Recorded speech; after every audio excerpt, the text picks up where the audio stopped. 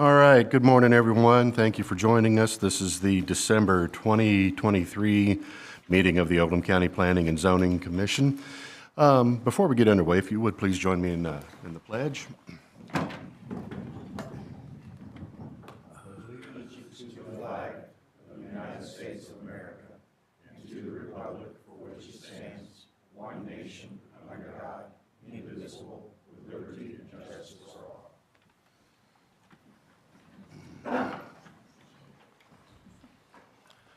Thank you, everyone. And if everyone would also please join me in silencing those electronic devices or turning them off for the duration of the hearing. First order of business will be approval of minutes. Did everyone get a copy of the minutes? Do we need to discuss? Let's go ahead and get a motion on the floor, then we'll talk about changes. We have a motion to approve. Mr. Hampton, thank you. Hey, Mr. Elder, thank you. Do we have any changes? Ms. Jones? Nothing. Okay, all right. Compliments to the prep. Okay, anyone else? All right. That in order, we'll go with a voice vote. All in favor of approving the minutes, please signify by saying aye. Aye. All opposed, like sign. And motion carries. All right, we are going to shake up the order of business on the docket just a little bit this morning. We are going to go with the consideration of annual school capacity standards first. So sorry for the curveball, guys, but we're going to put that at the head of the docket and get Mr. Williams on his way for the remainder of the day. Mr. Williams. Good morning. Let's get you sworn. Oh, we'll go ahead and get all the staff sworn. All the staff at the same time. Let's go ahead and get all staff sworn. Do you solemnly swear to tell the truth, the whole truth, and nothing but the truth? I do. Thank you. Name and address, please. Michael Williams, Oldham County Board of Education, 6165 West Highway 146, Crestwood, Kentucky 40014. This is my annual report to you all of the numbers for the district based on our projections. And so those of you who are new, let me do a little history. We do 4 projections each year. They're all done at the same time, but they're all done on different models. Okay, we do a 3-year, a 5-year, and a 10-year district-wide projection. And what that takes into account live births, the number of permits issued per year, whatever the rate of survival. And when I say rate of survival, it's rate of survival from first grade to second grade, not that kids are living from one year to the next year. I usually get that question. So we look at rate of survival. The last projection that we do is our 3-year school specific, and it only really looks at the rate of survival from first grade to second grade and on up and through all of that. As you look at those numbers, and you all, I believe, have a copy of them, our numbers have not been great for the last 4 years. We've actually seen a reduction in all of our numbers across the district. And for the first time, probably in a long time since I have done this, I don't have an actual positive number to give you as the number of students that would be per permit. So what I have in my review, what I have done is I have actually gone back 10 years, and if you look at the 10-year projection or the 10-year annual enrollment projection, the lowest number of permits, students per permit in the ratio was 0.069, and that was actually in 2014, 2015. Okay, that is the number that we are going to use for this coming school year. So any of our forms that come to you, I will use that 0.069 number to calculate the number of students that we are saying that we would get from a planned development. And I am more than happy to answer any questions that you all might have. Okay, commissioners, questions for Mr. Williams?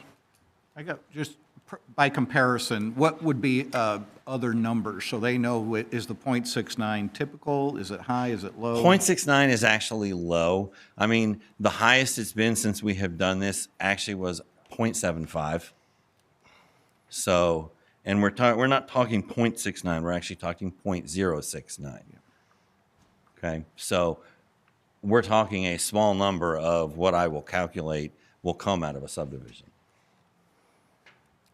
And that's really different when you think about how many children there are per household. It's like 1.7. Right.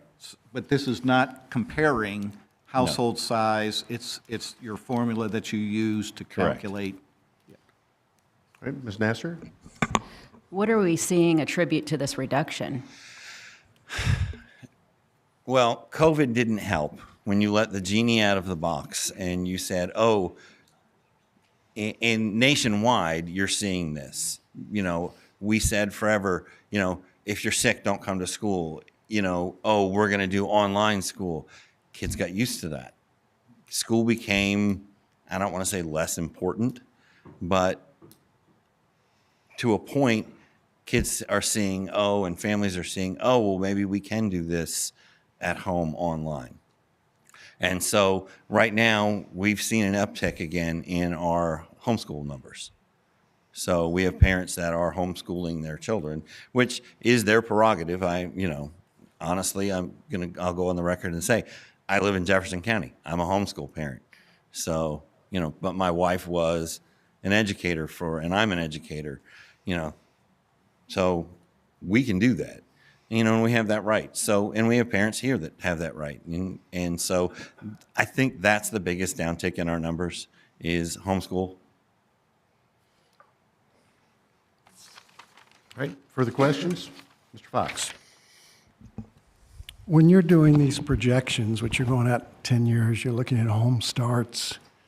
Typically, someone that builds a new home and moves into a new home, I would think would be younger, more likely to have children, as opposed to people like me who've lived out here for 25 years. Mine are gone. Do you take that into consideration? Do you consider the age of the homeowners in the county? We don't take into consideration the age of the homeowners, but what's factored in that is overall growth in the district. So in years, and I will say this, before we had this and before I presented this to y'all, there were years that we were 1 point or 2 point something in growth. Back when I first started doing projections for the district, we were growing 500 to 600 students a year. So that's basically a school a year, an elementary school a year. So yes, we have slowed down. The downturn in the economy didn't help us with those numbers. Building permits slowed down, and so our numbers hovered and stayed that way.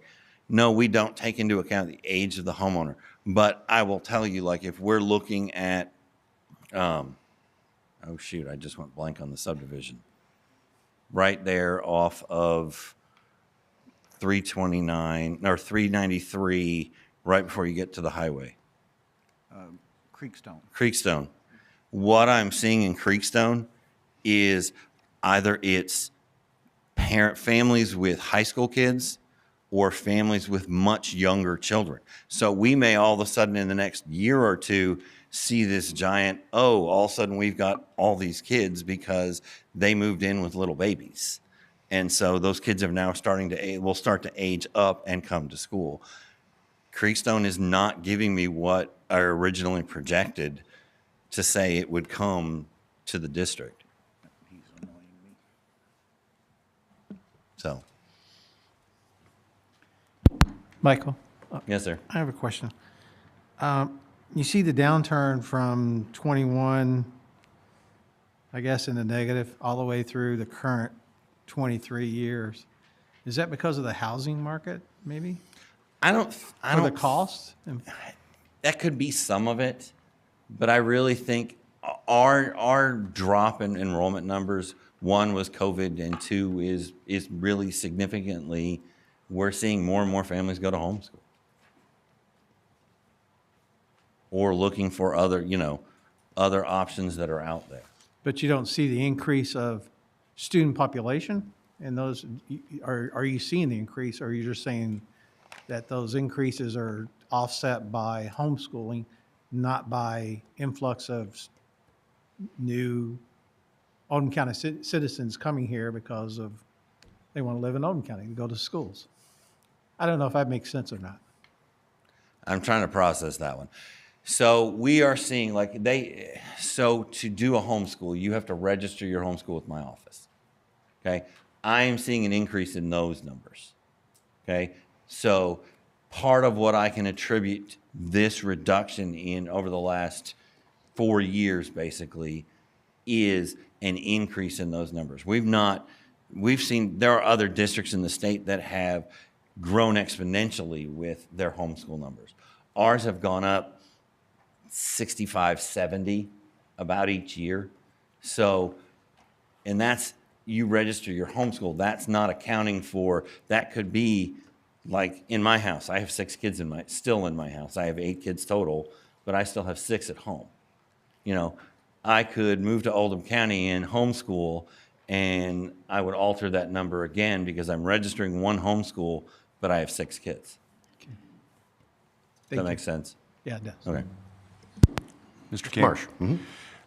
the .069 number, can you explain exactly how that will be used next year? How's that fit into your calculation? Okay, so when you all see our capacity forms, there is a number that it will say, here's how many units are planned.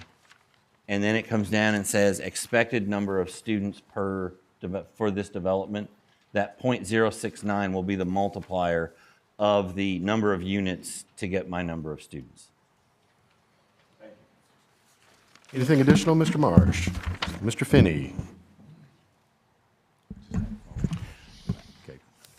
With these trends, do you see anything that would help out or exacerbate the overpopulation or the capacity problems that we're having with a couple of the high schools and a couple of the middle schools?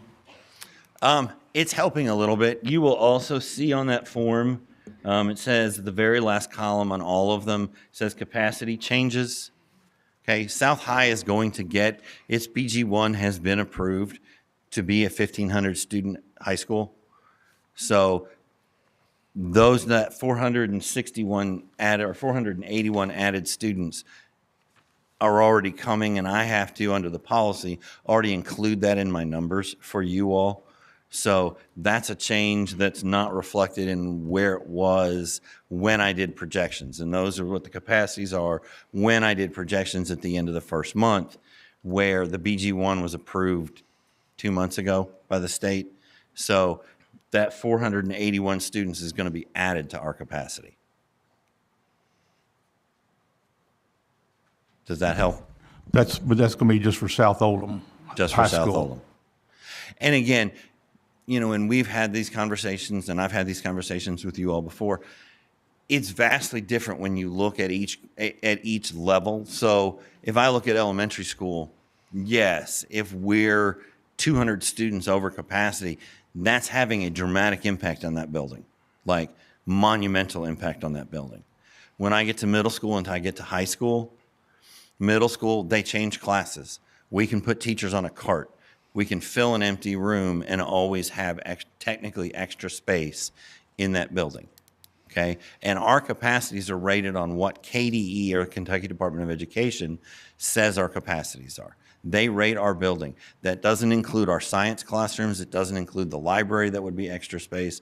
It doesn't include special ed classrooms. It is only standard classrooms that they count as our capacity.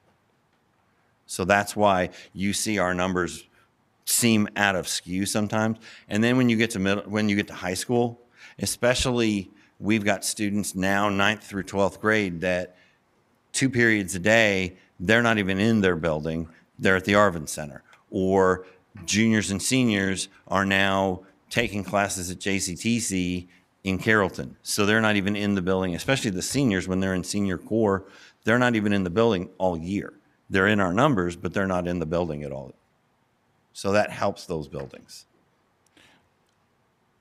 How does that affect the capacity when it comes to the states allowing us to build a new school? So for us to get to the point of building a new school, and I hate to use this word, but I know it's coming, rebalancing, we have to have every school in the district at a minimum of 75% of capacity. No, sorry, 80% of capacity. And so we will have to make sure when we're ready to say we've got to build a new school, or we're replacing a school, we're still going to have to make sure that if we have to move assignments around, that every school remains at that capacity number that is expected by the state. You're welcome. Okay, Mr. Finn, anything else? Mr. Urban, you're up. Well, two things. When Mr. Marsh was asking, this number, .069, applies to, and you use the right term, units. So it used to be permits, now it's units. So that's relevant to single-family houses or apartments, and each apartment is a unit. So I just wanted to make sure you all remember that. Briefly, your algorithm for projecting student population, up until COVID at least, has been extremely accurate. By normal standards, even with COVID, it's been in the 98s. Okay. So there have been years that I missed projections by hundreds. Not even Mr. Schultz, our former superintendent, used to call me Rain Man, because I think there was 3 years running that I missed projections with the algorithm that's in this, that it literally was 100th that I missed the number by. And number of students was small. Yes. That hundreds is not 100 students, it's 100th of a student, the equivalent of 100th of a student. so even this .069, which you're saying is the best number that you can have, you still have quite a bit of confidence that it's a really good number. It will hold firm, and it will give us that number. And then if we see growth, those numbers will start to go back up. All right. Any further questions from the commission? Will you come back if those numbers rise to readjust or recalculate? I will come back this time next year. Okay. And because we do it the way it's set up, we will do it. I do it every year. Correct. And so once a year is when I come back and I give you guys the new number that will work, that will function basically now from January to next December. Okay, thank you. All right. Further questions? All right, Mr. Urban, anything else? All right. So we'll open the floor for a motion on acceptance of the school board's recommendation of .069 as the ratio of students per unit for the coming year. I'll make that motion. Second. Mr. Douglas and Mr. Marsh on the first and the second. Council, do we have an adequate motion on the floor? Tate? All right. Can we go with a voice vote on this, or, all right? We'll go with a voice. We've got a second, okay? All in favor of the motion, please signify by saying aye. Aye. And all opposed, like sign. Motion carries. Thank you, Mr. Williams. Okay. We will now move into our regular docketed items. Ms. Edgar, can you read the first docket, please? An application has been filed by Christian Brothers Automotive Corporation for the approval of a zoning map amendment and development plan on approximately 1.0 acres with a request for variance for the street side yard setback, section 160-020, and landscape buffer area, section 300-050. The property is located at 2107 South Highway 53, LaGrange. The proposed change is from C1, Local Business District, to C2, Community Business District, and this is docket PZ-23-025. Thank you, Ms. Edgar. And Mr. Fogel, you'll have staff's presentation. Yes. Good morning, Brian Fogel, Assistant Director, Oldham County Planning Development Services. A little bit of housekeeping in terms of notification for today's public hearing. It was posted on the county's website on the 27th of November. A legal notice appeared in the Oldham Area newspaper on the 30th of November. Adjoining property owner notices were mailed on the 1st of December. And then 2 signs were placed on the property on the 6th of December. The location of the zoning map amendment application is highlighted in red on this aerial.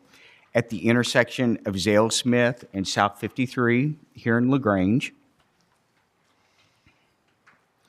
In terms of the steps that have taken place to the point that we've gotten to today's public hearing, on February 3rd, staff met with representatives of the applicant for a pre-application conference to outline what the zoning map amendment process was. On October 26th, the applicants had a neighborhood meeting here in LaGrange at the James Beaumont Community Center with anyone who attended that had any interest in that. This particular application appeared before the Technical Review Committee on November 15th. And then we're here today with the Planning Commission with the zoning map amendment. And then anytime we have a zoning map amendment, there's also a development plan that you all have to consider. And what's kind of unique with this particular one is that this development plan also has a couple variances that you all will need to consider. When you all make a decision, when we get to the decision-making stage of this, it will be in the form of a recommendation on the zone change to the Oldham County Fiscal Court, because this particular side of Highway 53 does not lie within the city limits of LaGrange. I'm going to show you a few pictures of the site. Probably, as we look through the pictures, references will be made to the intersection right here, Zale Smith and 53, the existing O'Reilly's Auto Parts store right here, and then the intersection down here that leads to the back of O'Reilly's, and then also into the Crystal Lake neighborhood. So this is looking north on 53 towards downtown LaGrange at the intersection of Zale Smith and 53 with the O'Reillys right here. The proposal is in this vacant lot that's right here at the corner. It's looking south towards Ballardsville. This is looking down Zale Smith away from Highway 53. This side of the road is where the proposal is. This is looking up towards Highway 53. So the bank is right here at the intersection of 53 and Zale Smith. The O'Reilly's is right here, and the proposal is on this lot right here. This is looking at the rear access to O'Reilly's off of Zale Smith, and then the roads that lead back into the Crystal Lake neighborhood.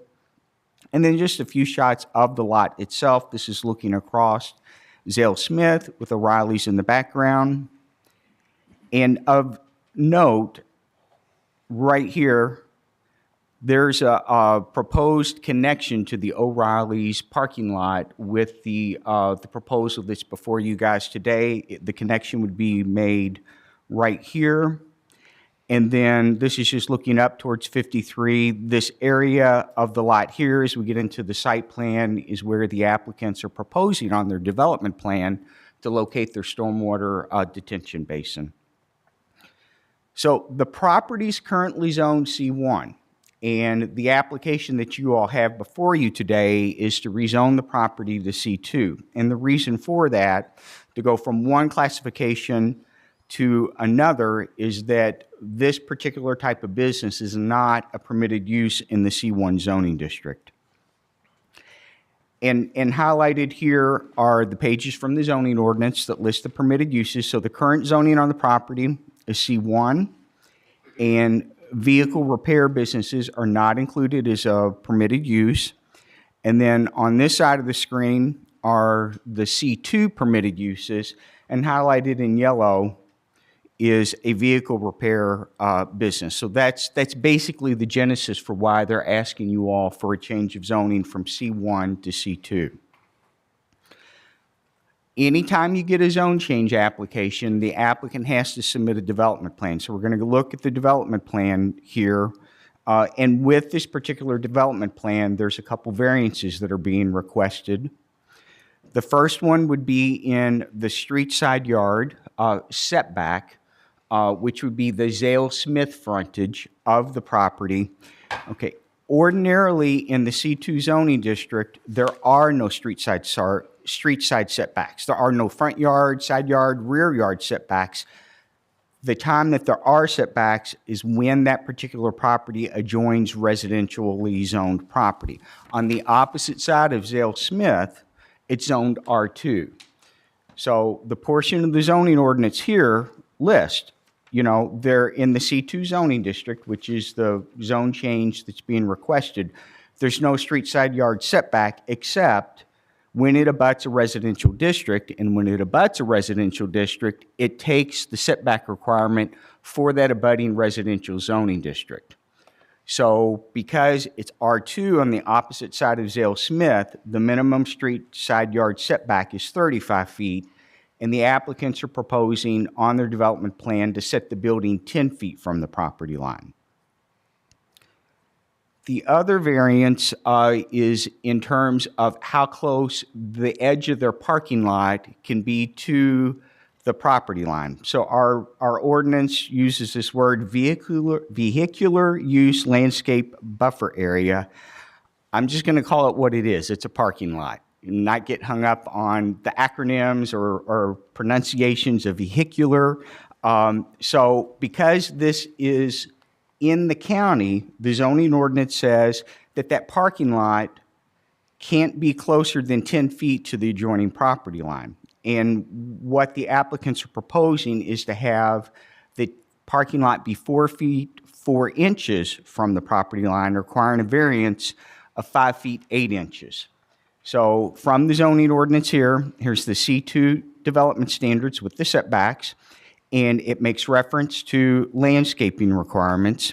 And when you go to that particular section of the zoning ordinance, it says right here that, parking areas shall be a minimum of 10 feet in width from the adjoining property line, unless you're in the city of LaGrange. In the city of LaGrange, it's a 5-foot standard, but this particular property is outside of the incorporated limits of LaGrange. So the technical answer is that it's supposed to be 10 feet unless they're granted a variance. And this is just a quick view of the site plan, and we'll go into the development plan more with the highlighted variances.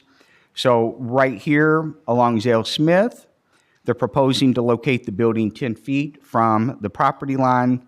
And then O'Reilly's is right here. The edge of O'Reilly's parking lot is right there. And what they're proposing on their development plan is to locate their parking 4 feet 4 inches from the common property line.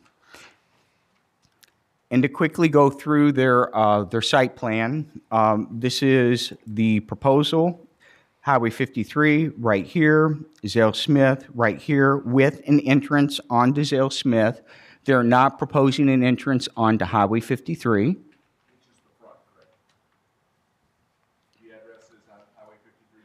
Yes, the address would be on Highway 53. Yes, so the front of the building where they're proposing to put their office would be right here. The repair bays would be in this long linear building right here. Highway 53 would be right here with the address on Highway 53. With the interconnection into the O'Reilly's parking lot right here, and outside of their site, but certainly it impacts it, is this rear entrance to O'Reilly's here coming off of the intersection of Zale Smith and Allgaier Drive. This is their stormwater detention plan, showing that they're proposing to put a detention basin on this corner of the lot. So Highway 53 is right here, Zale Smith, the O'Reilly's, and the proposed detention is to be located right there.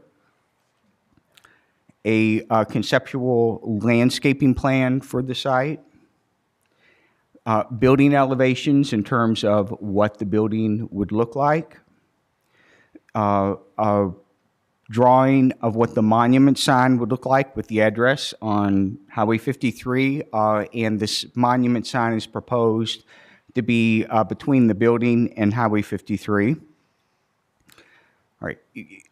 When you all have a zoning map amendment in front of you, your requirements or for findings are spelled out in Kentucky Revised Statutes, Chapter 100.213. And basically, it's saying that when you have a zoning map request in front of you, that you need to find that it's in compliance with the county's comprehensive plan, or in the absence of that, that the applicant could make the argument that the existing zoning is inappropriate because there were changes in the area not anticipated by the comprehensive plan. So in terms of the future land use map and how it addresses this particular property on Highway 53, the future land use map designates this property as commercial. And here is an image with the particular property highlighted in blue, showing that along Highway 53, it is proposed to be commercial uses. And then you've got residential uses over here near the LaGrange Kroger, back in Crystal Lake, and then going out Zale Smith Road.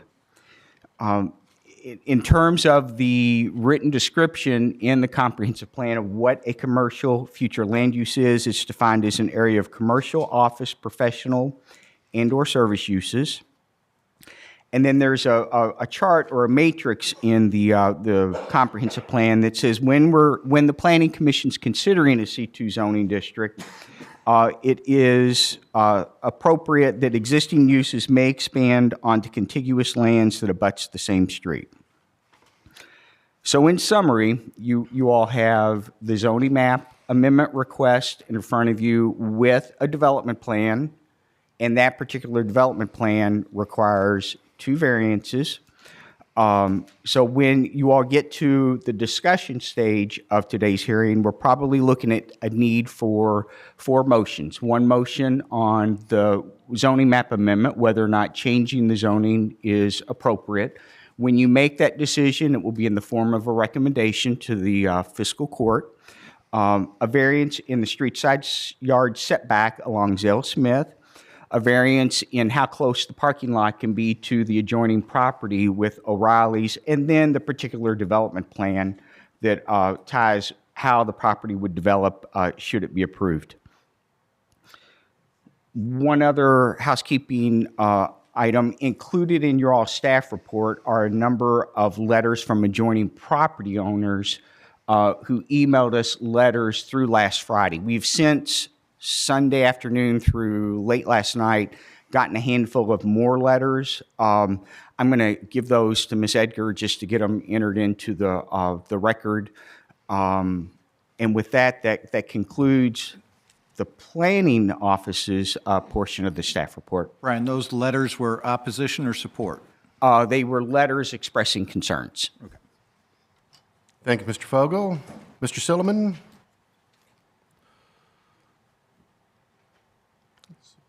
Was your site plan before or after this? Before. Okay. You just want to hold it on? Yes, please. All right. Jim Silliman, County Engineer. Good morning. I am going to reference one of those letters that I believe came a little bit later and is in your packet. It's from Jim Allen of the Crystal Lake Club. He's the president of the Crystal Lake Club, an adjoining subdivision. Let's start off some of our standard comments. Of course, the site will include land disturbance greater than 1 acre, and as such, the developer will be required to obtain a KYR 10 permit from the Kentucky Division of Water, as well as a stormwater quality management and erosion control permit from my office. Hey, Jim. Yes. Certain that you get closer to the mic for us, Yes, okay? Thank you. will do. We need a longer mic, I think, so. The letter from Mr. Allen with the Crystal Lake Club also mentions a KPDES permit, which is a Kentucky Pollutant Discharge and Elimination System permit, which may be required as a result of the use of the property as a potential use of the property as an automotive center and its proximity to Crystal Lake. I think that would be covered within the typical binding element that you all place on subdivisions or developments that states that the development will be in accordance with all federal, local, and state regulations. And so during plan review, we would continue coordination with the Division of Water and other agencies to ensure that if that was required, it would be obtained, that KPDES permit. With regard to traffic, it was noted at the TRC meeting that similar to some of the other developments in this strip of land, joining it with O'Reilly's and Mortensen Dental, that based on the relatively low peak hour trip generation and considering future plans by the Kentucky Department of Transportation for improvements to Kentucky Highway 53 that improvements to the state route, Kentucky Highway 53, would not be required as part of this development. There is a detention basin shown, and one of our standard requirements would be that they have a stormwater management stormwater management agreement recorded along with the drainage easement around that basin. That would be required before we release our erosion control bond, which is part of the construction plan review. In the letter from Mr. Allen, it also indicated, I guess I wanted to clarify, if you read that, it notes that it states that the detention basin serves as a swale, not as a detention basin to allow water to pass through. And for all intents and purposes, for low rain events, that is true. Because the regulations for our detention basin design within the county ordinance requires that rain events, the 2, 10, and 100 year, or the 50, 10, and 1% rain events are retained. So between the 0 dry event and 2 year, it is not retaining water. It doesn't detain or retain until you hit that 2 year event. So that's what that letter really means. Jim, can you put it on the overhead? Sure. You're referencing a letter that actually I don't see anybody looking at. So let's, for the record and the audience and the applicant, put it on the overhead. And I think Jim will probably mention this to you later, but I wanted to go ahead and let you know some of the items that we had reviewed.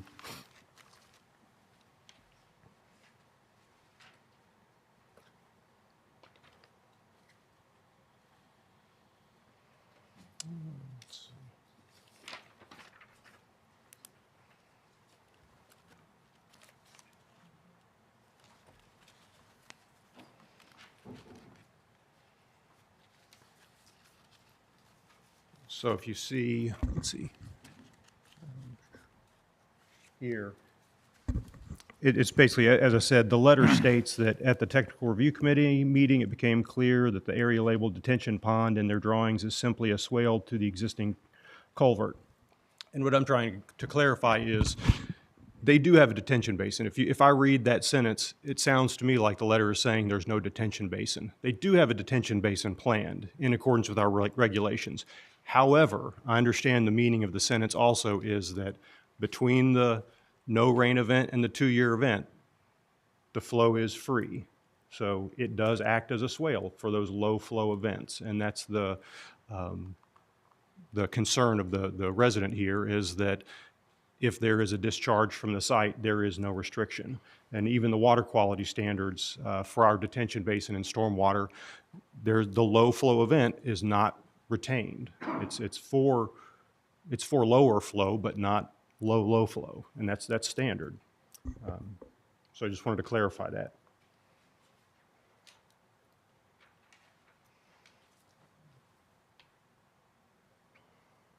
There's also mention, and this is there's also mention of concern with the setback variance and potential, it references a potential future right turn lane from Zalesmith Road to Kentucky Highway 53. My initial review of the plans, there appears to be sufficient right-of-way if a right turn lane were needed, if you look at where the right-of-way is located. However, the need for a right turn lane wouldn't be known until we see those final plans from KYTC for the improvements to Kentucky Highway 53. So that's really unknown at this point. And also I think it's important for reference that the setbacks are measured from property lines or right-of-way lines, not from asphalt surfaces. So you have to keep that in mind.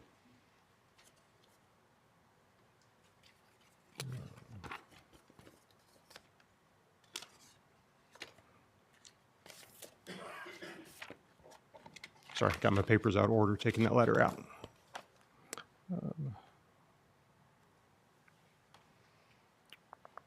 The only other note we had with regard to the plan review right now was and this was mentioned at TRC level, was it appears that there will be an easement required for traffic to travel through the connection onto O'Reilly's basin, so that would need to be addressed also. We had a handful of other comments. They're more detailed in nature because you've got a set of plans in front of you that's much more detailed than we typically receive at this time. There's really no need for me to go into those at this time. What I reviewed with you were I think the pertinent ones for this stage of review.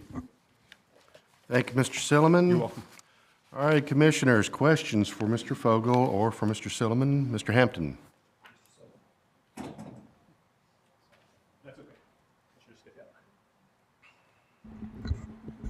You sir. referenced KTC and the proposed Highway 53 improvements, or what do you want to call them? We've talked about this before. What is the realistic timeline on that?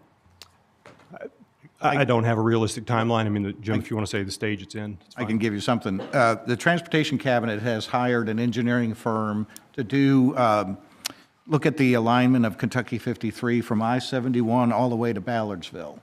And this is the first phase of that. So the engineering firm has been engaged. They've been given a notice to proceed, and they are also collecting data.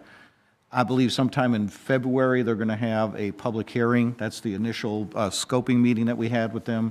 So again, they're collecting data and looking at the alternatives and all the base information. So it's coming. Now, there is a funding source for this, and it's the Transportation Cabinet's biennium spending plan, and I believe they have money in it for improvements to Kentucky 53.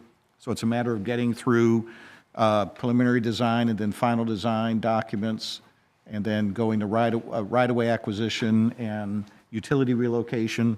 So realistically, it's 5 or 6 years before actual improvements are being made. One other question. Have you taken, and this is maybe, I know you're not a traffic engineer, but has there been any, consideration as LaGrange, well, this is not LaGrange, but it's South 53, the developments out there are continually being done, whether it's Freddy's or Tractor Supply or the coming Gustavos, you name it. My question is, I know you're not a fortune teller, but there seems to, I'm very familiar with this area. And between the curve coming around and the jagged entrances right now, there seems to be kind of a choke point there. And has anybody talked about that? And that was that's what I was alluding to, is that ultimately that should be addressed with that Kentucky Highway 53 improvement, as opposed to an individual development that comes in with a relatively low peak hour trip. Because what we're looking at when we look at the traffic impact is the peak hour, AM or PM. And this type of use does not generate a high peak hour trip. So, and I travel 53 south every day. Well, north also. So I'm familiar with what you're speaking of. And yes, it is growing, it's developing. But again, with the low peak hour impact of this site, we wouldn't require those improvements from them, but it would be in a larger scale improvement project. Thank you. Okay, Mr. Douglas. Let's go with the county engineer first. Yes, sir. You mentioned the parking area easement, or you were talking about the easement with O'Reilly. Yes. Have they come in, the developer potentially come in yet with that letter with O'Reilly with share of easement and the You'd have to entrance? ask the applicant. But they haven't provided you that? Not that I recall. So it's not with us? Okay. Did they provide you any letter of shared parking or loading requirements with O'Reilly for parking? Not in my record. So we don't They- have that. Yeah, they have adequate parking on their own site. Well, we're going to get to that Okay. when we ask the applicant. I guess Mr. Vogel, or, yeah, Brian, you're next.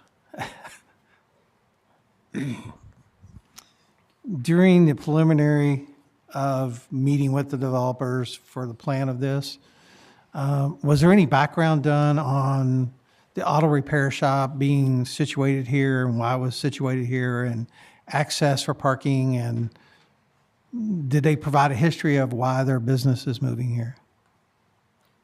We don't usually ask that in a pre-application meeting. I You mean, don't? that's, Well, I mean, for a zoning map amendment, I mean, like well, for that going would from be, ask C1? the applicant that. Okay, You know, we don't hear that in a pre-app meeting or along the way. They are satisfied that this is a good location for them. You can ask the applicant that question.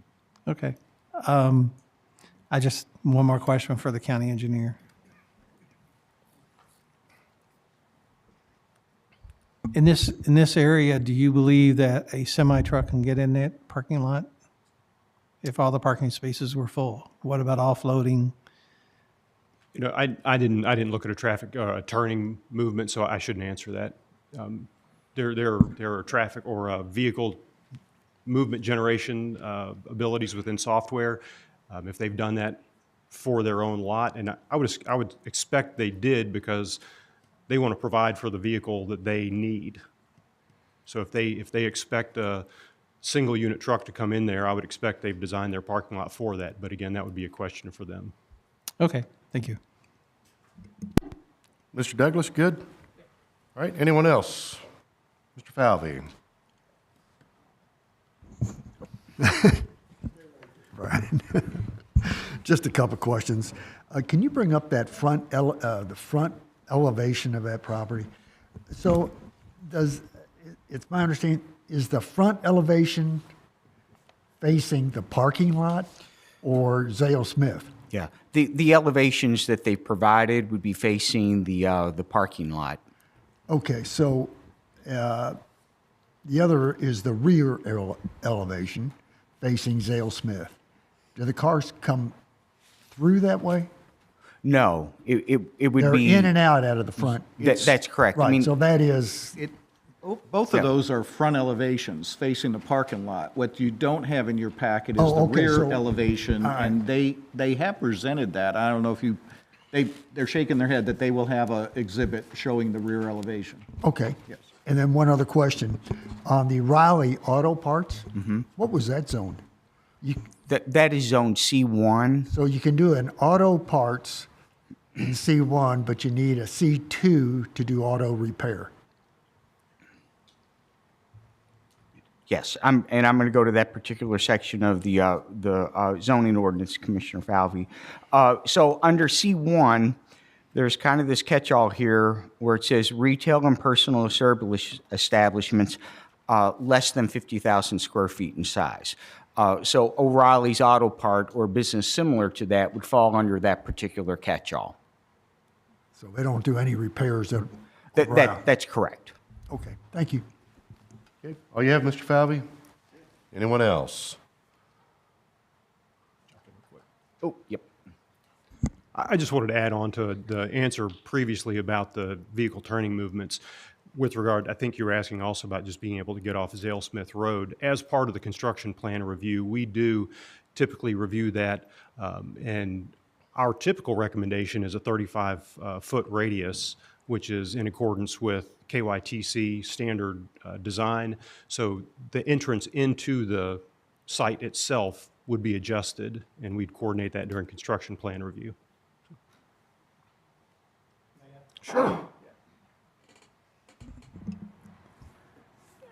What I was trying to get you to answer was that this is an auto repair service center. Generally, when you would see an auto repair place, parking spaces are typically full generally. I know there's outlined through the applicant's request of almost 40 some odd spaces, including the bay areas, blah, blah, blah. But generally, if all those spaces were full, the bays are full, can a large size truck get in there without impeding onto Zale Smith Road for unloading?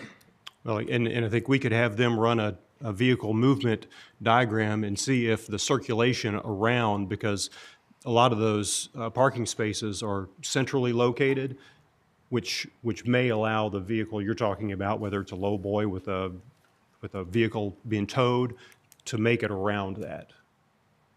So that was my primary question. I was asking if staff does preliminary during their TRC or wherever, when another business decides they want to come into a different location, do they consider where the other location is and what is going on at that location, then coming to a second location to build?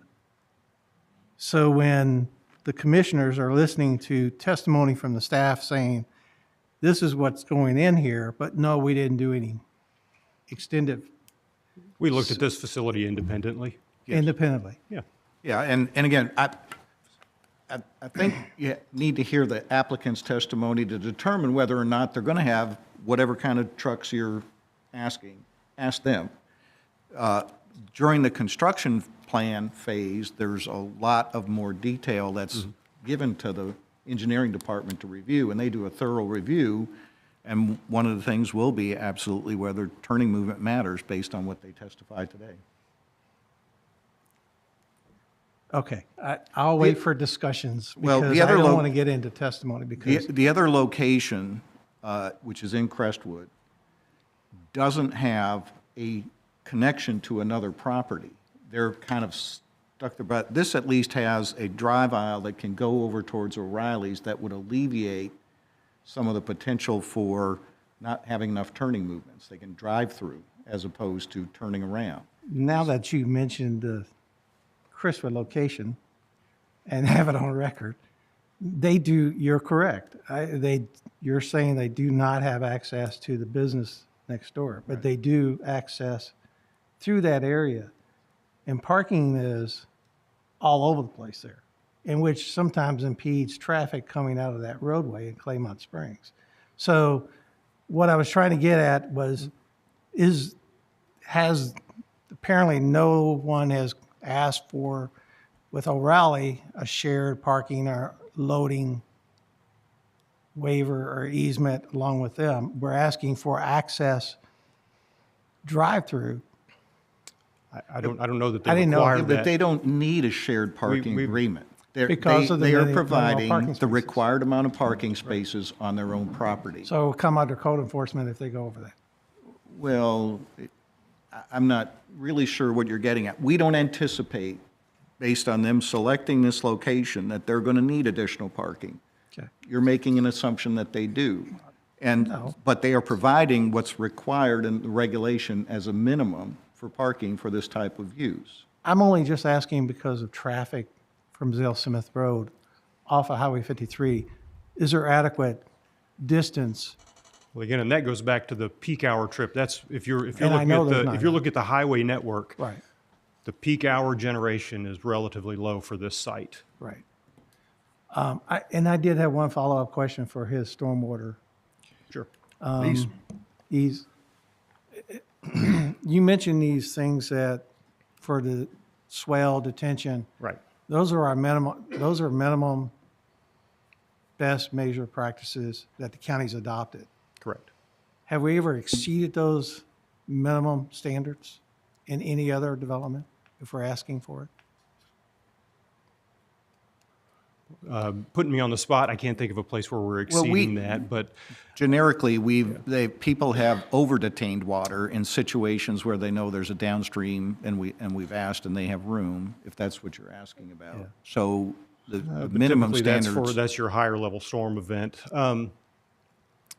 There are areas like another gas station that was, they were simply making renovations to their gas station. There was an existing facility, and we discussed with them the use of a sumped catch basin as an additional measure for stormwater or release protection.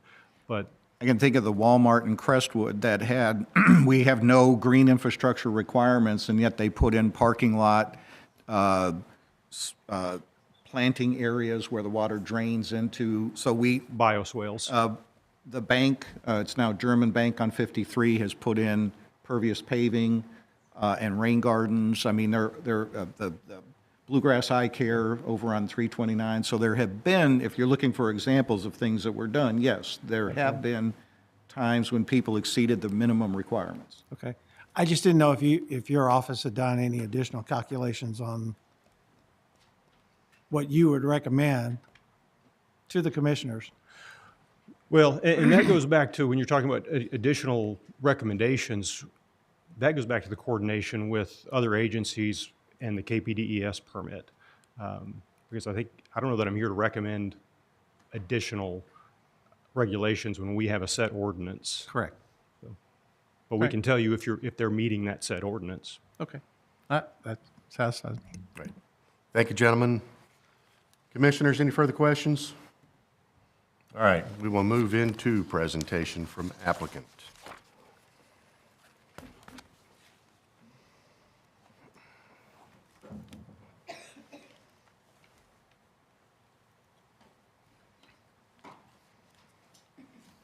Mr. Talbot, do you want to go ahead and get your team sworn? Anyone who will give testimony? Paula and Ashley, if y'all could stand up to be sworn.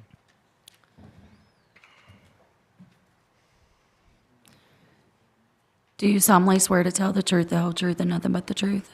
We do. Thank you. Good morning, Chair and fellow members of the commission. My name is John Talbot with Barden, Warper, Talbot, and Roberts. My address is 1000 North Hurstbourne Parkway. I thought Mr. Fogel and Mr. Silliman did an excellent presentation. Honestly, they covered a lot of the things that I planned on covering. So to the extent I'm repetitive, I apologize. We will try to address those things and certainly answer all of your all's questions. There was one thing that I did want to disagree with Mr. Silliman on, and that is that the microphone is plenty high enough. It does not need to be any taller. And also, Merry Christmas to everybody. I want to give, before I get into the site, the company here is Christian Brothers. They are located in Texas. They have a very limited number of stores, but they're starting to expand in Kentucky. This would be the second store in Oldham County, which would put you as the most populated Christian Brothers county in Kentucky presently, if you'll choose to approve this site, which we hope you do. We have Paula Tolliver from Christian Brothers here to answer questions, and also Ashley Zabel, did I pronounce that right? And she's with Progressive AE. She's with the engineering firm that they have hired. This is a unique site, and one thing to keep in mind is that, obviously this area on Highway 53, this is, if not the main commercial corridor for LaGrange, it's certainly one of them, and it's probably is the main commercial corridor.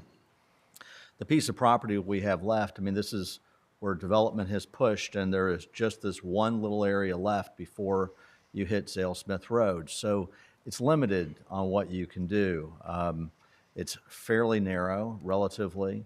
So in developing it, you have a choice. You either have the building go along the side on Zale-Smith, or you try to have it front-facing Highway 53. If you have it front-facing, you have a lot of limitations that way. It's going to be a relatively short building. You're going to have parking all out front, and it also is going to push the entrance to that site either on Highway 53 or closer to Highway 53, even if it was on Zale-Smith. As we go through this, you'll see our entrance is on the back part of our lot on Zale-Smith, and that's done for a reason. Being at the intersection, if we had our entrance on 53, that creates a lot of problems. Highway 53 is a major arterial with a lot of traffic. It's also being at an intersection. You really do not want a curb cut there. So we have it on Zale-Smith. Now, you could criticize, or some could criticize, having that on the road that doesn't carry as much traffic. It is residential when you go back on Zale-Smith Road. But as Mr. Silliman mentioned, you cannot find, this is a very low traffic generator. You could not find a lower traffic generating site than this one. Our peak hour traffic is 7 vehicles. If it were an office space or a fast food space, your peak hour traffic would probably be 10 to 25 times the amount of peak hour traffic that we have on this site. The entire day's site of 83 cars is less than most other uses you could have for that type of site just in the peak hour. It's a very, very low traffic generator. So having that on this site to not add a lot of traffic to the area, not add a lot of traffic to Zale-Smith, and also gives us the ability to keep the entrance off of Highway 53 at the intersection, is really ideal for this spot. And again, you're very limited on it. So as we go through that, I hope you'll keep some of those things in mind. As Brian mentioned, this is going from C1 to C2. Already went too far. And this slide does a lot. It shows the zoning in the area. You have a lot of C1, which our site already is. We're asking you all to rezone it to C2. As you can see nearby, in lots of places, you have C3, a higher intensity than what we have. You also see the lot immediately south of us. That creates an issue for our need for a variance. I think it's probably just a matter of time. I don't know if it would be a year or 10 or 20 years, but it's really a matter of time before that spot is probably filled in with commercial. Our variance in not having a 35-foot buffer is only because we have the residential site there. But again, it's probably going to be filled in. Your future land use map recommends that for commercial, just like our site. So it's probably going that direction. Also, the whole purpose of having that 35-foot buffer with residential is to act as a buffer effectively. The way we have set this site up, and we do have rear elevations that we'll show you all, but we've got the building that backs up that will also create that buffer, and we've put a lot of time and attention and money to make it a very attractive looking building. So it's not going to be bad to look at, it's going to be complimentary to look at, and it also will provide a buffer for that. And eventually when it becomes commercial, probably on that other lot, if it ever does, well, it'll be appropriate then as well. So keep that in mind as we go through it. This shows all of the activity, and I won't go through all of them, but again, obviously this is a very, very busy, high-level commercial corridor in the area of LaGrange. This is a little bit of a close-up. We have the Kroger, German American Bank, obviously O'Reilly Auto Parts. And Commissioner Douglas, you had asked questions about the easement with O'Reilly. We don't have the easement yet, and we really don't need that until we get into construction planning. And what we want to do is, it won't be until we get into construction planning that we know precisely where that entrance will be. And so in terms of identifying the land that will need that entrance, we're waiting until we get those finalized plans. We have had many discussions with O'Reilly, and they've had no issue with it. So it's just a question of getting that dotted on the dotted line.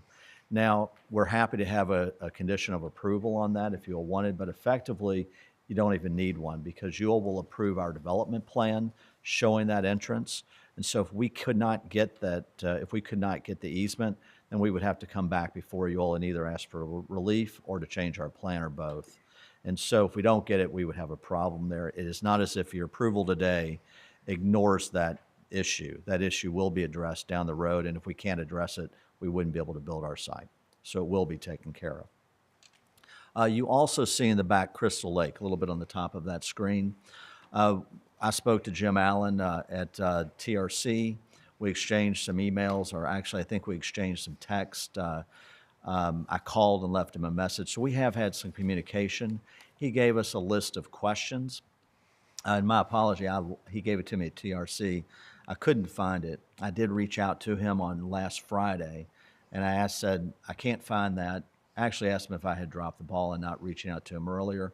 He confirmed I had not. He had been ill, and I asked him if he could resend those questions to me. Unless I missed the email, which is possible, I don't think I got that. But on Monday, I did send him a text answering the questions that I could. And when I looked at his letter today, when I saw it in the report, we hit most of them. And so if there's anything else that I need to address, we'll do that today. But I have been in communication with him. We also offered to take Mr. Allen and anybody else that he wanted to our site at Crestwood, and they didn't take us up on that. We have some pictures of that site, so hopefully that'll help educate them as well as educate you all. This shows our site, and I'll go through these relatively quickly because Brian's presentation already showed a lot of these, but this shows our site from the corner of 53 and Zalesmith Road. That shows the view of Zalesmith looking east. Our site is to the left. This is looking towards Highway 53. Our site is on the right. And you can see O'Reilly's to the right there. And, you know, keep in mind, like, look at the side of that building. And when you see our elevations that will be facing Zalesmith Road, you'll see a very distinctive difference. Our site, our building is much, much better looking than that. Will be a much better view from Zalesmith Road. This is Highway 53 looking south. Our site is to the left. And then Highway 53 looking north. Our site is to the right. This is our development plan. And again, just to give you some orientation, on the left of the screen, that's Highway 53. The bottom of the screen is Zalesmith Road. And when I was mentioning our entrance being towards the back of our site, again, that pulls us away from the intersection, which is really ideally what you want to do. And you can also see the thinner part of our side is on 53. If we tried to have our entrance on Highway 53 on the front, pulling it off of Zalesmith Road, you would create a much bigger hazard with having our entrance that close to the intersection. You really would not want to do that. And you can also see our interconnectivity with O'Reilly. Again, that should not be any issue at all. There are also questions mentioned to staff about trucks and so forth. We will not have any semis delivering products. Probably the largest truck you would have would be something the size of a FedEx truck. There was also questions, well, what if you had a car being delivered on a flatbed truck? This site is really intended for maintenance. I mean, that's what they do. Oil changes, transmission change. They could do work on brakes, that sort of thing. It's really maintenance type work. This is not the kind of auto repair shop which is marketing itself to cars that have been disabled or in wrecks or anything like that. It's really for your typical maintenance to keep your car operating efficiently and cleanly, which is really what you want in any type of city or urban setting at all. You want cars to operate properly, and this will be a very nice site to do that. But we really won't have any issues with large trucks. I guess, could it ever happen? I'm sure it could, but it would be exceedingly rare to have that, and we really don't anticipate having that. The site at Crestwood, it's got a long entrance that you come in. It's kind of a long, narrow site, just like this one. But you pull in and you can't even, there's no place out, so you'd have to back out. And they've had no issues with that. So that's the type of site that they have. And this site actually has a lot more ability to get cars in and out than that one does. This shows our landscape plan. And this is our dumpster enclosure detail. I'll go through these quickly. If you'll have questions about them in detail, we'll come back to them. This shows our monument sign detail. Again, this would be between our building and Highway 53. And this is our mounted sign detail. The pictures you're seeing here, this is the side that will be facing O'Reilly's. This would not be facing Zalesmith, this faces O'Reilly's. And here's our proposed building. The top one shows the site that would be facing the interior towards O'Reilly's. The middle one, that's the one that will be facing Zalesmith Road. Again, compare that to the side of the building that you saw on O'Reilly's. We really wanted to make sure it's not just a blank wall. We wanted it to be attractive. And again, that would be very much a buffer from the residential property that's next door. And then the bottom one shows the ends of the building. So that would be the back and technically the front of our building. In a lot of the letters that came out that I just received today, I think they came out over the weekend. I mean, mostly the gist of them was concern about Crystal Lake. We have concern about that too. We don't want to pollute it. Christian Brothers is a national organization. They comply with all EPA laws. They'll comply with the Division of Water. But let me just kind of run through some of these points. We will use an EPA spill prevention control procedures to eliminate any fluids leaking into the stormwater system. In the pictures that you'll see in just a moment, the interior of that site, and the pictures were from the Crestwood site, show how clean this operation is. And I actually personally visited it. It is literally just that clean. The service bay doors all have drains at the lower levels. The back of the doors prevent fluids from going out into the parking lots. The entire length of the building, the shop will have floor drains that go into the oil water separator. One of the biggest issues, if you read Mr. Allen's letter, and I just read it today, his concern is that to the extent that we have any fluids leaking, that they would get into the stormwater drainage and then go out into Crystal Lake. All of the fluids that we have, if there are any, we've got mats to absorb them in the interior. We also have the drains to capture them. And what Mr. Allen in his letter, he didn't think that we had an oil water separator. We do. And so in other words, any fluids from the work that are being done would be taken into the drain. They go through that separator The oil does not go out. The fluids do not go out. What it does allows the water to go out, but not, it captures the fluids and oils that you might have.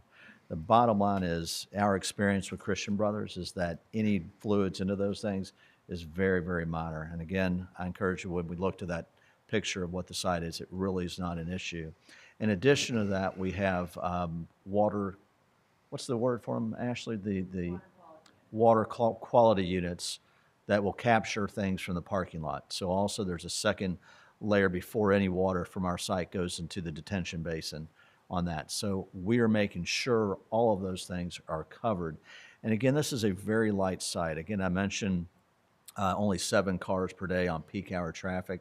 If you had an office that would be permitted under C1, for instance, you would have multiples of more traffic that we would have, particularly at the peak hour, that we don't have. You also would have probably more cars sitting in a parking lot than what we have. And these are not cars that have been in accidents, that are going to be leaking fluids. This is like you and I would go to get our oil changed, to maybe get some new things put for our windshield wipers, basic maintenance that you have. And you know, usually your old cars, like mine are, hopefully are not leaking fluids. It's not generally what you have. But to the extent you do have any issues with that, even at a minor level, we've got more than adequate procedures to take care of that. And last thing is there's no long-term storage of vehicles in this site. This is not going to be the type of site where you see a lot of broken down cars sitting and waiting to get worked on. It's not a body shop at all. This is the site at Crestwood, and these were just taken, I think, yesterday or the day before. And that shows the interior of the site. Again, I went there after TRC and visited myself, and that is exactly what it looks like. It is a shiny floor. You do not see any fluids on the ground. It's really, again, just not the type of work that this business does. They operate their stores the highest level of standards. The shop floors are cleaned up with a Zamboni-style machine for pollutants, so that pollutants will not be released into the environment. And again, that's another picture of what the floor looks like. These are some of the oil-absorbing mats that are used on the floor. And this is where the fluids are stored, the ones that would be put into vehicles. They're contained in federal EPA and state-compliant double-hulled above-ground containment vessels.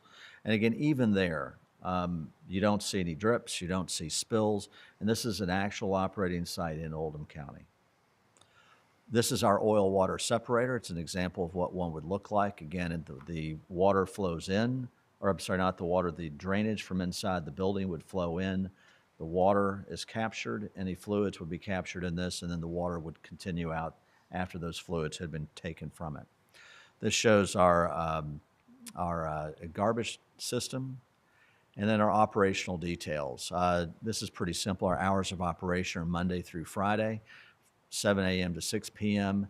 Saturday hours are for the first 180 days of operation, and that is it. After that, it won't have any weekends. So again, you won't even be having any traffic on the weekend. The Saturday hours initially are just to get the site established so people know that they're there.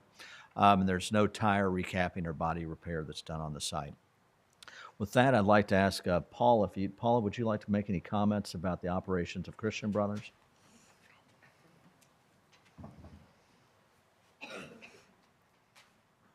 Paula Tolliver, address 17725 Katy Freeway, Houston, Texas, 77094. I'm just going to address basically our business aspects in case you are not familiar with our business, Christian Brothers. I do want to mention that I'm incredibly proud of our longstanding history being in business for over 40 years. And currently, we just opened our 280th store just this past week, and we are operating in 33 states with 2 currently here in Kentucky, 1 being built and should be opening next year in Jeffersontown. In that regard, notably, we've never closed a location, which I think is a true testament of us providing quality service to our customers. At Christian Brothers Automotive, we do offer a comprehensive range of auto repair services that are considered your post-warranty work. So those are things such as your diagnostics, your electrical repairs, oil changes, tune-ups, and other essential services that are needed to ensure that our valued customers' vehicles are working in an excellent condition. As John mentioned, we are open Monday through Friday from 7 a.m. to 6 p.m. However, during the initial 3 to 6 months of operation, we are open on Saturdays, and that's in an effort to gain a presence within the community. After that, we are closed on the weekends. We really do believe in quality, our employees spending quality time with their family and having a work-life balance. As well as to provide customer convenience, we do offer a shuttle service. This service allows our customers to continue with their daily routines, such as go to work or return back home while their vehicles are being repaired. By providing transportation alternatives, we do mitigate the inconvenience or waiting times that our customers may have. I think this service really exemplifies our dedication to going above and beyond standard expectations. As you saw in the slides, we have purposely deviated from designing our building from the other auto repair shops. Our building is constructed of brick and stone with the bays attached, ensuring a cohesive and architectural design. That way we are able to seamlessly blend in with the neighborhood and the community and also be visually appealing. Lastly, I do want to emphasize that at Christian Brothers that we prioritize building strong relationships, not only with our customers, but also being an integral part of the community. Our commitment to providing professionalism, transparency, as well as customer satisfaction is one that we hold very dearly.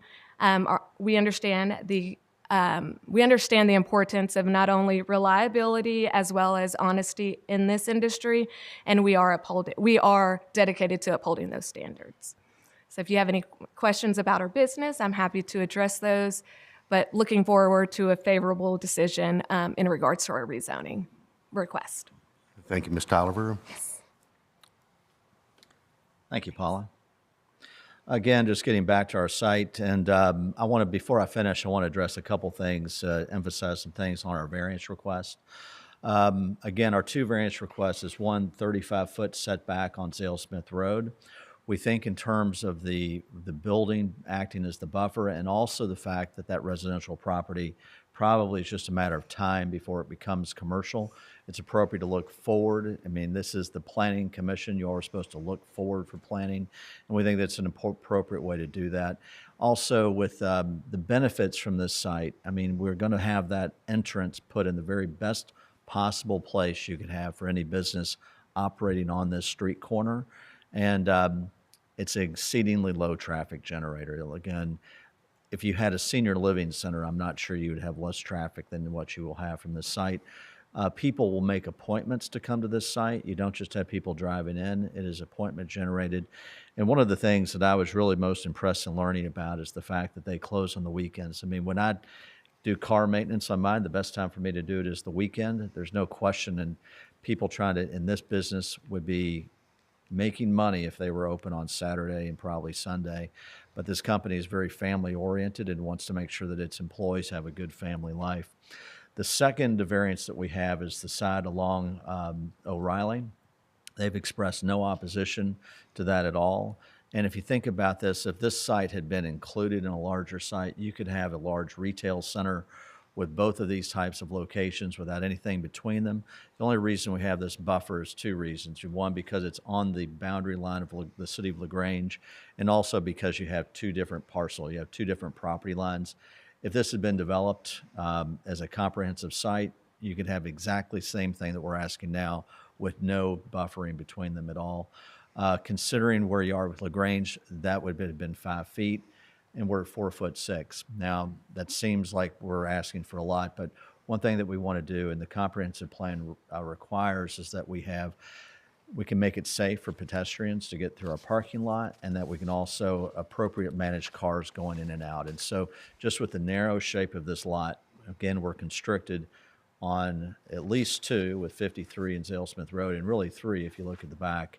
You're just really scrunched in on this site. And the only way to make it work with parking and get the benefits of having a low traffic generator is to put it the site the way we've done it and to ask for these variances.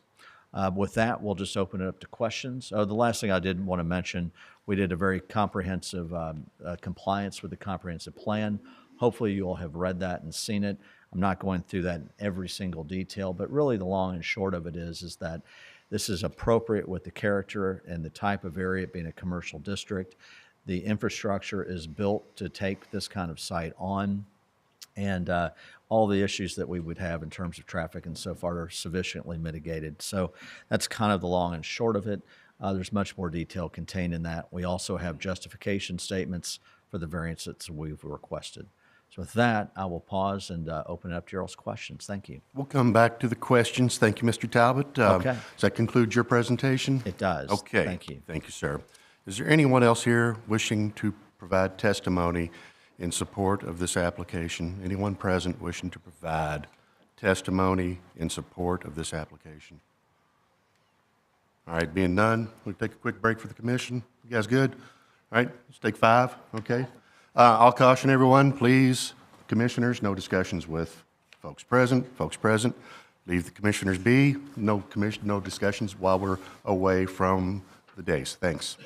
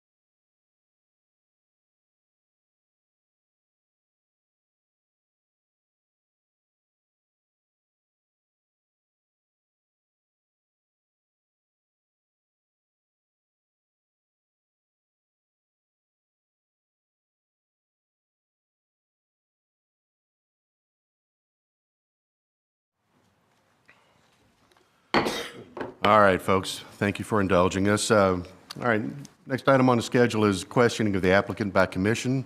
20 minutes. Commissioners, who has questions?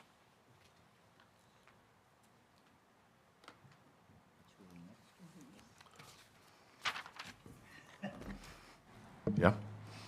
Okay. Mr. Marsh? Yeah, okay. Let me see here. Let me give it. No long-term storage of vehicles on site. That's correct. What is long-term? Are you defining long-term? I think that means over 24 hours. Would that be long-term, or 48 hours? So we do have overnight parking, and that's typically because we're not open on the weekends. And when a customer comes in and drops it off on a Saturday or on a Friday night, I mean, it's going to be there for until Monday we're able to get to it. The other times that there are vehicles stored overnight is if there is schedule conflicts with our customers retrieving their vehicles. We don't have a numerous amount of vehicles that are stored overnight that are inoperable. But there are at times vehicles that are stored. I'm not talking a week or 2 weeks. It would be probably maybe no more than 72 hours. Okay. My observations of your other facility is a lot of times there appear to be cars parked alongside the road there, blocking traffic into Burger King, just many vehicles all over. Is there a different ratio of parking to bays at this facility that are going to help alleviate that? So it's a great question, and it's a question that we get quite often. Crestwood is one of our older stores. It's been in business for about 5 years. As our business has grown, we have seen the need for more parking, and that's one of the reasons why we have, I believe, 51 parking spaces at this current location. I cannot speak on why Crestwood has parking along the side of the road or anything like that. But for the home office, we tend to tell our franchisees and the owners and operators that we don't like long-term overnight vehicles stored at the vicinity. But when they are, we typically store them within the bays for security reasons. And if those bays are filled, then they will, on occasion, be in the parking lot. Thank you. Mr. Douglas? Ms. Tolliver. I know Mr. Talbot provided testimony or provided what Christian Brothers Auto Center does. Going back to the question Mr. Commissioner Marsh indicated, you said same thing, that we don't really promote long-term parking there. Can you clarify to the commissioners, is it just more than an oil change place? Yes. So we do more than oil changes. Again, it's most of the post-warranty work. It's electrical, brake maintenance, tune-ups, muffler changes, any electrical repairs. I do want to emphasize that we do not rebuild transmissions or rebuild engines in the shops. On occasion, we do have a third party who rebuilds an engine and will replace it. But other than actually tearing apart the engine and rebuilding it from scratch, we do not do. But you do service replacing transmissions. You do replace engines. Yes. Are you saying that those cars leave the facility and no long-term parking is there? No. So we are an appointment-driven company. So if an engine needed to be replaced, it'll come in, and we will see what all needs to be replaced, if it's the full engine or if it's just certain pieces that need to be fixed, which we do fix engines. At that point, they will check with their third-party company, see how long that takes, and then get that engine and replace it. I can't really speak on time frame. I don't know, unfortunately, how long it takes to rebuild an engine. That's out of my realm, unfortunately, of expertise. But I can assure you that we see this a lot. I know a lot of municipalities don't want overnight parking. And so we try to make sure that our franchisees are not having excessive cars parked overnight. But it's important to note that they're not wreckage cars from collisions where a fender is just falling off and just not appeasing to the neighborhood or the community. We also heard that very rarely that we see semis or trucks, large trucks, or even tow trucks come in and drop off cars. It is true, though, that your facility advertised that you're a AAA repaired location. Right. So we do have tow trucks that do come in and drop off vehicles. Obviously, if they can't drive there, they have to get towed in. The amount I can't really account for on average. But as far as like semi trucks or anything like that, we do not. Most of our vehicles that are delivery trucks are FedEx, UPS for parts. And, with this and the how it's oriented, because you can loop around, I mean, it's enough for a fire truck to come in and if it's needed, and have the turnaround to loop around the parking and get out sufficiently. As long as there's no vehicles parked alongside of the... Yes. Correct. Okay. I think I don't have any more questions. Thank you, Mr. Douglas. Anyone else? Mr. Marsh. Sorry, Ms. Jones, I'll come back to you. Okay, Ms. Jones, please. You're up. Okay, so you said the new location has 51 parking spots. How many does Crestwood have that is not adequate? Crestwood, I am not for sure how many parking spots they have. I want to say they at least have 30. That is our minimum that we really shoot for. I'm not 100% sure, but I can get back with you on that. Does that seem right to you? Okay. All right. Thank you. Ms. Jones, anything else? Mr. Hampton? With the risk of being scolded for testifying, I would like to talk about Crestwood location just a bit. What I have seen down there mainly is trucks that can't park in the strip center there. For example, the deli that's there, Red Pepper, things like that. That's a kind of a tight parking lot. So a lot of what I've seen down there are people that could not park in up in the strip where it belongs. They're not even, okay, I'm gonna get fussed at, I can tell. Well, you're saying not even related to Christian Brothers. Right. There are other vehicles. And I know I'm just, don't get me too bad, but Oh, you're not going to lose a seat up here, Mr. Hampton. Trust me, right? All right. Mr. Douglas, please. Mr. Talbot. Thank you, guys. Thank you very much. I would like for you to hit just a little bit on,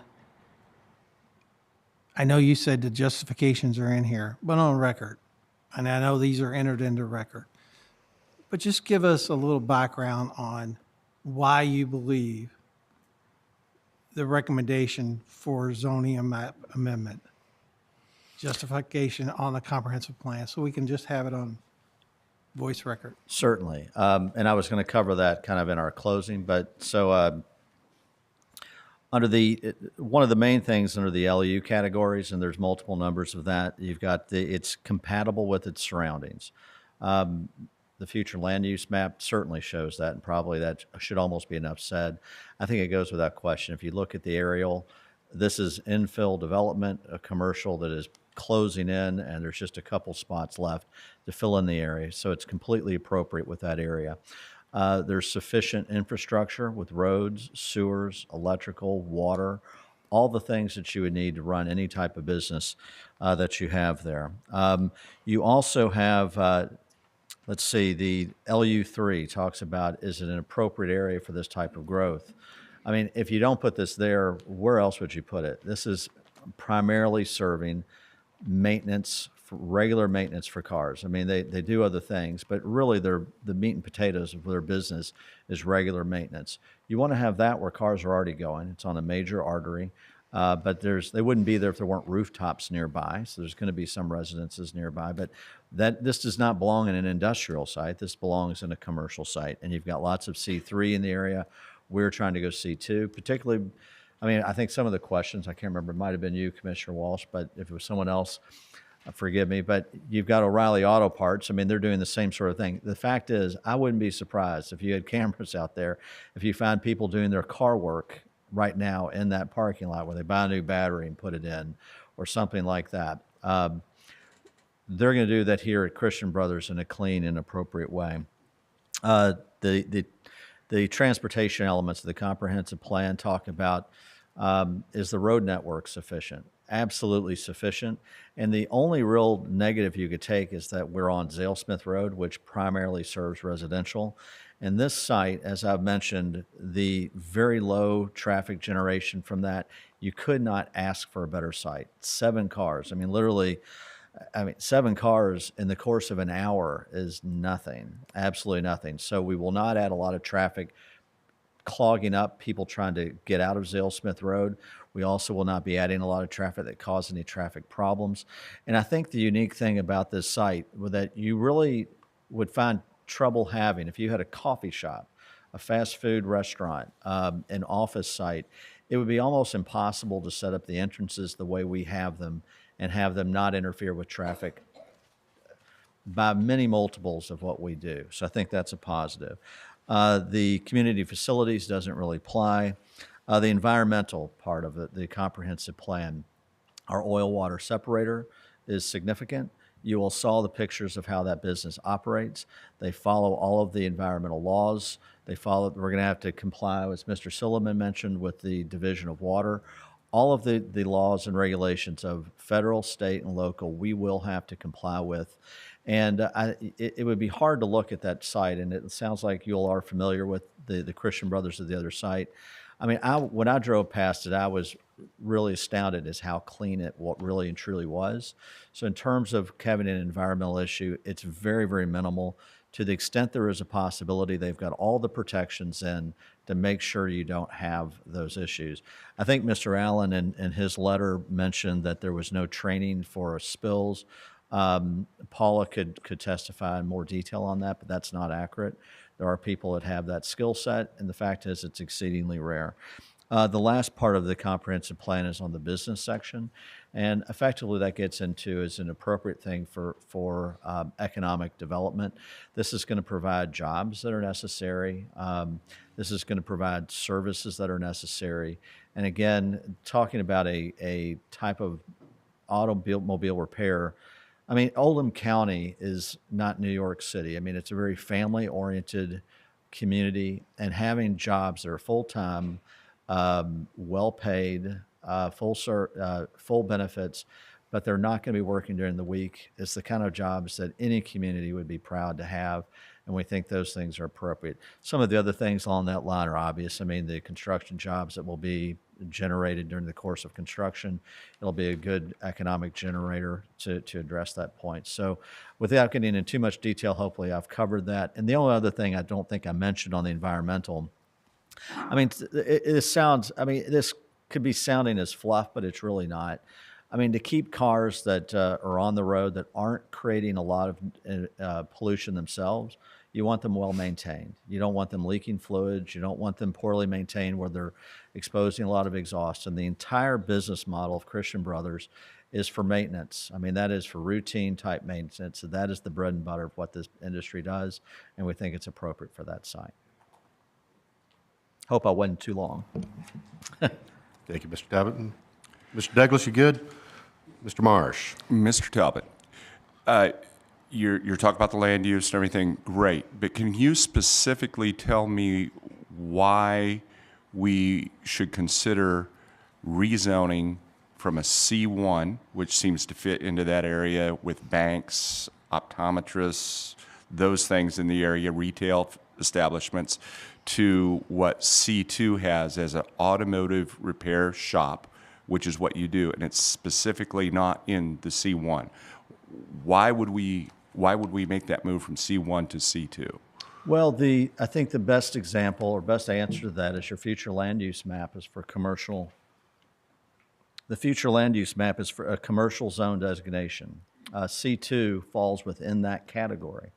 As you could see from the zoning map that I put on the presentation, you've got lots of C3. There's one catty corner to our site. So this is appropriate under the future land use map. I mean, the future land use map, not all counties have it, you all do.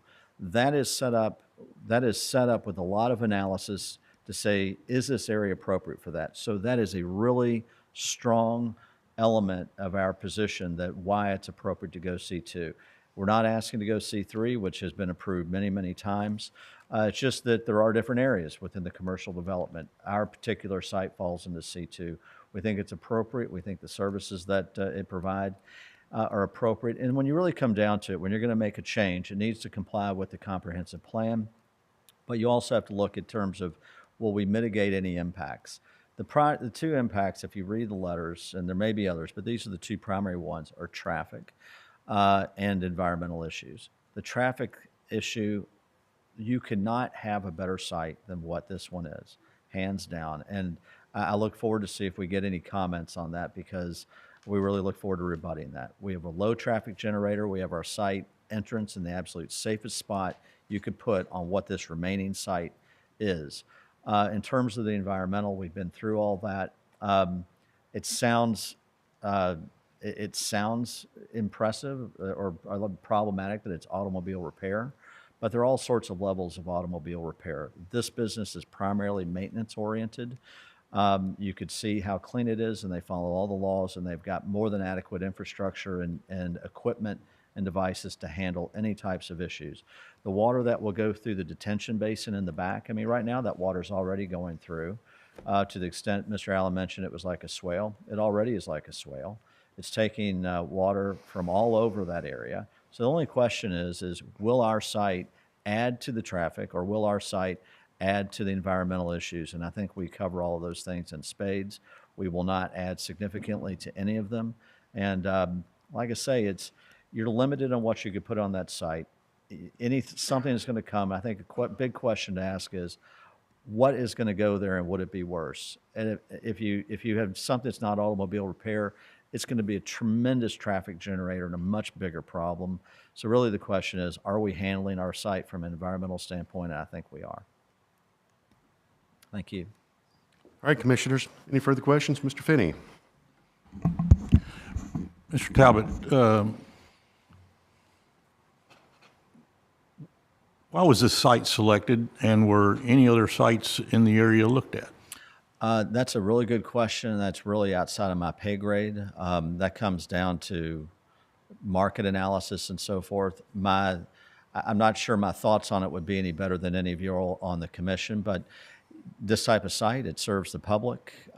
Anytime you have rooftops, you want to have services that supply it, and they want to be, commercial operators that are going to service the public want to be on arterials where there's traffic and people around.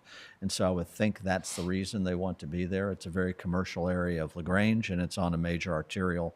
But Paul, if you've got anything else to add to that in more detail, we could, but I think those would be the reasons. I mean, this is a very attractive spot for any type of retail that somebody would have that wants to serve the public. With the limitations that in this site that you had to ask variances for, aren't there two vacant sites just on the opposite side of O'Reilly's there that would be larger and would not require variances? I apologize. I don't know the answer to that. I don't know if they're for sale or if the price was right. I frankly don't know the answer to that. And you don't know if any other sites were looked at in the general area? We're going to have to migrate away from this subject matter. That's really not the purview of the commission. Okay, thank you. Sorry. Further questions, commissioners? All right, thank you, Mr. Talbot. Ms. Nasser. I'm sorry, Ms. Nasser. You may.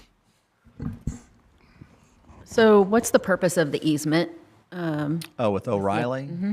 Yeah, that's so we can have interconnectivity with them. I mean, that generally in any type of site, you want interconnectivity. Mm-hmm. I mean, honestly, ideally, if you could go back in time, it'd probably be better to take all these sites, put them together into one large organized development with several different retail storefronts. That's not the way it developed. So now you've got property lines and two different properties. So we've got buffers, but it's always advantageous to have some connectivity between them. If somebody is going to go between businesses, and it keeps them off of the main roads and clogging up traffic. And so that's why we want that. It'll make it better for us, it'll make it better for the public, and better for the community from a traffic standpoint. Okay. Can I add to that? Sure, we are running out of time for commission's time, so it's Well, yours. Mhm. Yeah, in these sites, and then south of Zale Smith, where land has been converted from residential to commercial, we've required interconnectivity. So all the businesses that are south of Zale Smith Road on the same side of 53 also have interconnected roadways. So with O'Reilly's, we required that they provide some connection and in their site plan, and trying to keep cars from leaving one site just to go to the next one. Thank you, Mr. Urban. All right, further questions from the commission? Very well. Thank you, Mr. Talbot. Thank you all. We will now move into testimony and questions by those opposing the application. Mr. Fogel, With the please. chair's permission, because there's been several references made to Mr. Allen's letter, I'd like to pass that out to the commissioners. Thank you. Okay.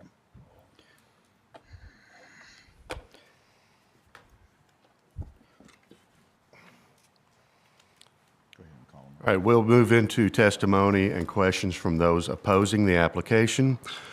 Anyone who wishes to approach, I'll need to go ahead and get you sworn in at this time. As you approach, then I will need for you to provide your name and address for the record. Are you ready?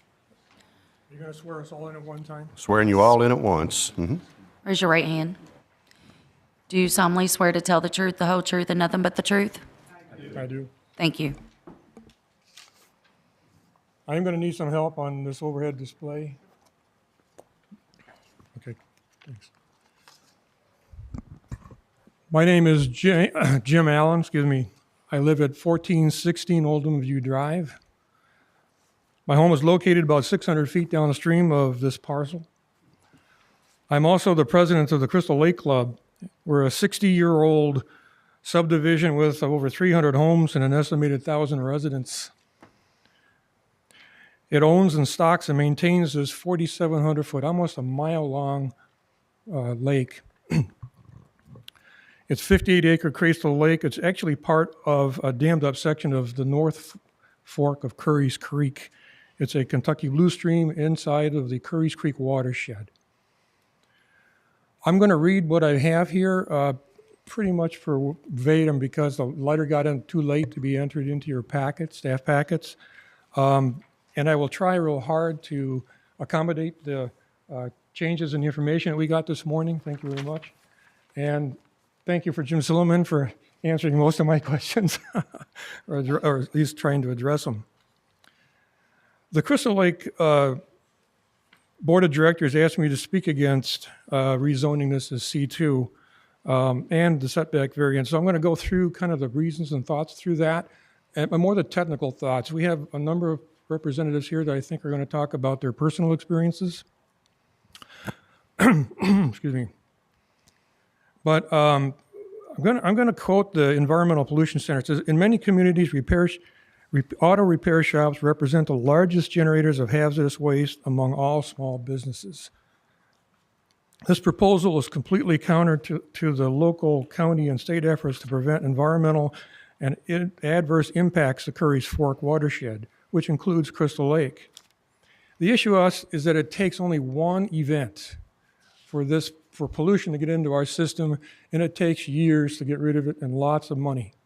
So this represents an unnecessary risk to our subdivision. For example, if you look on the EPA site, we've discovered an interesting thing here. It says that 1 point of oil will cover about 1 acre of water. Now, I don't know how much dripping and stuff needs to go on to 57 or so parking lot sites to generate a pint of oil during a major rainstorm, but it is not a lot. The other issue is that there are other fluids associated with it. Antifreeze is an interesting one, in that it itself is dilutable in water, so it's very difficult to stop getting into our swale, if you will. But it carries with it lead and stuff from the radiator systems and inside the engines. And so it's putting heavy metals into the lake. Now, this is something that takes a long time to accumulate, but it gets into the food chain in our lake and eventually gets into our game fish. So it's just another hazard which is almost impossible to measure. So what we're trying to do is protect our fishing and boating and swimming and all the other recreational uses that could be affected by pollution from vehicles. Now, keep in mind, with respect to vehicles, there are vehicles at the AT&T store. There's vehicles over at O'Reilly's. But this is a place where you bring broken vehicles. They're going to have a lot higher hazard potential than most vehicles. And the other thing is that they could be delivered off hours. They could be delivered over the weekend. They could be delivered in the evening before. And if these things are leaking, there will be nobody there to implement EPA kind of spill recovery. So again, it only takes one mistake to significantly harm, and that's where I'm going to talk about some of those issues and show you some maps that kind of illustrates our concern. One of the sanity questions that we've been asking ourselves is, if you are located at the bottom of the culvert, which is like 600 feet away from the lake, would you like that culvert piped into the John Black aquatic pool that they're building? Well, that's what happens, and I'll show you a picture in a minute. But my house is, I'll get to this sooner than I was later. This is my backyard, and that culvert actually comes out to the right here. The culvert comes down a creek, and the cove starts around here, and this is our swimming area and fishing area. So we're not talking about dumping into a 4,700 foot lake only. We're talking about the concentrated pollution that ends up at the end of that culvert. I need to be clear about something because I'm going to sound very negative about this zoning request. This is not against Christian Brothers as a company. They appear to do a good job. They got a nice facility. This is about land use. And I've gone to the Jim Urban School of Planning and Zoning, and it's all about land use.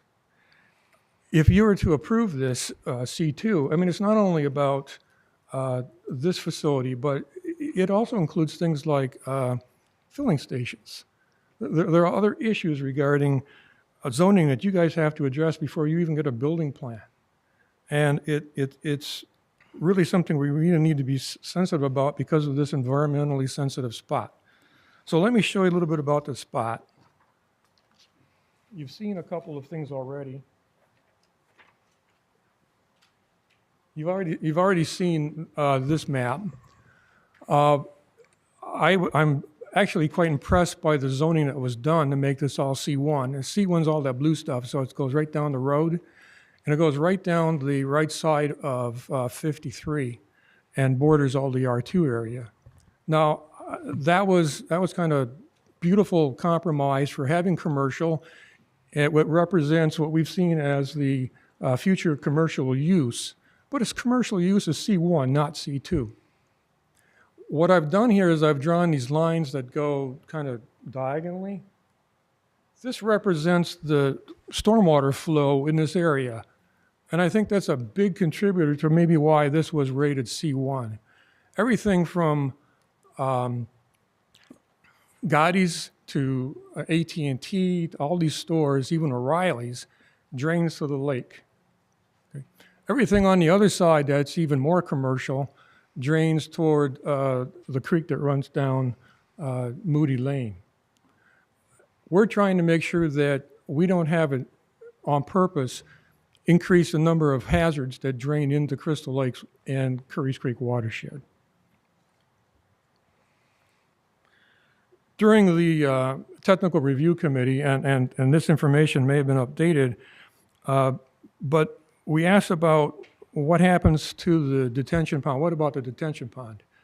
And I want to make sure that you can ask the right questions, because I'm not sure what the answer is, but we're not challenging the draining that they've got inside the building. They've got all kinds of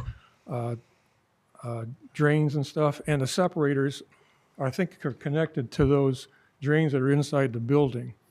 What we had learned in that TRC meeting, if you watch the video, was I asked if there were any separators in the swale itself, I'm sorry, the detention pond, and the answer we got was no.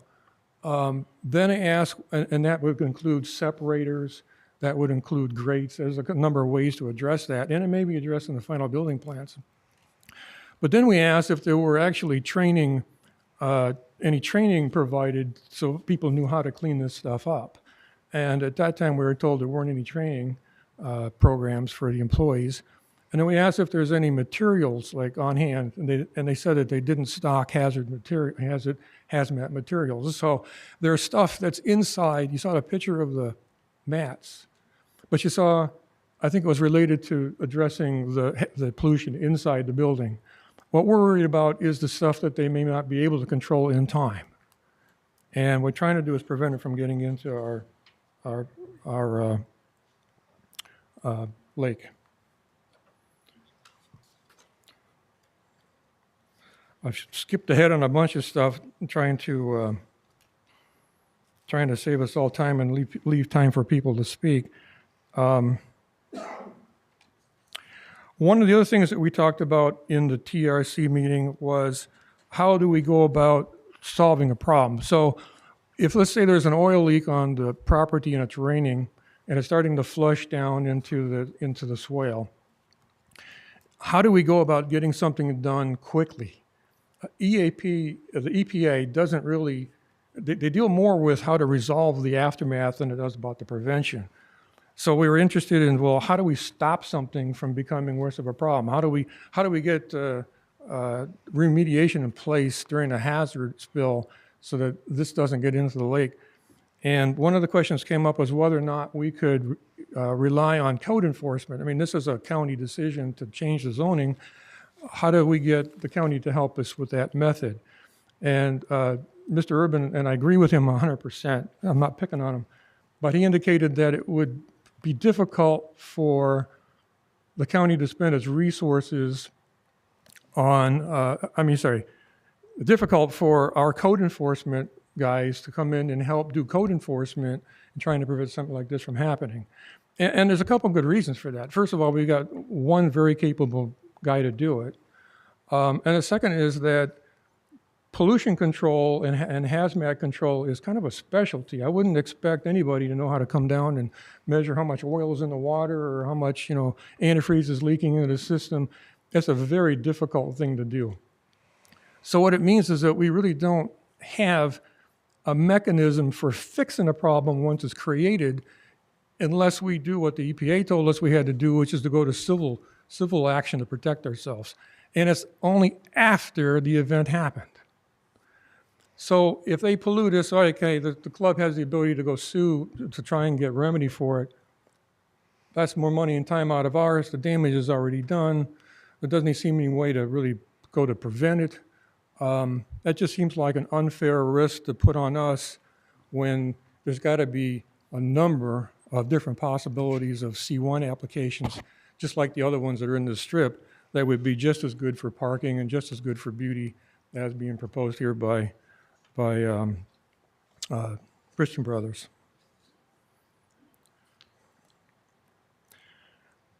I've covered a little bit about the EPA already. Jim has mentioned that EPA, you'll do this KPDES permit in the process of the building permit stage, I think? Construction plans? What this does, what this means is this is a recognition that there is a possibility of having significant pollution in the parking area, and that this is an opportunity to get a permit to get that assessed and then try and figure out what to do about it. So we don't know how that would turn out, but it is a recognition that this is a higher than normal risk application for this kind of environmental sensitive lot.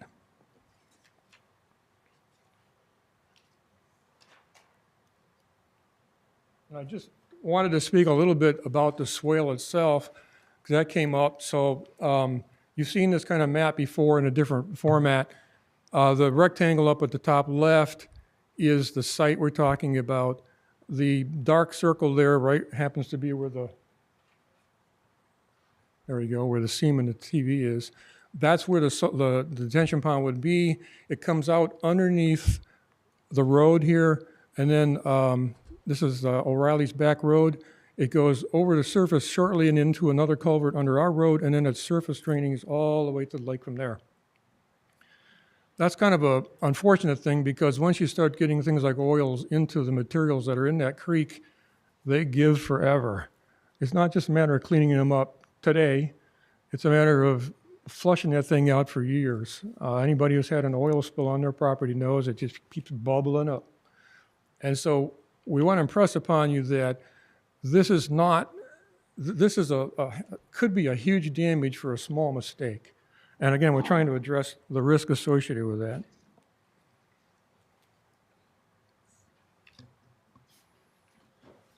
The other thing I wanted to do today is talk about the future a little bit of this kind of a facility. To give you a little bit of background, I guess I got to tell you that I'm a member of the Society of Automotive Engineers. I was the author of a standard that is in every one of the electric vehicle charging stations in the world. So I have a little bit of experience with electric vehicle development. And one of the problems that I have is maybe the future of all automotive repair businesses in the county, and that is when they start servicing electric vehicles. I was looking at a report from Alan Jones just the other day, and he's an interesting character, but he's telling about the Norwegian companies that are ferries that have banned electric, hybrid, and hydrogen cars from their ferries. What happened, it's not in here, what happened was that somebody disconnected the battery wrong on an EV. The battery caught on fire and it sank their ferry. So they've actually got a ban, this company got a ban on putting these cars in their ferry. But there's been a 20% increase in lithium battery fires in the last year, the first 6 months of this year. And one of the keys here is that lithium battery fires are very difficult to put out. They require 40 times more water to put one of these things out, to cool it down, than a regular wood fire or building fire. Why that's important is because all that water goes into that culvert we just talked about and dumps into our lake. Then anything that gets washed out in the process of handling that fire gets washed out into our lake. And again, it just seems to be an unnecessary hazard to change this from a C1 to a C2. This makes no sense to us. Mr. Allen? Yes. Just as a reminder, there were a total of 15 people sworn for the time. Okay. Okay? All right. Then you're right. Then let me just say, I also would like to comment very briefly on the request for a variance for the setbacks. I have we would like very much to try and solve the problem in our neighborhood. We have 3 or 4 roads that dump into Zale Smith, and we wholly expect to approach the road committee with regards to a request for putting in a right turning lane from Zale Smith to 53 northbound to help with this problem, because that doesn't require a light and it doesn't require the state approvals quite so much. So what Jim mentioned that there might be room for that, but it's still something that we really wanted to put in the record that we're concerned about. Thank you. Thank you, sir. Who would like to go next? Sir. Good morning. My name is Robert Davis. I live at 1600 Pleasure Cove. I'm here to speak to you today in opposition of this docket. My family and I reside in Crystal Lake subdivision and have lived in this subdivision for the past 12 years. Crystal Lake provides hours of recreational activities for our families and all of the 300-plus families that reside within this established community. This lake is the crown jewel of the community, and as such, the residents dedicate their time, their funds, and their efforts in maintaining this invaluable asset. The residents of the neighborhood are personally invested in the health of the lake in that it provides the opportunity for fishing, kayaking, swimming, as well as boating. The club has the water tested multiple times yearly to ensure the health of the lake because it is such a recreational asset and adds value to our homes. Upon learning of the rezoning request from C1 to C2 in order for Christian Brothers to open an automotive repair center, we became greatly concerned. on how this would affect the overall health of our lake and our properties. This is nothing personal against Christian Brothers, but we feel very strongly that any business of this nature would be the wrong business for this particular area.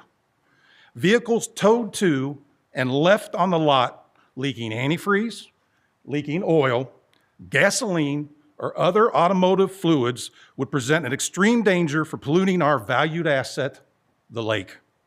The parking lot stormwater drainage would flow directly into Crystal Lake. Though the consequences of their actions may be unintentional consequences, nonetheless, they are consequences that the actual residents of the neighborhood would be left to deal with. If approved, and there is an issue of the lake being polluted, the fish killed, and the health of the lake compromised by the change of the zoning, then the residents of this community would be responsible for civil litigation. Even if there is a civil finding for our community, we would still have to suffer through the litigation, the pollution, the declined property values, and it's very doubtful we would ever get the lake health back to the levels it was prior to the contamination issues.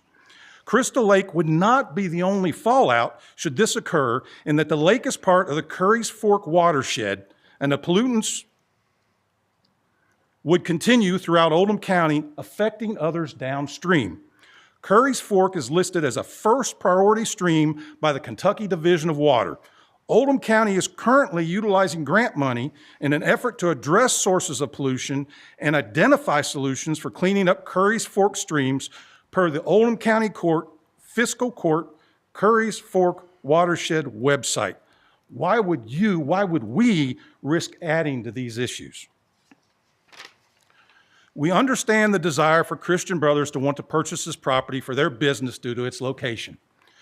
However, we implore the county to not change the zoning for one private business whose sole purpose is to make a financial gain for their company at the risk of jeopardizing an established community of 300 plus homes who have their family's health, their property values, and the valued asset of this lake at risk.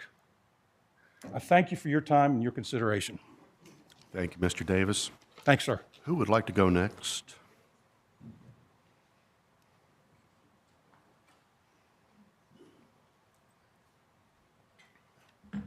Good morning. I am Susan Ryan Bissig. I live at 1420 Lakeside Court, LaGrange, Kentucky 40031.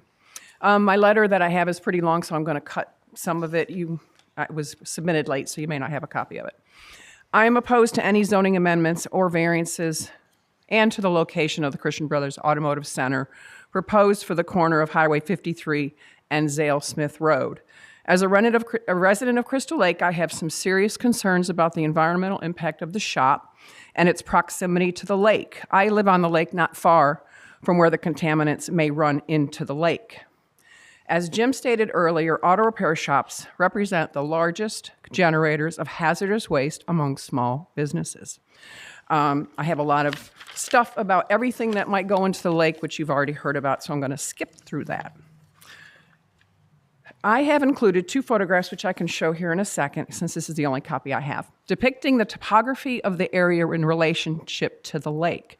The proposed lot is at the top of a hill, and all the contaminants would flow into the lake via an already established culvert and the natural downward slope of the land. The proposed detention pond does not have any method to divert the contaminants into the stormwater system. Even one of the developers at the TRC meeting, Ms. Ashley, on November 15th stated the following, and I quote, "Detention is proposed which aligns with the existing contours of the site. We are putting Christian Brothers on the high point, and it all naturally flows into that direction. Once it is detained, we meet the stormwater requirements for the development. It would then go into the existing outlet." I contend that the "it" she refers to are the contaminants that are produced because of the auto repair shop. The existing outlet is a small culvert that flows into the natural contours of the land and then into the lake. In addition to the potential environmental impact on Crystal Lake, Christian Brothers is asking for a zoning map amendment from C1 to C2, as well as other variances, so they can squeeze themselves into the lot. Highway 53 currently has 2 other vehicle repair services within walking distance of the proposed Christian Brothers, which are zoned C3, and a Walmart, which has its own vehicle service center. This additional vehicle repair business is not necessary where they're proposing, because this part of LaGrange already has 3 very close to each other. Lastly, in my experience, the traffic on Highway 53 and Zale Smith gets worse with every commercial business approved by the commission. Christian Brothers plans to put their entrance on Zale Smith Road, a county road, versus Highway 53, a state road, thereby not having to involve the transportation cabinet for necessary permits and scrutiny. If the commission's intent is to promote the public health, safety, and general welfare to prevent overcrowding of land and provide for planned and orderly growth, it will recognize the serious impacts this business will have on the safety of those driving on the affected roads and the health of Crystal Lake. Please vote no to amending the zoning change and the requested variances. Thank you. Thank you, Ms. Ryan. Who would like to go next?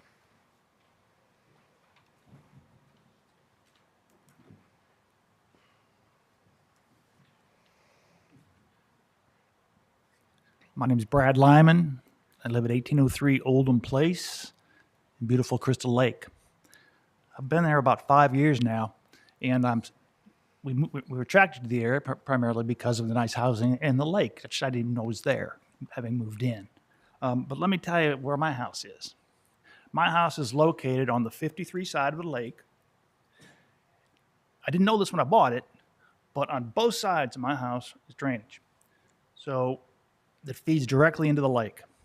One storm, it completely subsumed my seawall and has caused me costs. I have to repair an almost irreparable situation because of the amount of flow that comes down the left-hand side of my house into the lake is incredible.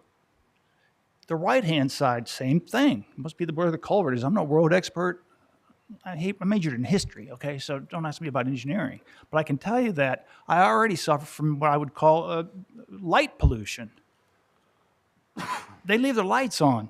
O'Reilly's, those places, the dentist, I don't know what they're going to steal, but the place is already lit up.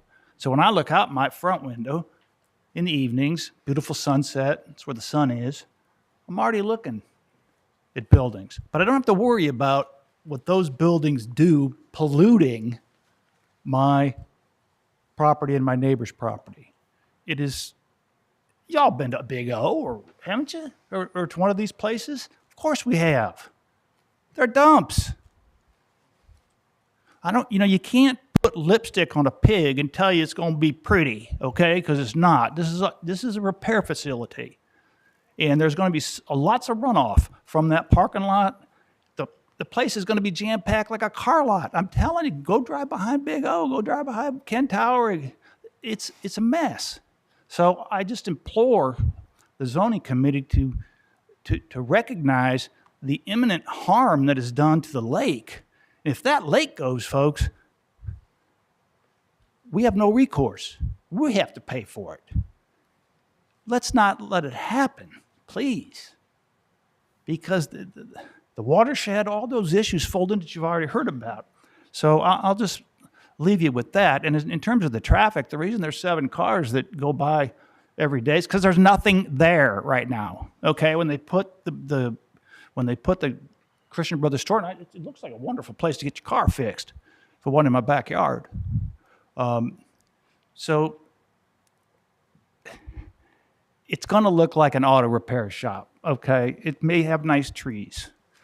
But there's no denying the fact that this setup is just too doggone close to one of the crown jewels in this whole area. And for that, I thank you. Thank you, sir.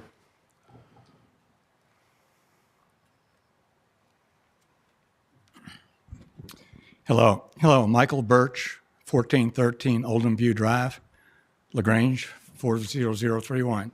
I live about halfway between Brad and Susan and Jim, so I'm right in between. And I can verify what Brad said about the amount of water coming down that hill. In fact, Brad will remember one time it was so bad that I had to run over and help him loosen the dock lines because the volume of the water was so high that it was sinking his boat. When that may or might not be coming directly from the proposed facility, it's coming a little bit further up, up 53, but it's just an incredible amount of water. If I was asked to lay out that lot to provide maximum runoff into the lake, I couldn't have done a better job than what they've done. Someone stated earlier the reason for the setback next to O'Reilly's was, I don't know, to get access to their parking lot or something. I'm old, so I can't remember back that long. The reason for this reduced setback is to increase the volume of parking, which increases the amount of impervious material, the asphalt, which increases the flow into the lake. It increases the volume. And because of the way the parking lot's laid out, where it's sloped down toward the lake, it maximizes that flow. The other issue that I have is the traffic issue, and I challenge some sort of evidence that peak operating, our peak volume of 7 cars during the peak hours. They've got 9 bays. If they're fully staffed, that's 10 employees. Even if they're not, and so you've got potentially 10 employees back and forth. What time? 8 o'clock, 9 o'clock to get there to work, 5 o'clock, 6 o'clock to go home from work. Every shop I've ever been, they want you to have your car there so they can work on it in the morning. And I want to go to work. So I'm coming in to drop my car off. I've got somebody picking me up to take me to work. And same thing at night. About 2 months ago, no, it was actually a month ago, I spent the afternoon at my repair shop, which is 4 bays, 3 technicians and 1 administrative person. I spent the day there watching them work on my car.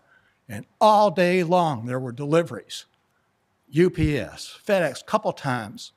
The guy on the front desk running out to get parts.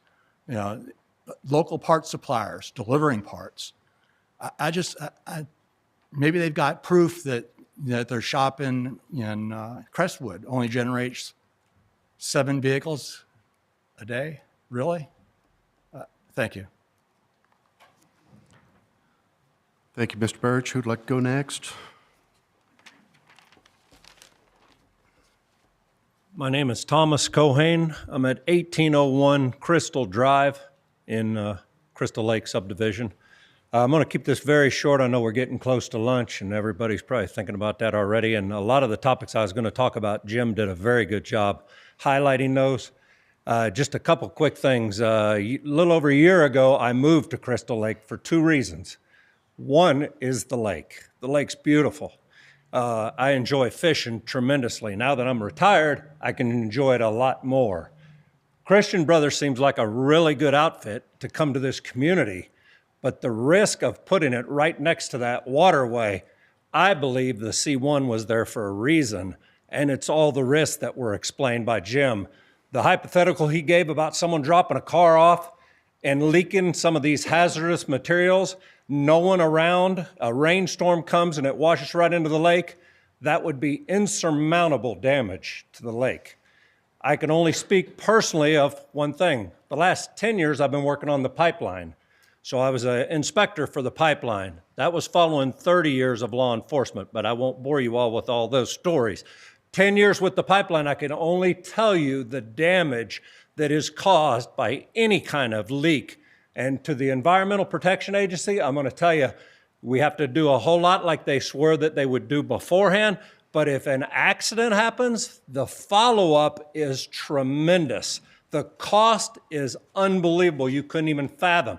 I've been on those sites where accidents have happened.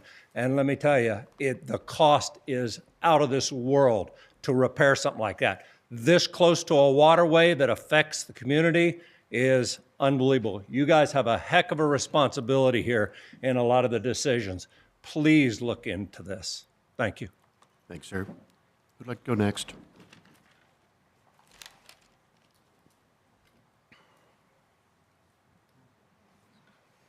Hi, everybody. I'm Leo Hunstiger. I live at 1616 Crestview Drive in Crystal Lake.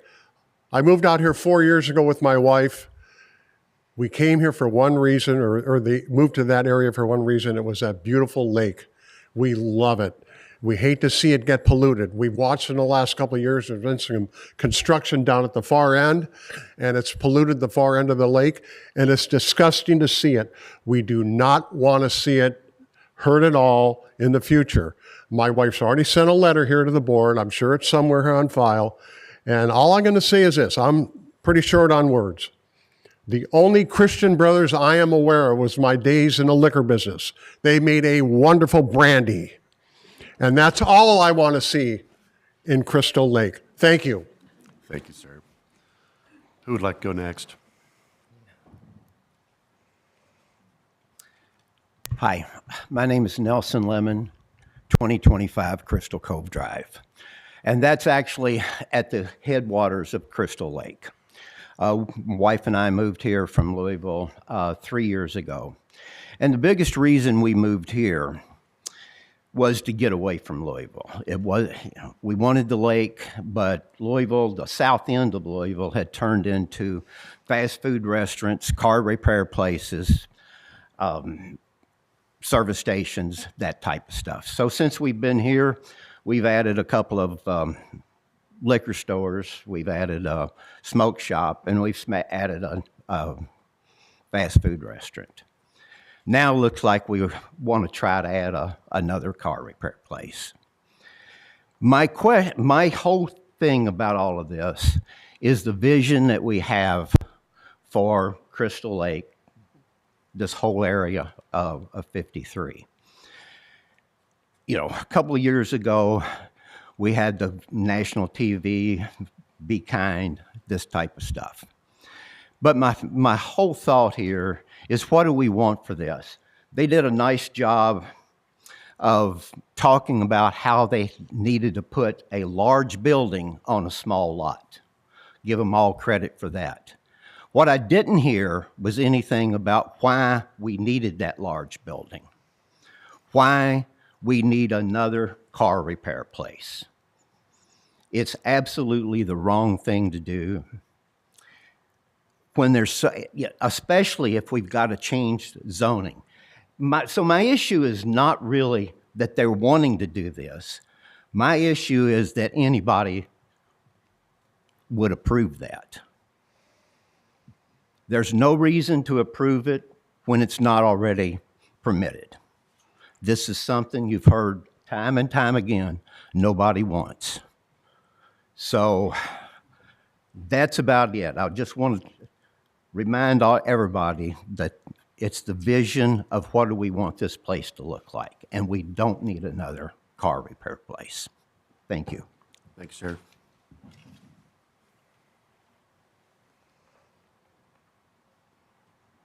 I'm a bit nervous. I've never done this before. My name is Dan Greenwood, 1605 Tina Court in Crystal Lake area.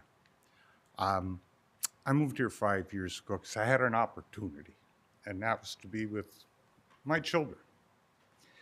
My daughter, who's in Crestwood, says, "You should see this place, Crystal Lake."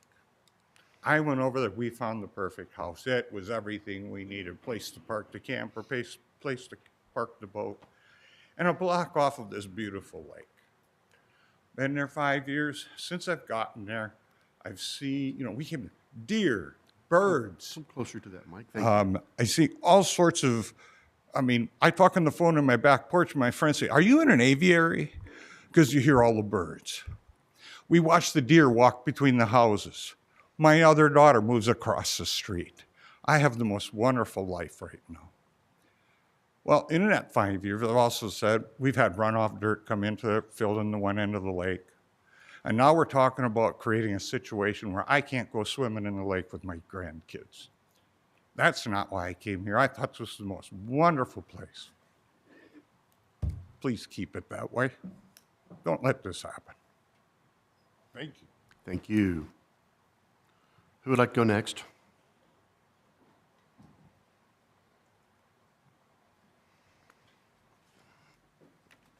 Morning, board members. My name is Blaine Anderson, 1414 Grandview Court in LaGrange. I live right on the lake as well. I'm also a part of the Crystal Lake Club board, and for the last 3 years, I've been one of the people that has been testing the water quality at the lake itself. So, very familiar with the lake. I'll try to not cover some of the things that have already been said, and I'll try to be brief, but the slogan of Christian Brothers, a company founded on Christian principles, is love your neighbor as yourself. What you've heard today from many neighbors of this potential business, if the zoning change is approved, is that loving thy neighbor will come at a cost. Not a cost to Christian Brothers, as the business will likely be profitable, but rather a potential environmental cost. No matter how careful Christian Brothers may claim they will be in preventing environmental hazards, we can be fairly certain there will be runoff from the property. If the vehicle gets towed to the location with a leak and sits in the lot during or before a rain event, where will those fluids go? We know the answer: Crystal Lake. Are automotive fluids potentially hazardous? Just check the MSDS, or material safety data sheets, or from the manufacturers themselves. And I'll just give you an example. Used motor oil talks about carcinogenic in animal tests, cause mutations in vitro, or as Pennzoil states regarding used motor oil, the concentration of such impurities will depend on use, and they may present risk to health and the environment. That's from Pennzoil themselves. And you can talk about refrigerants, windshield fluids, all sorts of things. Let me be clear. I'm not against developing the property for the right use, but there was a reason for the current zoning restrictions, and those reasons still apply today. I think the board should ask a couple questions. I believe they're going to be coming up next to do some rebuttals here. And one of the comments was exceedingly rare. Exceedingly rare. It's not going to happen. It's exceedingly rare for spills. So I would look to Paula, for example, which, by the way, welcome. I'm a former Houstonian myself. Have any of your 280 stores had environmental issues, complaints, or citations? I think it's a valid question. Looking at the layout, the directional lighting, I'd be curious about what type of lighting they'll have that's going to be intrusive into the neighborhood. Is it flood lighting, directional lighting? What type of lighting will be on the back part of the parking lot? Because that does go right into a butt to the neighborhood. Also, noise mitigation. You know, it sits right next to the neighborhood. So what type of noise do you normally have from open bays, you know, playing music, things like that? I mean, I literally, from where I live, I can hear the noise from the other side of Highway 53 that comes into our neighborhood. A couple last quick comments. It was mentioned the high traffic area as being attractive. Yet in the presentation, it was mentioned that business is generated mainly through appointments. So why this location near a large waterway versus other commercial sites, such as along Commerce Parkway, which mostly sits away from residential neighborhoods? In conclusion, I urge a vote against the zoning change. Thank you. Thank you, Mr. Anderson. Who would like to go next?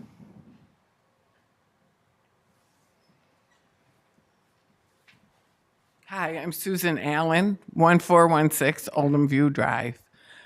I have not heard any compelling reason to change the zoning of this lot. There will be other outfits that may be interested in the property. I swim in Crystal Lake daily in the summer along with my friends, my children, and my grandchildren. We don't want anything to happen to Crystal Lake that would be detrimental. I urge you not to change the zoning of this lot to the detriment of the community, because there's no reason to do that. Thank you. Thank you, Ms. Allen. Who would like to go next?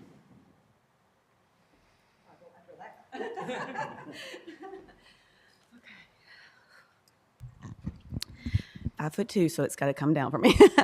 My name is Angela Leonard. I live at 1408 Grandview Court. I am a member of what you see is not just a neighborhood. It's a community of friends, family, and people who support and love this community. We don't come here giving our opinions without facts. So I will employ you, anything that you need to ask. Jim Allen and the people he works with in our board have done the historical values. They've done the information and documentation to figure out what it is. So if you have a question, he did not give the time. I would gladly give any time I have for him. But I will tell you, there's nothing that our community doesn't do without having him and our board very much looking into detail. I'm here to not only speak to you for myself, I'm here to speak to you for the unborn. I have a granddaughter that's due in March. My son moved in Crystal Lake before we did, about 4 years ago. We loved the community, we loved the people, we loved the lake. I love to get on my paddleboard and ride down the lake, and whatever happens on one end of the lake will happen on the other end of the lake. So this is not about just a few people that are directly behind this community or behind this business that's going to be asked for. This is for every person. We always see it from one end to the other. It affects all of us, not just those immediately in the area. But I can get on my paddleboard and go out there. And I love to go down there, see the nature, catch the fish, see the children not on their phones, but on the docks and fishing.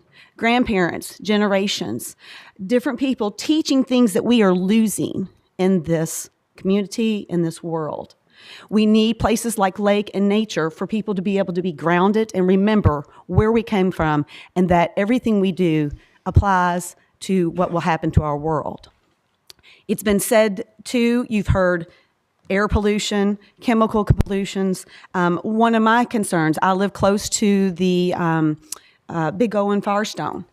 Every single spring, I have to make a little trip up there to remind them that their bays are not closed. And even though it doesn't sound loud, their music that rattles my windows, that wakes the babies that are sleeping, that wakes the men and women who work night shift and cannot end up sleep during the day because it doesn't sound like it's a lot, but it echoes on the lake. So that's one of the things I do want to know too, is what, how Christian Brothers is as far as whether their bays stay closed at all times when vehicles not entering or coming out, because that is a daily concern.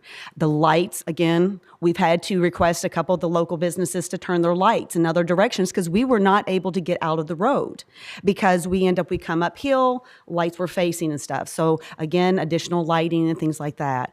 But I do implore you to think about this. This is not anything about Christian Brothers or any business that would be there. This is about what can happen and what it will affect today, tomorrow, and in the future. So I ask you to think about what you're thinking of deciding. Is it based on our community or is it based on our futures? Thank you. Thank you, Ms. Leonard. Who would like to go next?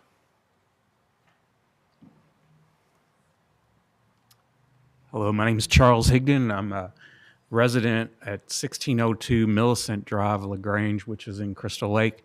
I've lived here for going on a year. Moved from Bullitt County in Mount Washington and found Oldham County much more attractive and wanted to live in. Though I do see Mount Washington kind of revitalizing their community and their downtown, one of the things that prohibits that in that community is a location that is right off of Highway 44 that was previously an automotive repair center that now sits as an eyesore to that community, though the other development that's going on in that area, because nobody wants to buy that because of the impact to clean up the previous site of the automotive repair facility there and the EPA restrictions against that. So it's a challenge in that community and an eyesore there. And so I thought that was kind of interesting moving here. I know that there's not a ton of traffic proposed. I do think it's neat that they will pick you up and take you home when you go there for your appointment. But that does add traffic when you do that because you got a driver coming in to pick up the person and leaving. So I don't know if that was considered in that 7 per hour. I know when we lived here for a year, the first month that we moved here on Highway 53, my wife totaled her car from a car turning left off of Highway 53. And I daily kind of hear sirens in that area, and just wonder, adding to that is a positive impact in our community. Another addition is just a curious question, I think, is that we talked about no trucks in this area for repairs, but I noticed in the elevation, one of the bays was pretty extremely large, and so just had a question why that would be needed if there was going to be no trucks repaired. So I'm opposed to this, and I think everything else was already mentioned, so thank you for your time. Thank you. Who would like to go next? Anyone?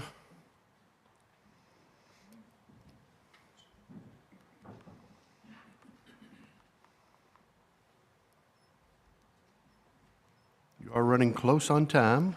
Afternoon or whatever.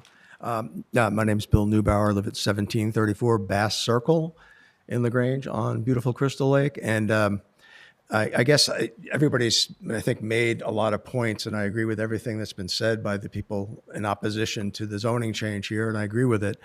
And I guess I'd just like to sum it up by sort of saying the area is zoned C1, the lot zone C1 for a reason. And, you know, hang on a second, I lost my train of thought, I apologize. In this case, changing the zoning to C2 isn't even sufficient.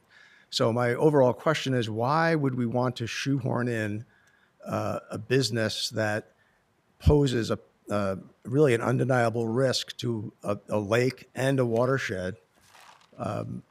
It just doesn't seem to be worth it for any reason I can see.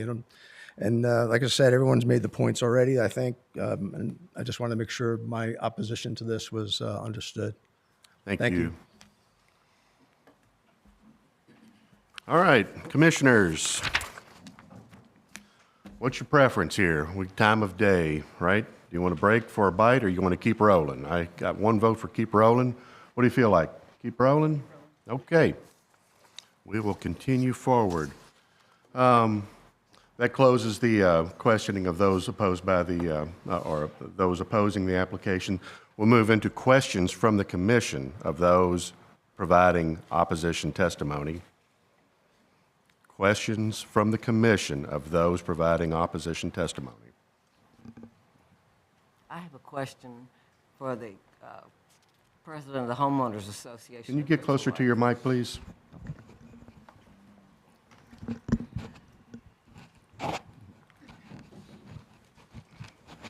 Is there a provision in your homeowners association filed with Oldham County? Is that mic on? You still can't hear me? I can't hear a thing. Well, it's on.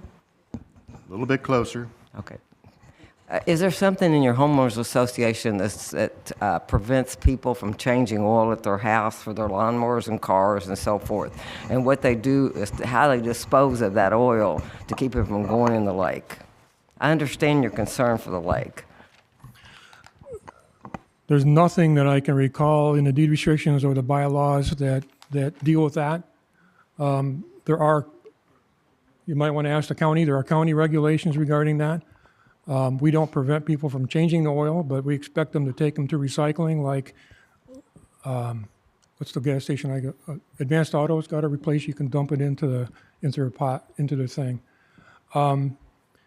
Keep in mind, distance and speed is a real important aspect of this, right? So one of the issues we have is that how close this is to the lake, and it's all downhill. Not every place in the subdivision is going to be on a situation where it's in an immediate threat to the lake. So it's probably not all that dangerous kind of situation with respect to the normal residents. Did that answer your question? Well, but you don't have anything in the homeowners association that prevents them from doing that at their homes No. and their lawnmowers and their cars and so forth. I mean, they don't have any regulations of not being able to do that. That's correct, as far as I know. Okay, thank you. Mm-hmm. Thank you, Ms. Davis. Anything further? Thank you. Is it? Okay. Anyone else? Mr. Douglas. Mr. Allen. Sorry. One more comment to this other one is that, and that's one car at a time, not 57 parking spots, right? So, You mentioned in your letter about things that Mr. Silliman had already answered.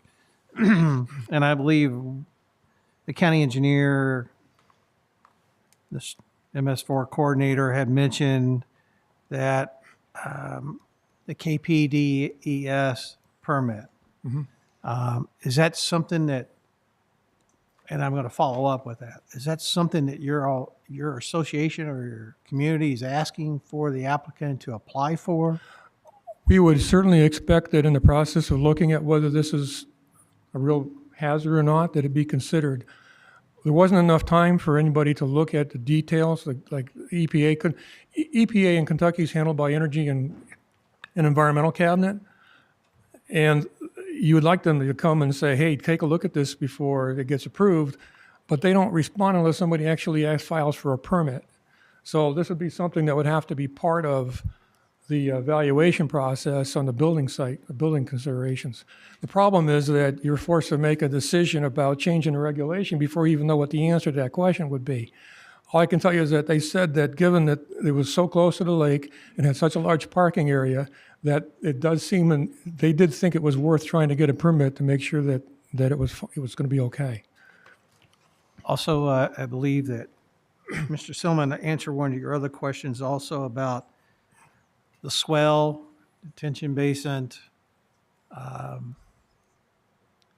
I believe there was a follow-up that I asked the county engineer also about the swell or something to that effect. You mentioned something about the separator. Okay, so if you look at O'Reilly's, they've only concerned themselves with the O'Reilly's lot and the one toward the one north of that, maybe the two north of that. And in there, they have a huge detention pond. And in that detention pond, there is a separator for garbage separator, oil separator, a system that was designed to take stuff out from their parking lots. This particular application, as far as we know, isn't very big. And from what we heard from the TRC meeting, there weren't pieces of equipment in that swale to do that separation. And even if it did have oil separation in that swale, and again, that's some question as to whether the separators we talked about were only for the drains inside the building, because if there's no separation in the swale, and there are pollutants that are water soluble like antifreeze, then we're just saying that none of that stuff's going to be treated before it goes into the open drainage into the creek, into the lake. Was that clear? It is. So is that something that your association or the TRC that you guys discuss with the applicant? Or is this after the TRC meeting? During the TRC, what we learned at TRC was that under questioning, there wasn't a provision, and you maybe ask the applicants, for doing any pollution control in the swale. There's detention, which generally means that they collect the water and let it flow out at a particular rate. But to prevent the pollution from getting into the swale wasn't being dealt with. And again, I'm sure that Christian Brothers has a good procedures and processes for inside the swales, but again, they indicated that they hadn't done any training or had materials available for spills that were outside. And so one of the concerns we have is this is just a high risk where somebody's going to drive a broken vehicle in for service. It doesn't matter whether they have an appointment or not. That's irrelevant. Everybody requires appointments. The point is that it may happen when they're not available to even address it. And if they did, we're not even sure that they have the materials or training to address it. We want to make sure it doesn't get into the swale and then into our lake. So let's see how I can ask this. So are you looking for, it seems like most of the ones that are coming up here are concerned about the environmental effect of the lake. Yeah. So are you looking for the Christian Brothers to address the stormwater runoff contaminants that could potentially get into that. From the homework we've done, we don't think it can be done in a way that there is a foolproof way of preventing a lake from being contaminated. We believe it's the wrong application for this lot. I mean, it's not about Christian Brothers, right? It's about the wrong land use for something that's environmentally sensitive. It was zone C1. That's appropriate. It should stay C1.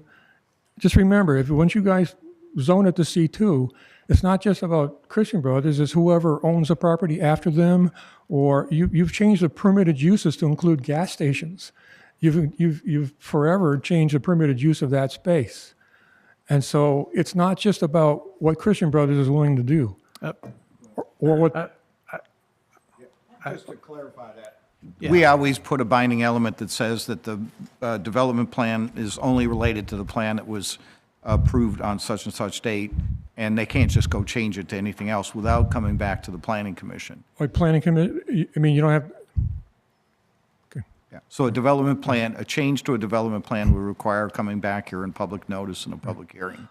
Well, our tenet is that it provides an unnecessary risk for an unnecessary business in a very environmental safety lot, environmentally sensitive lot. It just doesn't need to be done, because if there is a potential problem here, we end up inheriting the problem. That's just not fair. Does that make sense? It does. Thank you. Okay. I'm sorry for the long wind. Commission, further questions? Mr. Falvey? Up again. Need the exercise. Sorry. Since you're doing most of the research, I guess, if it remains a C1 lot and they put in a Baskin and Robbins there, and you still got the same 24 parking spaces, isn't there runoff potential with that also? Well, there's a one-off potential for every parking lot. There's a certain amount of risk that comes living in the neighborhood, in the area we live in. But what this is we're talking about taking broken vehicles and putting them into 57 parking spaces, and with no control over them until they're repaired. And so this, we see, represents an unusually high hazard for that lot. Same with the O'Reillys, I guess. Y'all looked into that. O'Reillys, they don't repair stuff on the site. I mean, if they put a battery in, the battery's not leaking, then that would be a real serious problem. Somebody wouldn't. I mean, it's a whole different kind of scenario. People aren't leaving vehicles overnight at O'Reilly's or over the weekends. People aren't dropping off vehicles there unattended that might be leaking. I was a skeptic about O'Reilly's. I have to say I'm disappointed by the realities of O'Reilly and that they didn't maintain their detention pond. Thank goodness Goodwill's coming in and going to take that over. I'm not unhappy with what they've done, but it's a retail business. People come and go. They don't stay there. And they're normal cars. AT&T is a good example. That's a good business. Gotti's a good example. These are the kinds of C1 things that should be in that lot.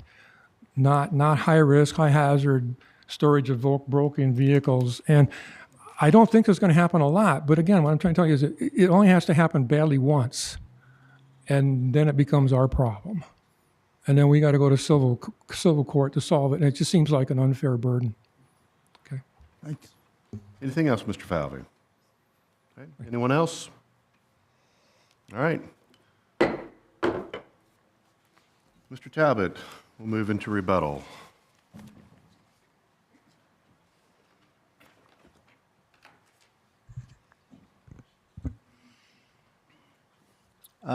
Obviously, we had a lot of people come talk, and I think, Commissioner Douglas, you hit the nail on the head. I mean, all of them are from Crystal Lake.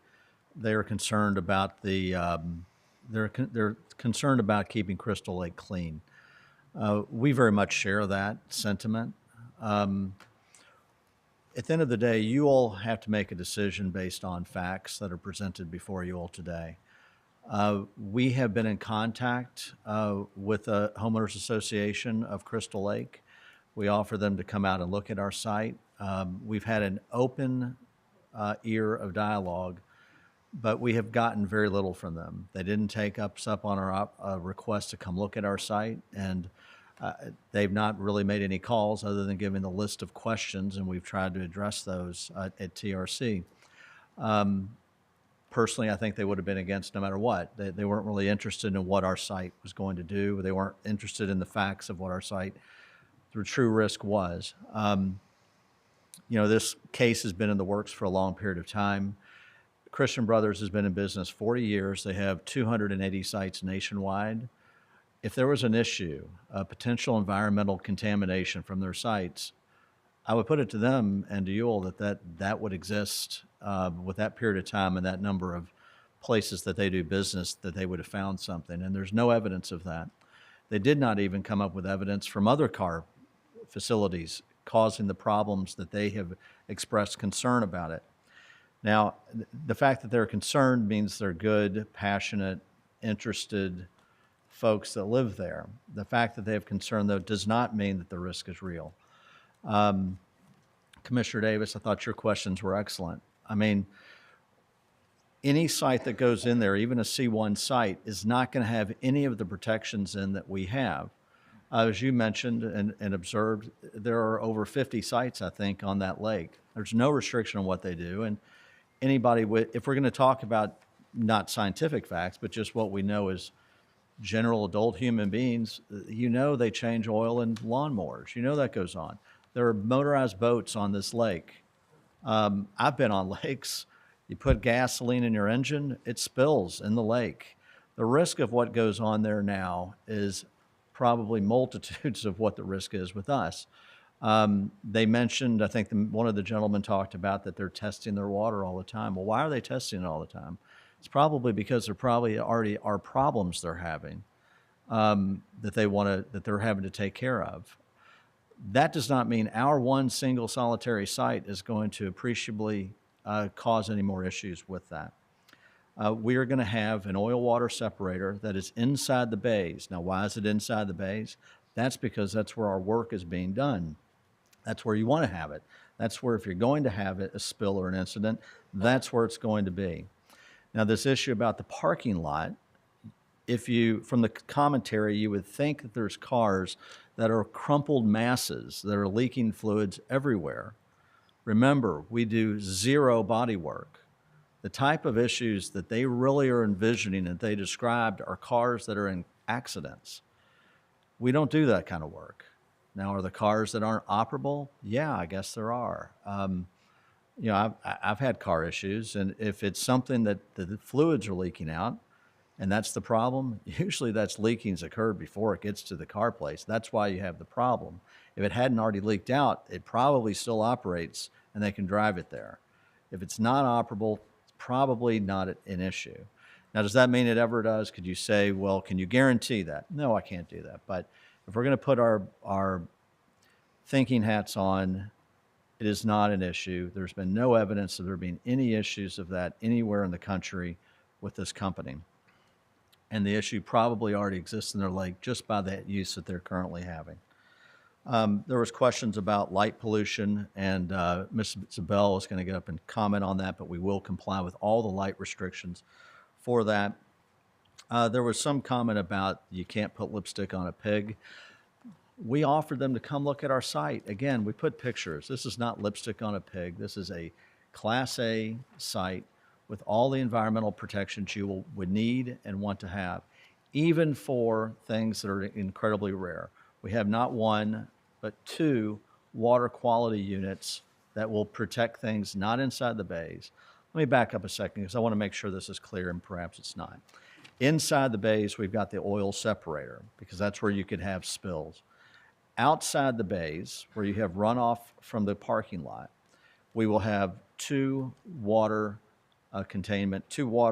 quality containment systems.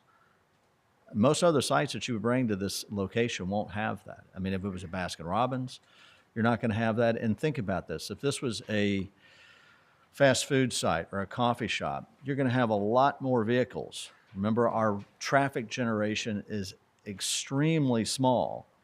If you have 2,000 vehicles a day coming to a site, you're going to have, I guess, every car dripping a little bit. We are going to have 83. That's what probably our average is. One of the gentlemen said 7 vehicles a day, and he probably just misunderstood. It was 7 vehicles during the peak hours. So, but it's a very small traffic generator and a very small number of vehicles. And the kind of issues they're talking about from cars sitting in the parking lot simply is not the market that this operation will have. Even that aside, we will have tremendous protection to protect the environment. I spoke to Paula Tolliver. She's agreed that she would, and we don't think this is necessary, but we can add an additional layer on our water containment system. The water quality containment systems, it's called a Hydro, I hope I don't butcher this, Ashley, a Hydro International Downstream Defender. And when she comes up, she can comment on that. But that can be put on the water containment systems that protect the parking lot. We don't think it's necessary again, but to the extent people are worried, we think it's a reasonable thing to do, to completely make sure there's not any issues with any of the cars. There were some comments about noise. Our estimates on our site that we'll have sound, and this would be at the edge of the property, not where the work is going on, but at the edge of the property at about 50 decibels. That's about speaking volume. The traffic from 53 is going to be well in excess of that noise generator. It just should not be an issue. Ashley, if you could, I would like you to talk about some of the stormwater drainage and some of the questions and comments that came up about that.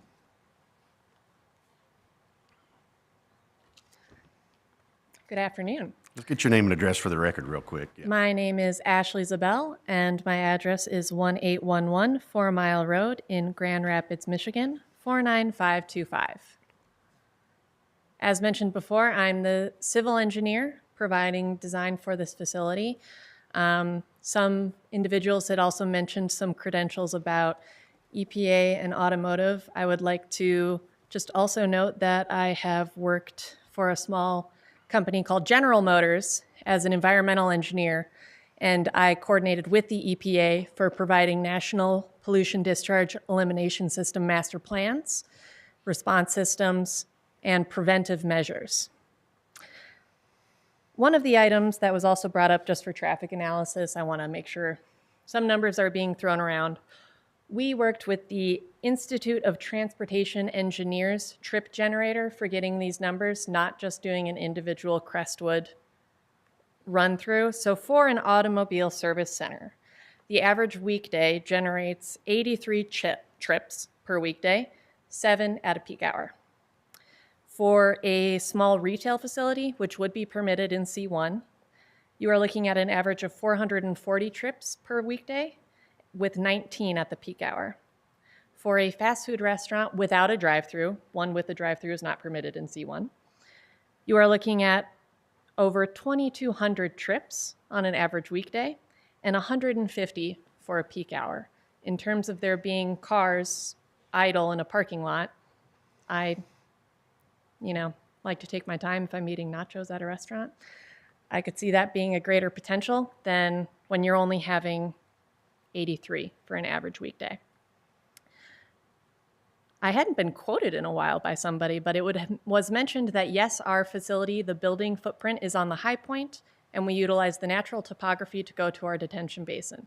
That's also per the comprehensive plan. It is desired to use natural topography for a facility and cater to that rather than doing a lot of disturbance to existing soils and uprooting excess amounts of existing vegetation and conditions that are already there. It's best management practices to utilize that. Now, in terms of providing a little bit better description for that stormwater drainage, it's not just sheet flowing into the detention basin and then flowing off at an increased rate into this lake. We send it through a stormwater system on site. It's captured into catch basins, trench drains, through our 2 water quality units. It is then sent into the detention basin, and it is released in such a way per the Oldham County design standards so that it will not exceed the existing discharge rates. We do not want to cause any pollution. We do not want to cause any excessive flow. and we intend to work with the city in the final construction documents level to make sure that all of those items are met. What was originally submitted was preliminary in nature, which my understanding is due course for this process. Another item that was brought up was that these setbacks are meant to prevent excess impervious. Both C1 and C2 permit 65% lot coverage. That's 65% impervious. Our proposed lot coverage is 37%. So within the current zoning, there could be 65% impervious permitted by right. However, we are proposing 37. Hang on one second. Commission, we have exceeded time here. Do you want to allow for some additional time? How much time do you want? Mr. Talbot, about how much more time will you need? Whatever time Ashley thinks she needs, I'm done. I'll cover the rest of mine in Okay. close. Ken? Should just be another few minutes. 5 minutes. Yes, that's. Voice vote, commission, all in favor, signify by saying aye. Opposed, like sign. You're up. All right. And also, per the comprehensive plan, we wanted to make sure and I'm just reemphasizing a point, we want to make sure we have interior circulation. Could we potentially make the lot smaller if we had dead ends and then unideal conditions for those pedestrians to park, to stay within the facility, and then not utilizing Zale Smith Road or 53 above average? Yes, but this is with the intent of providing pedestrian convenience and safety as our primary considerations for designing of parking areas. There was a comment about light pollution. Part of our design, having the detention basin over closer to the residential areas, we don't plan to light up our detention basin. We only plan to provide the lighting as required for the parking lot as well as access into the facility. And those will be sure to meet the engineering standards and the county standards for that design. And I believe that's it. I only need one more minute. Thank you very much. Mr. Talbot, anything additional? Just need to get my pen. No, thank Okay. you. Thanks, sir. All right, moving into rebuttal from opposition. Mr. Allen?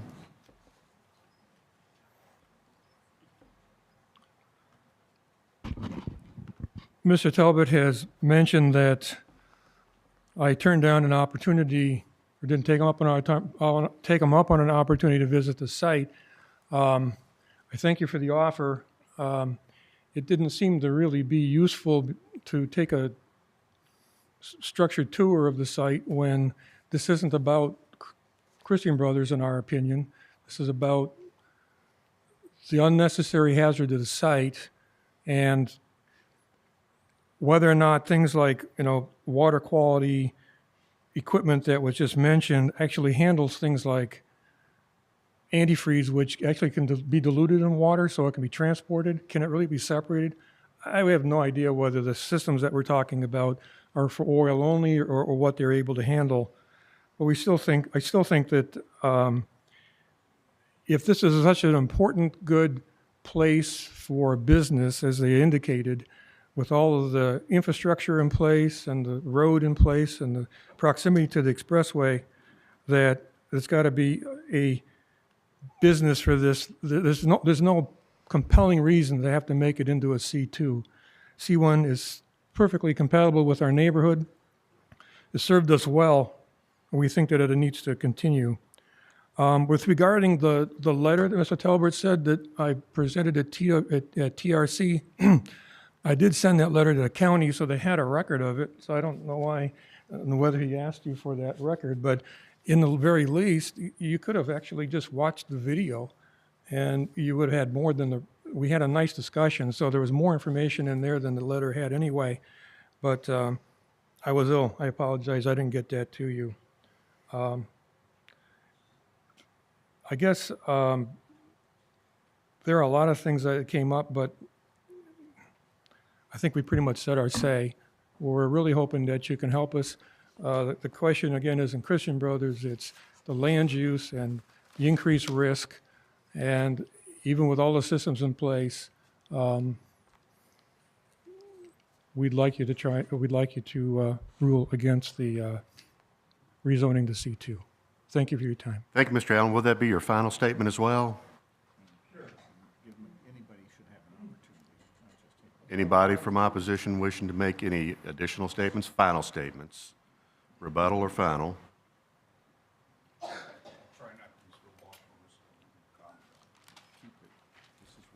This is rebuttal. Mhm. This rebuttal.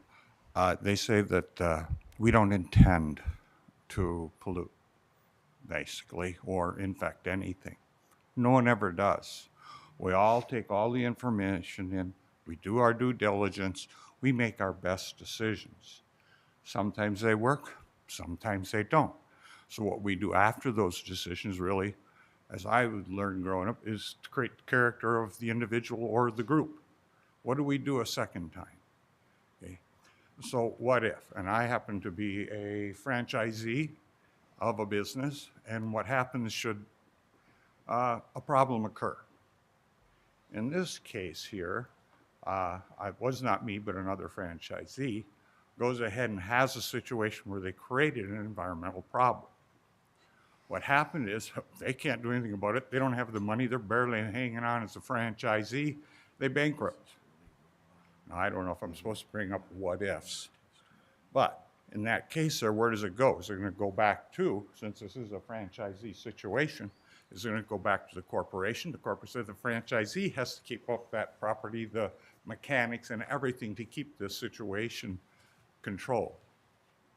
Next thing you know, nobody's got responsibility other than Crystal Lake, Oldham County. I also happen to think, well, the one statement is, why do we need to create a risk when predecessors created the rules to say, this is a C1, this protects us, this gives us a safe choice to put a business in this location without taking higher risk. And again, in this case, yes, this risk does affect me as a owner on Crystal Lake and what my expectations of that environment would be. That's all I have to say. Thank you. Anyone else? All right, being none, Mr. Talbot, final statement? I don't think I'll need much time, but is 5 minutes what I have? 5 minutes is what you have. Very good. Again, I want to thank all the people that came out to testify from Crystal Lake. Like I say, it's a beautiful area. Oldham County is a beautiful county, and Christian Brothers wants to keep it clean as much as anybody else does. The advantage of this site is, as I've stated, it is going to be by far the best thing you could have in terms of a traffic site, in terms of not being a large traffic generator at this intersection, particularly with the residences nearby. From an environmental standpoint, anything that is put on this site is going to have risk of contamination. There's risk of contamination in the area now. This site with Christian Brothers is the only one that you're going to have that has significant and robust protections on that environmental. We've got the oil water separator indoors. We've got the 2 water quality containment systems outside. And as we mentioned, we would agree to a binding element that we even have to make that more robust on the outdoors one to collect and stop any potential, no matter how small, a contamination coming from the parking lot. Again, we don't think that will be an issue. We're willing to do that with the Hydro International Downstream Defender. We'll put that in. We cannot build without it. And the last thing I wanted to mention is most of the people's comments were, well, what if, or it only takes one mistake. I guess that's true, but the bigger issue would be if you had a traffic accident and you have cars that are mangled, leaking fluids. You make that intersection unsafe, the risk of traffic accidents goes up tremendously high. And it would be much bigger risk than what our business would be long-term, because that would be a risk that's going to be there every day, every year, for years on end, without any protection. If there is an accident at that intersection of Zale Smith Road and 253, there's nothing that is going to collect those fluids. This site, with the entrance the way we have it, with the traffic generator that you have, is the safest thing you could put at that intersection. With the additional things that we have done, but let me back up and say this. You will have a job to do to make sure that any site that goes in there adequately protects the community, including Crystal Lakes. That is your job. The people that spoke here in opposition have a job to make sure that is done as well. And it's our job to come forward and explain to you how those things are going to be protected. And I submit to you, we have done that with the procedures, the policies, the equipment that we are going to be installing. And it will be one of the cleanest sites you could possibly have. So with that, well, I usually would go through some of the comprehensive plan. Mr. Douglas, since I did that, I won't burden you all with doing that again, but please keep that in mind. And thank you all very much for your time. We hope you do approve our project. It'll be a good one for the community. It'll be a good one for employees and a good one for LaGrange. Thank you very much. Thank you, Mr. Talbot. All right, Mr. Urban. Can you set the table, please? Well, I want to make sure that everybody has ample time to think about their, this particular application and the number of things that have to be decided here.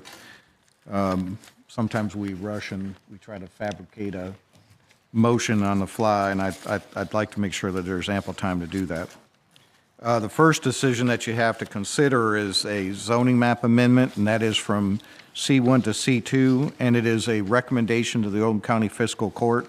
Although it's right at the edge of the city of LaGrange, it is still in the county, so it goes to fiscal court. On page 5, there's sample motion for either approval or denial. I want to make sure that either way, whatever your decision is, that you consider it, and this is where our attorney, Mr. Combs, will make sure that we put ample evidence into that decision. Again, there's sample motions on page 5, and this would be, again, a recommendation to Oldham County Fiscal Court. Thank you, Mr. Urban. All right, commissioners, questions, discussion? Mr. Fox. Point of order, sir. I'm kind of new to this, but can we ask questions after we've heard the rebuttal? Counsel, you good with that? Back and forth. Well, have you actually closed the public hearing portion? I think you have, given that you've gone to this next phase. So I think unless the commission decides that they want to ask further questions, you've kind of jumped ahead to the point where we're making a decision. So it's up to the commission to decide whether you want to open the floor again. Okay. It'll be open to everybody. All right. We're at the point where we're having discussions between the commissioners right now, and then when we close the floor for a motion, and we can discuss that at that time. Yes. Okay. I'm not sure I understood what Tate said. Can I ask a question or not? We're going to get the commission to opine here, okay? All right. Yes, sir. Commission, do you wish to allow for additional questions from Mr. Fox of applicant? Do you need a motion for that? Yes. I'll make a motion that we allow the time for. We have a motion on the floor. Do we have a second? Second. We have a second. We'll go with a voice vote. All in favor, please signify by saying aye. Aye. Opposed, like sign. Okay, Mr. Fox. Thank you, sir. Apologize if I didn't know the correct procedures. It's okay. And I don't know if this is for Mr. Talbot or Ms. Tolliver, but I'd like a clarification because it came up from one of the neighbors. And Mr. Talbot, you made a comment. Has Christian Brothers or any of its franchisees ever been cited by or fined by the EPA?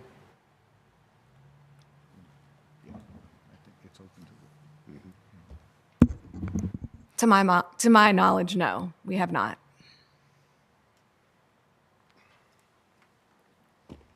All right. To your knowledge, but is there anybody, Mr. Talbot, do you have any different knowledge? I do not. No, I do not. I mean, honestly, I would say I didn't search that. I mean, in terms of a zoning question, that wouldn't be something that I would evaluate or look into. But if I was opposition, I would. And there's been plenty of opposition. And I would submit to you, if that existed, you would probably have heard it from the many people that spoke against the project. Well, you made the statement that you didn't think there'd ever been any problems. So I'm asking you to quantify that.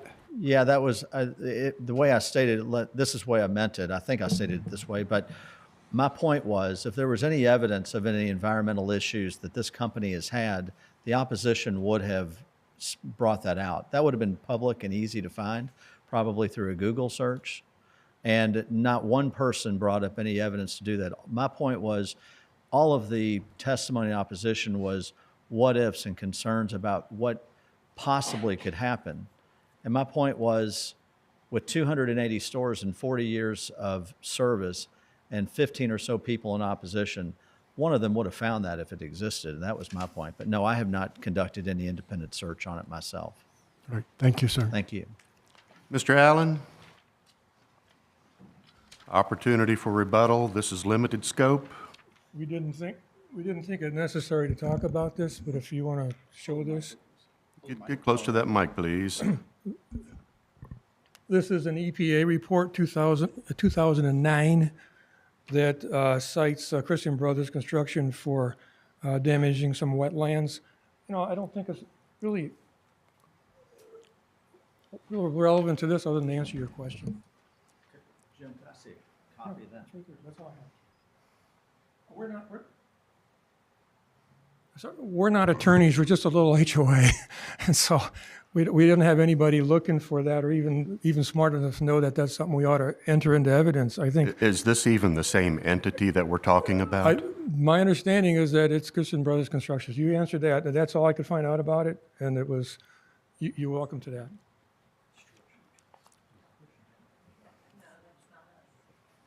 Yeah, that document is for Christian Brothers Construction. That's not this company. And I haven't read that report, but it's talking about wetlands. You know, wetlands can be, you know, if you dig them up, that's a problem. I don't know what exactly was done, but it doesn't appear to be talking about some kind of chemical spill, but I only barely glanced at it and have never seen it before, but that's not our company. Thank you. Mr. Fox, anything additional? Okay. Other questions? Mr. King. Other discussion? Mr. Marsh. A question, I believe, maybe for Council and Mr. Urban. If we were to apply binding elements in any regard, when would we discuss that possibility? And would the applicant have a chance to, I'm going back to the parking question. Well, the steps we're going through is the first is the zoning map amendment. You don't apply any binding elements to the zoning map amendment. The next two are for the variances that were requested. And then the final one is the development plan. That's where all the conditions or binding elements are placed. We'll go through the process again. And usually what I do is I read the ones that I know we have. We always look at the applicant for affirmation that they agree to those binding elements. So I'm not sure if there's something that we haven't discussed yet, but let's wait till we get there. Okay. Let's go through the first three decisions first. Okay. I think it has relevance on the change of the zoning, though. I would like to hear from the applicant that they are willing to not have 200 cars parked on that lot where there are 57, 51 spots, as I mentioned before, as I've seen at their other location. How do we address that? So you might want to say that you're going to place a binding element on the development plan that would assure no off-site parking. Applicant is able to then acknowledge that or not, okay? Well, it's not off-site. It's even within the site that he's talking about. Outside of approved for parking me, spots. I don't see how that applies to the first question. For the first question. Okay, Appropriateness so- for a zoning map amendment.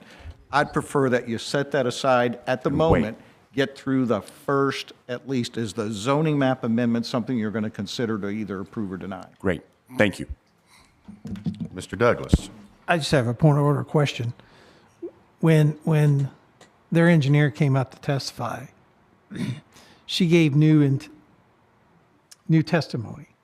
In rebuttal. And when she did, she also indicated that they would be willing to add something to the binding element or conditional of approval, which was the new Hydro International downstream, which I know you're going to look at. I wrote that down. But I don't think we got a very good clarification where that would be installed, how that would be monitored and installed by our own engineers and our own stormwater regulations. So I think there should be at least an explanation where that's going to be installed. Is it going to be installed at the basin? Is it going to be installed in the parking lot area? Or is it something that she needs to work with our county engineer to do? And that, I know that doesn't have anything to do with the first rezoning map amendment. but that was new testimony she provided to us, which it was either our fault for not allowing her to. Well, you have closed the floor again. Yeah, exactly. And now you're asking another question. I'm not and going to you ask a need question. to sit you down can sit. until procedurally. So But you we want to can open do the- that in the but- binding element. You can, but if you want clarification for that, you got to open the floor back up. I'm not going to open the floor for Okay. that. I just want to know, can we ask that? But point of order was, can we ask that during the binding element if it's attached to it? Well, I have written that that would be a requirement. Where it goes isn't necessarily part of a decision. It's just that it needs to, they offered it, they would put it in as a binding element. If they shake their head yes, that they agree to the binding elements, it would then go where it's supposed to be, where it would work, not where it would be just on the side. Exactly. Sitting there unused. Yeah, yeah. So it would come at that point. Yeah. Thank you, Mr. Urban. Further questions? All right. Everybody understand where we are? We are at the point So to I'm. consider the zoning change. The zoning map amendment, and I want to make sure that you understand, be thoughtful in your motion and second to make sure that you are citing evidence and testimony, either way for approval or denial, for whether it's justification for a zoning map amendment. And it doesn't have to do with the particulars of an oil-gas separator. It has everything to do with the appropriateness or not of changing the zoning from C1 to C2 and whether you've heard evidence. Thank you, Mr. Urban. Floor is open, guys. I'm going to say carefully craft a motion. And if you want to take a little recess to do it, I think that would be a good thing. I think it, again, when we look at these and we do training about motions and when we get them and produce the minutes, sometimes we have to look at them and say, what were they really saying here? So my suggestion is that either you take a lunch break or a quick recess so that somebody can craft the wording of a motion. And as your staff, I can help you with that. Mr. Chairman, request a 10-minute recess. Thank you, sir. Do we need to vote on that? We got a second? All in favor, please signify by saying aye. Aye. Opposed, like sign. 10 minutes.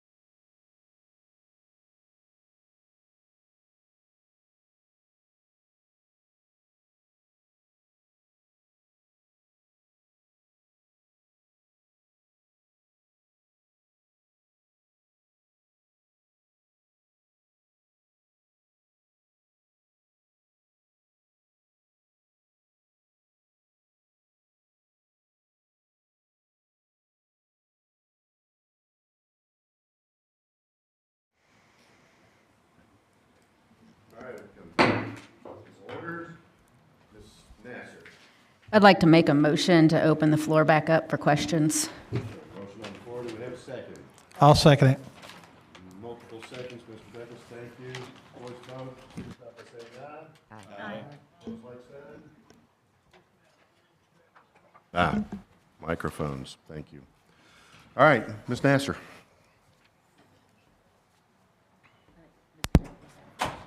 Okay, Mr. Douglas.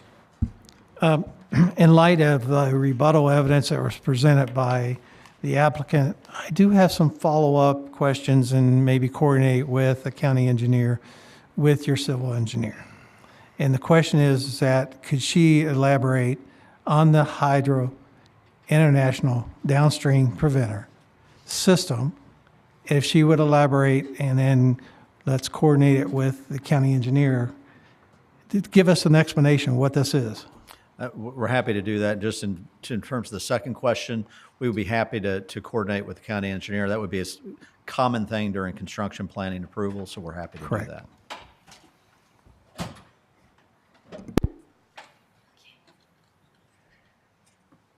So, let's see. I was going to say I have a detail on my phone, but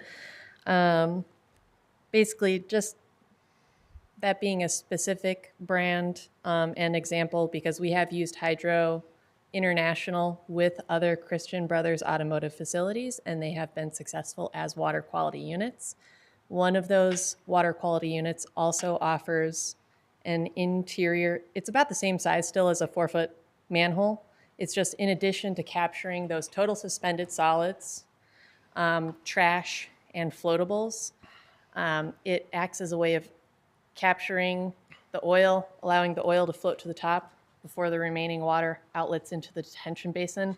Very similar to an oil water interceptor, but more on a manhole catch basin scale. Again, this is just one example. There are other types of oil water capturing units and measurements that can be incorporated either in the water quality unit or in the inlet catch basins or in the outlet to the detention basin itself. These are things that we have every full intention of coordinating with the county engineer during the construction design phase.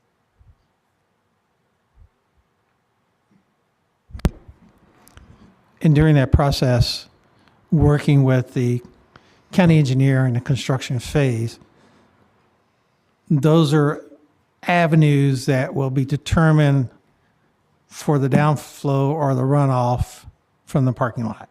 Yes. That you're, yes. Because you've already This is for stormwater. Yes, this is this for is for stormwater runoff. Yes. That seems to be a concern. Yep. That's what this design would be. The water quality units are meant for the site stormwater runoff. Okay. And there were some concerns about the impurities of antifreeze and runoff. Does this system do anything to prevent that? So this one specifically does not capture antifreeze. Looking into trying to find items that capture antifreeze and looking into, I would say, discussions of what antifreeze capturing items there are for even a C3 facility. I think we will try to do our utmost to do what is reasonable as well as going above what is required by the county design standards and best management practices. In terms of trying to capture antifreeze, I don't have that answer offhand. I don't have, even with my years working with General Motors, the spills of antifreeze compared to those of small fluid leaks, which also the intention is for that not to be a regular occurrence, are lower still. Are there systems that does filtrations in swells and basins? So in my To capture. experience, the separation, those types of separation items, in my experience, are what I've seen more at wastewater treatment facilities. And even then, they are not always included at every type of wastewater treatment facility.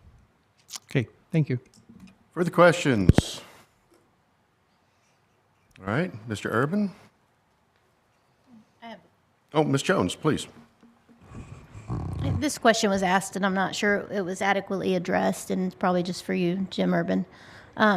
If this property is changed to a C2, and in 5-10 years, it's no longer Christian Brothers, can they sell it to a gas station and a gas station come in there without any further, coming back here because now it's a C2 and that's allowed?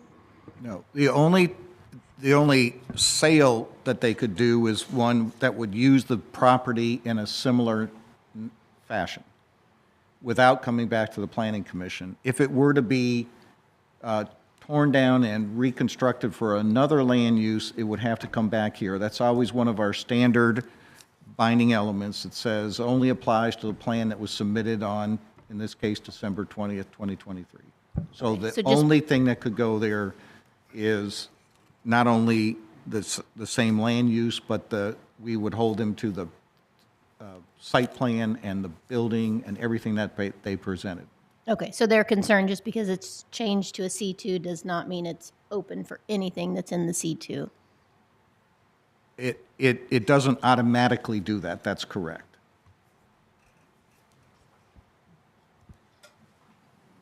Commissioners, anything else? Mr. Allen? We have new estimate or a testimony, any rebuttal commentary? Just regarding the antifreeze issue, the research I've done, I'm not an expert in this, but I'm not sure there is any way to separate that without a big system, so it could be a problem. But with regards to your question on the reuse, it's one of the concerns was not just about reuse for C2, but it's what if, pardon the pun, but what if Satan Brothers gets in there and they're not as environmentally conscious and willing to take care of their systems that Christian Brothers says they are. So that's the long range kind of concerns that we have. Thank you, Mr. Allen. All right. Anything else? Anyone else? Okay. Are we at a place where we can close testimony? Please. This is rebuttal. This is rebuttal. They make a statement of, again, Dan Greenwood. A statement is made of, yes, they do everything to clean it up and keep it clean and the things that they do. My question is, and it is also along of who's next could come to this, should this not make it? Should it be that this franchise does not succeed, they have to close the doors? Is there any type of cleanup? Maybe because they let it go or whatever. Who would be responsible for something like that? I'm just asking as a question in general. Will the corporate office take it on, or is that going to be up to our community again, Oldham County and there? Excuse me, I'm so sorry about that.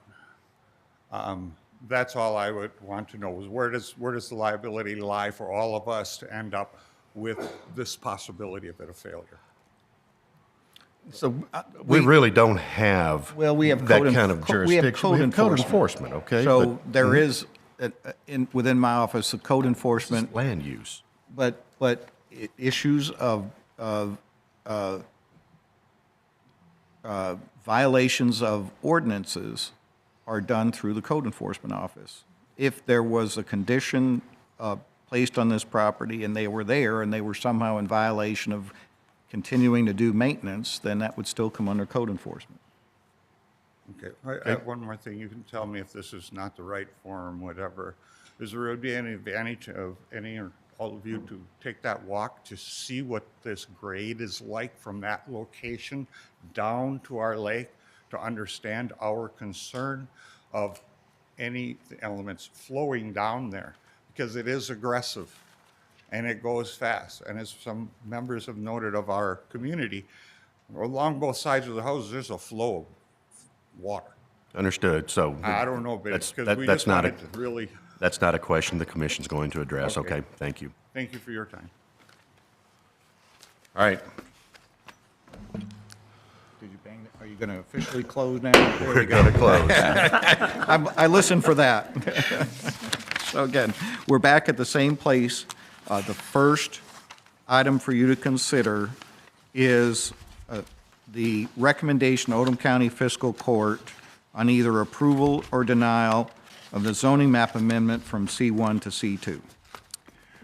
Mr. Urban, or Mr. Chairman, question for Marsh. Mr. Urban regarding that.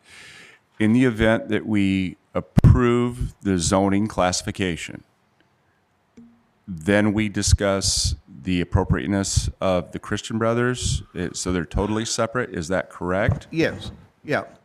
Again, you've heard evidence and testimony. It's all in one ball. You can't necessarily unravel it. So you're obviously going to think about your either motion or your voting on that motion in the context of the site plan and land use that has been presented. It's obviously connected, but your first step is to determine whether or not changing the zoning is appropriate. Now, you're obviously changing it for this particular land use, and it would only be this particular one unless somebody came back and tried to convince you to use a different land use. Okay. And the binding elements and the concerns that we've been discussing are primarily due to the applicant at this point in time? Yes, and the variances and then the development plan come after you determine whether or not the changing of the zoning is appropriate. Thank you. And then also remember, it's a recommendation of fiscal court. Correct. They can either uphold your recommendation or they can overturn your recommendation. All right. Floor is open for motions, commissioners. I'll make the motion. Sorry, Mr. Hampton? I'm sorry, I've got Mr. Hampton down here. Okay, that's fine. Thank you.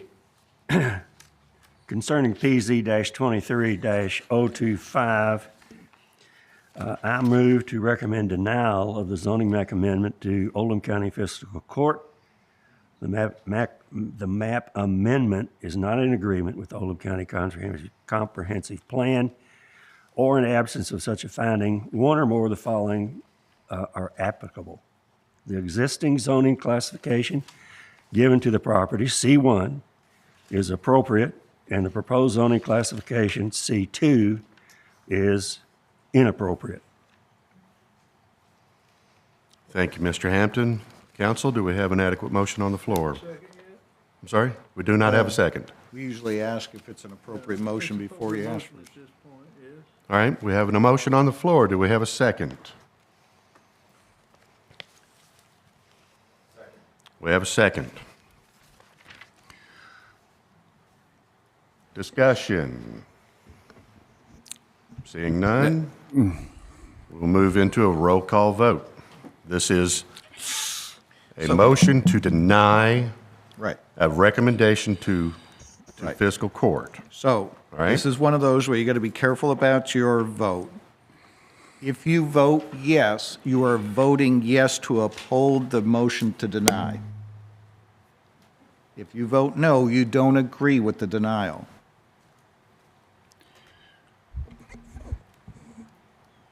Everybody clear? All right. Ms. Edgar? Mr. Marsh, No. Ms. Nasser, No. Ms. Walzer, Yes. Mr. Winters, Yes. Ms. Jones, Yes. Mr. Hampton, Yes. Mr. Fox, Yes. Mr. Finney, No. Mr. Falvey, Yes. Mr. Elder, No. Mr. Douglas, No. Ms. Davis, No. Looks like it's your choice. Well, we'll wait for the tally, but it sure looks like it's a 6-6 vote. It's a 6-6 vote. 6-6 is what we have, and the chair will vote in the event of a tie or to make a tie. To break a tie or to make a tie, and the chair will vote No. Okay, so that means the motion to deny has been defeated by a vote of 7-6. All right.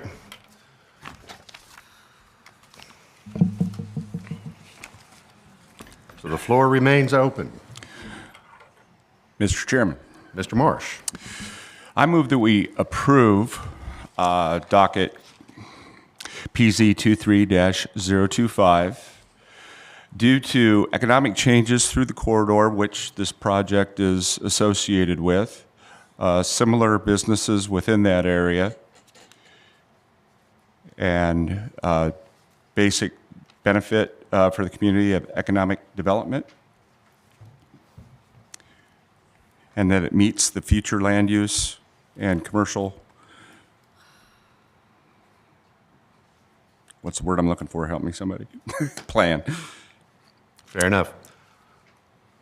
Council, do we have an adequate motion on the floor? Okay, yes. Do we have a motion on the floor? May I So have hang a on, s- hang okay. on. But you didn't actually say it, but it is a recommendation to To the- fiscal court. to the fiscal court, You didn't please. say that in your motion, but I Okay. want to make sure that you understand that. I thought it. Yep.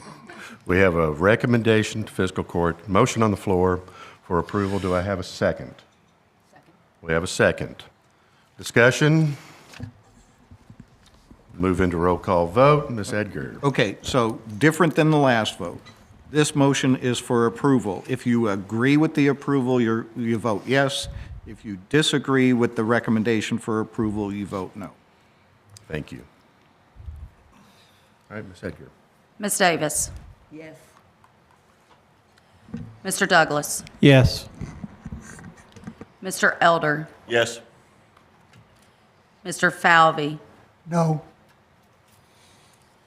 Mr. Finney. Yes. Mr. Fox. No. Mr. Hampton. No. Ms. Jones. No. Mr. Winters. No.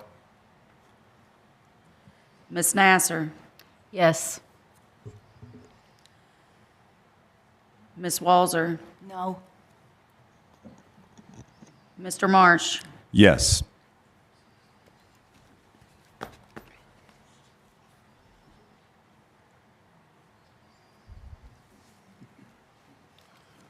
All right, Commission, same result. Tie vote. Chair will vote yes for a recommendation to approve to Oldham Fiscal Court. Okay, so with that recommendation, now we're going to get into the development plan, and the two variances come first. And Mr. Chairman, I vote we have a lunch break. well, you're in the midst of this case. Why don't we wait till the, unless, that's, I'm sorry, you made a motion to have a lunch break, so. All right. Let's let the commission decide. Do you want to finish this docket, or do you want to go to lunch? Finish. Well, so we have a motion on the floor already, so hold up. We have a motion on the floor that says, hey, let's go for lunch. All in favor, please signify by saying aye. Aye. All opposed, like sign. No. All right, we're going to finish the docket. Okay. So now, again, going back to the variances, there are two variances that were requested. The first is for a side yard variance from section 160020 for the minimum street side yard setback. Again, this is the part of the property that's facing Zalesmith Road, and across Zalesmith Road is property zoned R2. The required setback is 35 feet. The proposed setback is 10, so the requested variance is 25 feet. All right, commissioners. We've heard Mr. Urban. And let me just tell you, on page 5 of your staff report, there's a sample motion for either approval of the variance or denial on page 6. Floor is open. And there's only one condition. We would actually do this probably on the development plan, but if you were to make a motion for approval, that the variance shall only apply to the application considered at the December 20th, 2023 Oldham County Planning Commission public hearing. Of course. Where do they see that on there? 'Cause that needs to be stated. Page 5 in the staff report. and then on page 6. So that's your first variance to consider. Mr. Chairman, Mr. Marsh. I move that we approve the request for variance with the associated.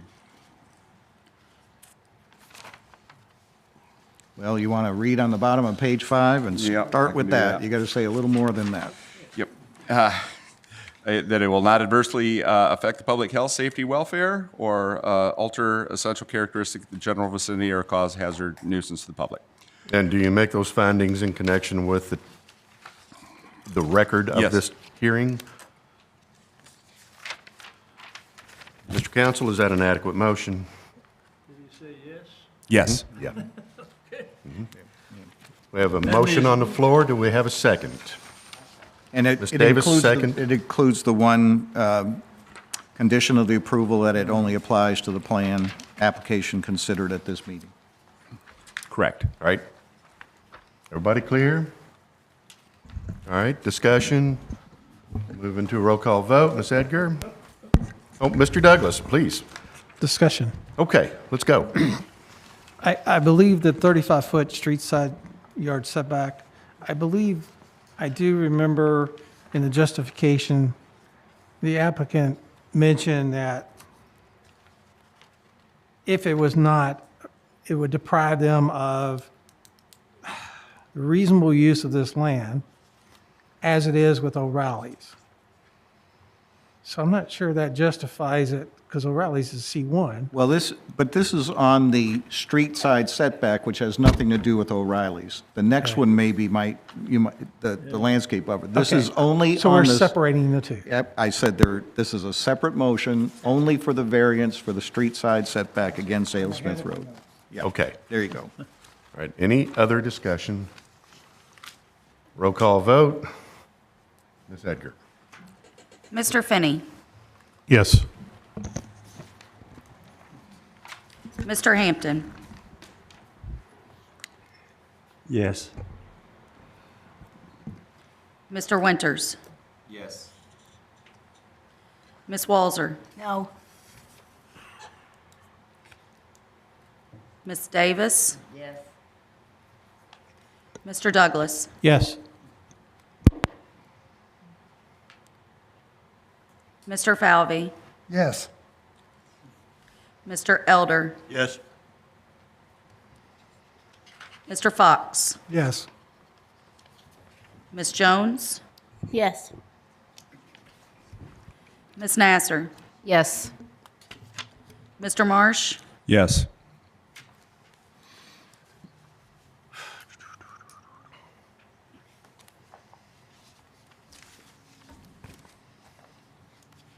Thank you, Ms. Edgar. And the motion for approval of the variance on side yard setback has carried by a vote of 11 to 1.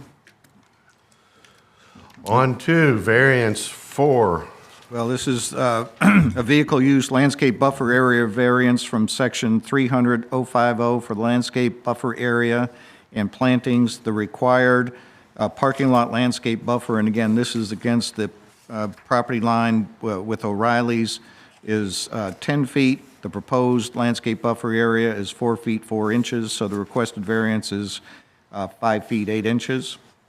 Again, starting on page 5 and 6, it's the same type of motion that needs to be made, including statement of reasons why you would either approve or deny that variance. Okay, commissioners, questions? Floor is open for motions.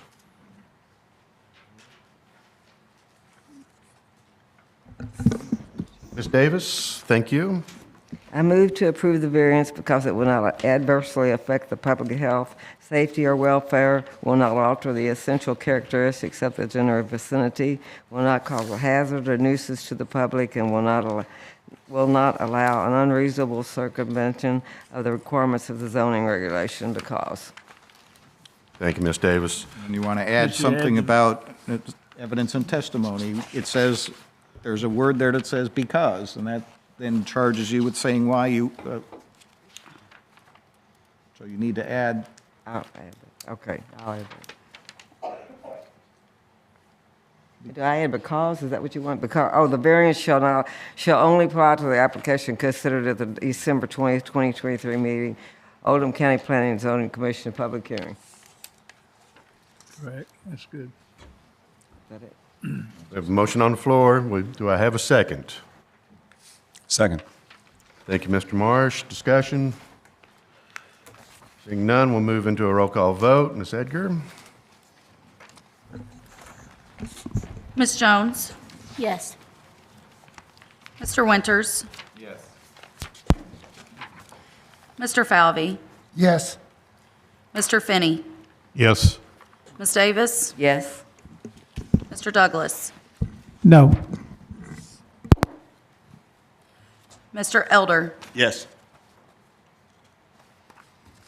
Mr. Fox? Yes. Mr. Hampton? Yes. Ms. Nasser? Yes. Ms. Walzer? Yes. Mr. Marsh? Yes.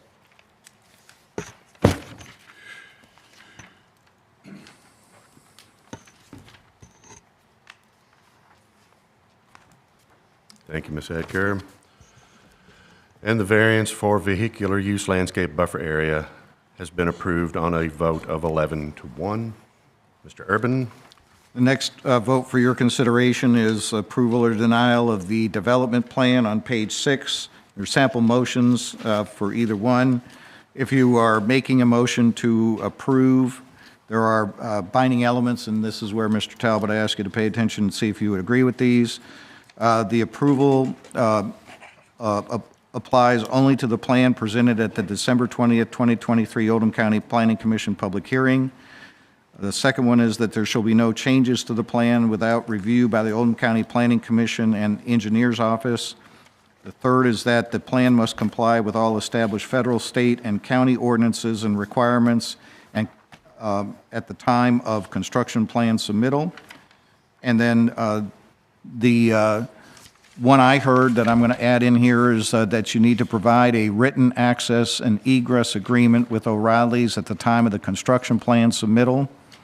And then that a Hydro International Downstream Defender or similar device, water quality device, must be installed in the appropriate location in the stormwater system in coordination with the county engineer's office.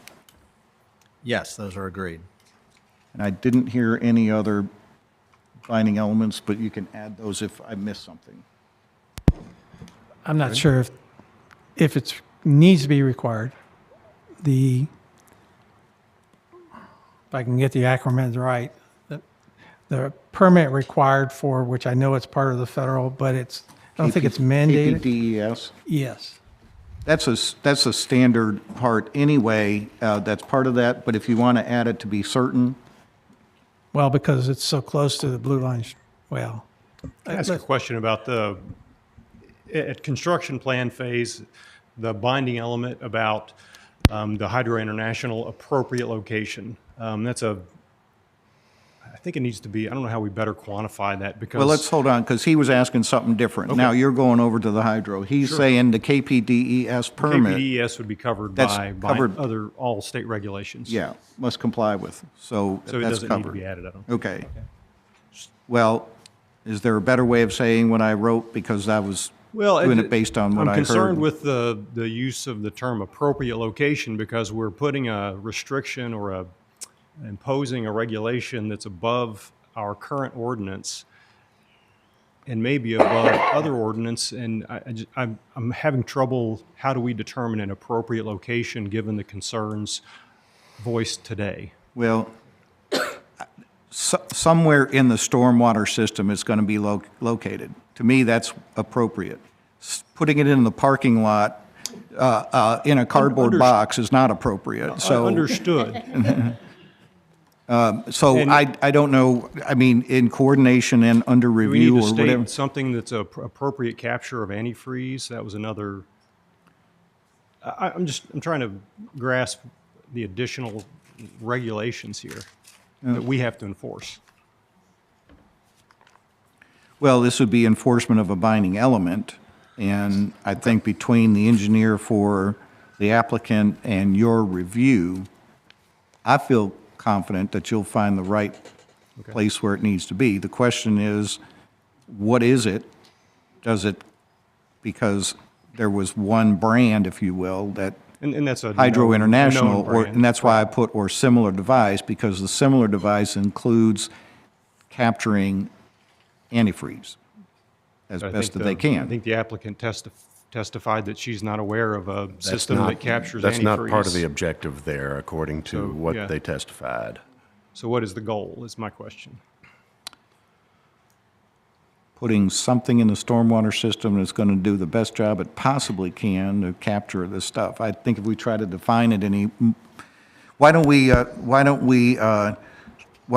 how about this? Before going to the fiscal court, this should be resolved. Would that? The curse of the engineer is dealing with absolutes, and Yeah. that's what I'm trying to deal with right now. So if I said the exact same thing but then added before presenting to fiscal court, so that it's upon the applicant, they're compelled to come up with the right solution before this thing goes any further, as opposed to And then waiting for fiscal court construction would have the plans. opportunity to determine if that's adequate also? Based on your Recommendation. recommendation to fiscal court, yes. Okay. That's what I called you on yesterday. What's that? That's what I called you on. Yes. I think we can work with that. Good? But- Okay. Thank you, Mr. Okay. Silliman. So it's going to read, So can you read that? hang on. So I'm trying to make it good grammatically.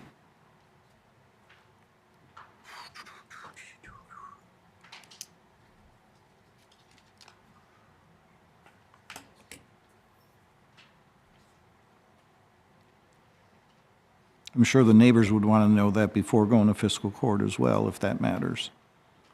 All right, so I was going to add in front, before presenting to fiscal court, a Hydro International Downstream Defender water quality device or similar device must be, and in this case, proposed in an appropriate location in the stormwater system in coordination with the county engineer's office. Does that sound good enough?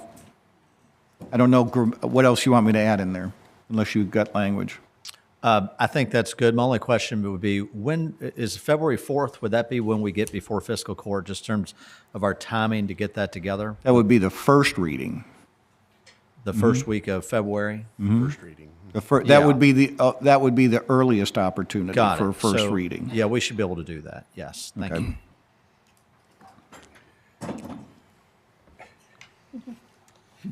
I don't think it addressed again, the capture of the material. What are we trying to stop?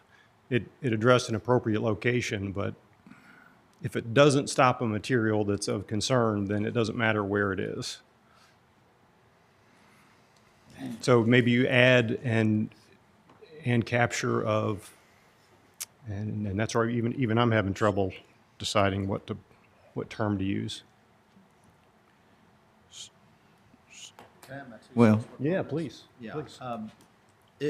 The device that we talked, and Mr. Urban, I thought your comment about of that similar type is good, because I didn't realize the one I did was really a name brand, really talking about a type of device. But it was my understanding from the engineer that that type of containment system, it would capture oils, which would capture any types of oils like hydraulic oil, transmission oil, all of those things. But it was my understanding that there is not anything that catches antifreeze. And so that was never, I don't think we can add that, because I don't think that could be possibly satisfied. But the one that she talked about was a high quality containment system that they've used on other types of sites.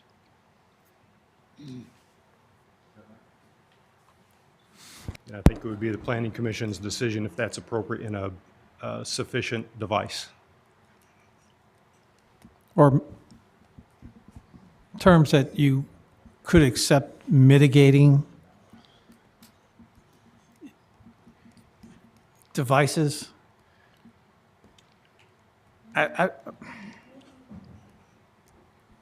Please. Yeah. So one thing that is already required with the county is to capture They have a list of water quality standards, including total suspended solids, floatables, trash, etc., which we intend to meet with the water quality units. In addition to that, we will coordinate with the county engineer to the best of our ability to provide mitigation of oils prior to release from the site. Is that? Again, there's a Yeah. material that's been stated in the hearing, and it's not being Yeah. added to that Well- mitigation. So that's my concern, is do we address that or do we not?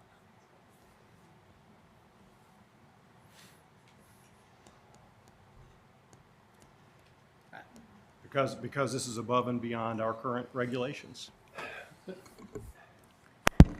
I understand that it's above and beyond our standard minimum best measure practices.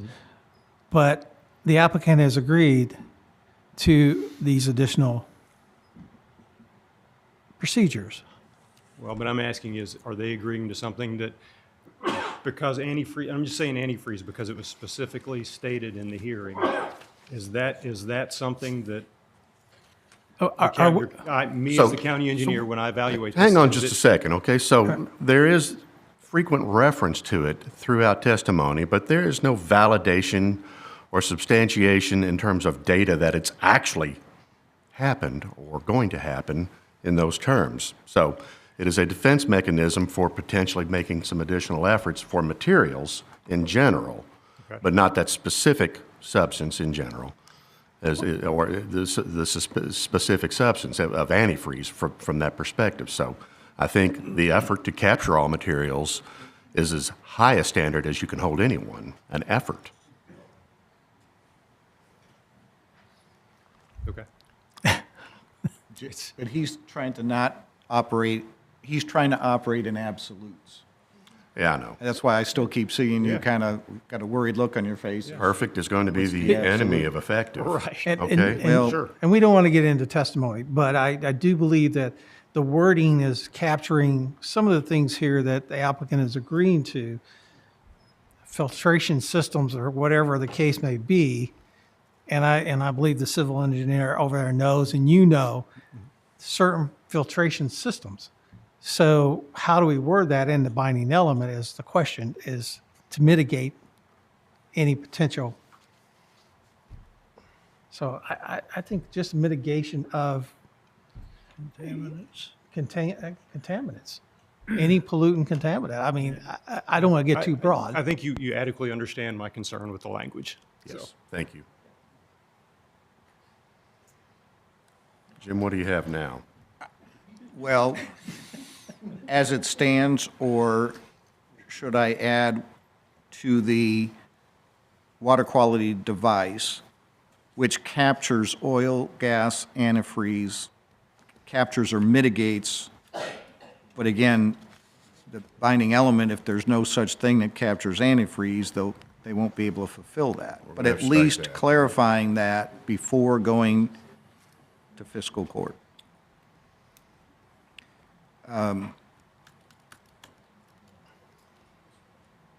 So I guess that's all I would do is add which captures or mitigates oil, gas, and then do you want to add antifreeze or not? Oil and gas. Okay, so it would read, Hydrocarbons before, and, before, the antifreeze and well, they can't capture antifreeze. So before presenting to fiscal court, a Hydro International Downstream Defender water quality device or similar device must be proposed in the appropriate location in the stormwater system in coordination with the county, wait a minute, device which captures oil and gas must be proposed in the appropriate location in the stormwater system in coordination with the county engineer's office. I think everyone understands the intent of that. For the record, we agree with that. Okay. That's helpful. All right, commissioners, any questions, concerns? Mr. Chairman. Everybody get it? Yes, sir? I still have my question about the parking. Is there any recourse or is it code enforcement that would prohibit having overflow if there's 51 parking spots, if 90 people drop off their cars that morning, that it doesn't end up blocking roadside parking or anything else? Do we have any recourse there with a bonding element or code enforcement? Well, I think you could simply add a binding element that says that all parking must be on site, but there's no place else for them to park. In other words, you're basically saying they shouldn't park on Zale Smith Road. With that many parking spaces, I'm not so sure that that's necessary. But if they were parking on Zale Smith Road, there are police and there's code enforcement. That would address it. Mr. Hampton, please. It's illegal to park on a county road. Period. Well, there's not really a regulation that says that, but we keep saying it out loud. It's illegal. I don't know where, have you ever seen a regulation, Jim? Because I don't know that it says that, but trust me. He's an engineer, he's not a cop. So if I recall correctly, I think the KRS, the Kentucky Revised Statute, is that there's no parking allowed on the county road that obstructs traffic. So any parking on county road would obstruct. It's a qualified statement otherwise. I'm sorry. That's the way it's worded, is that that it should not obstruct traffic. So.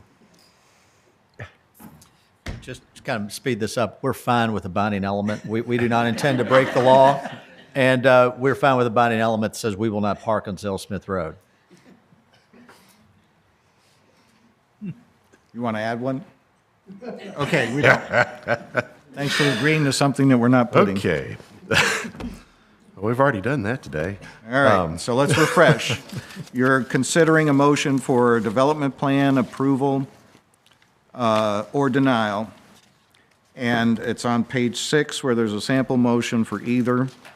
Do I need to restate all of the binding elements, or are you good? Everybody remember what they are? Everybody good on the binding elements? I dare you. Okay. We're good? We're good. All right, Okay. floor is open For a motion. for a motion.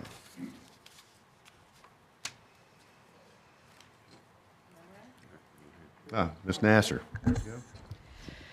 All right, I motion to approve docket PZ-23-025 on the development plan as presented today, based on testimony and evidence presented today, that this development plan takes into consideration the surrounding properties, the surrounding environment of the area that has been placed in testimony. This approval shall also include the binding elements that have been stated by Jim Urban today and agreed to. Thank you, Ms. Nasser. Is that good? I'm trying to hear, does she say the development plan approval shall apply only? That's the binding elements. Yep. I got a list. There's Definitely. Yes. altogether, there's 1, 2, 3, 4, 5, 6. Okay. Yes. Five, sorry, Five. 5. All right, we have a motion on the floor. Do I have a Seconded. second? Mr. Finney, thank you. We will move into a roll call vote. Ms. Edgar?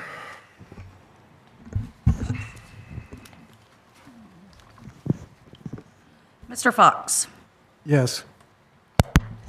Mr. Finney? Yes.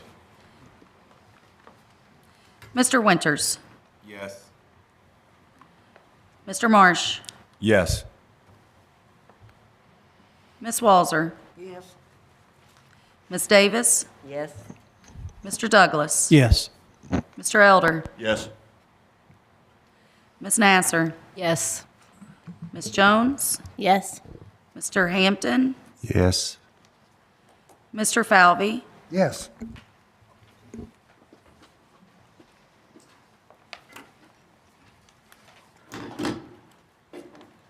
Thank you, Ms. Edgar. And the motion to approve the development plan is passed by a vote of 12 to 0.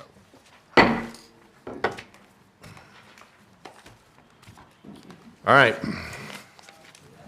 Well, you got 2 more here. We need to get this commission a break. All right. How long you guys want to go for lunch? You want to go for an hour? You want to go for a half? Can we do this in a half? Don't even go for it. Huh? Okay. All right, so business. It's lunch or keep rolling, guys. I think y'all just go on.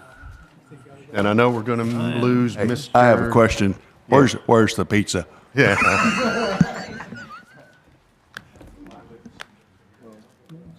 You can't go. Winters won't Are be we back, going to right? push forward, or are we going to go for lunch? I'd push forward. I'd vote All right. forward. Let's open it up then. Mr. Douglas, is that a motion? Yeah, make a motion. Keep moving? I make a motion we keep moving. Okay, we have a motion. Voice vote. All in favor signify by saying aye. Aye. Opposed, like sign. All right, we're going to keep moving.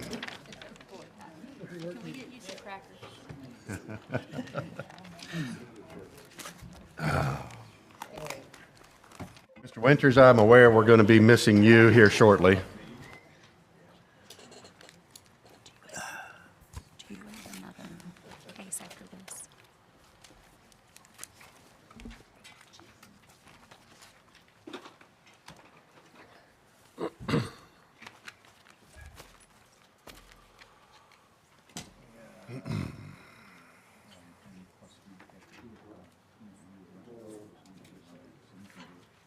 Do you have another case, or are you done? Jennifer hasn't had lunch. Can you go downstairs, cover the front desk? Got it.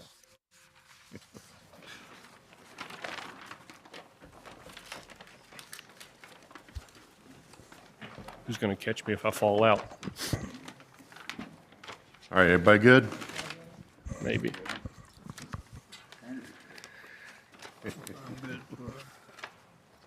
Half an hour.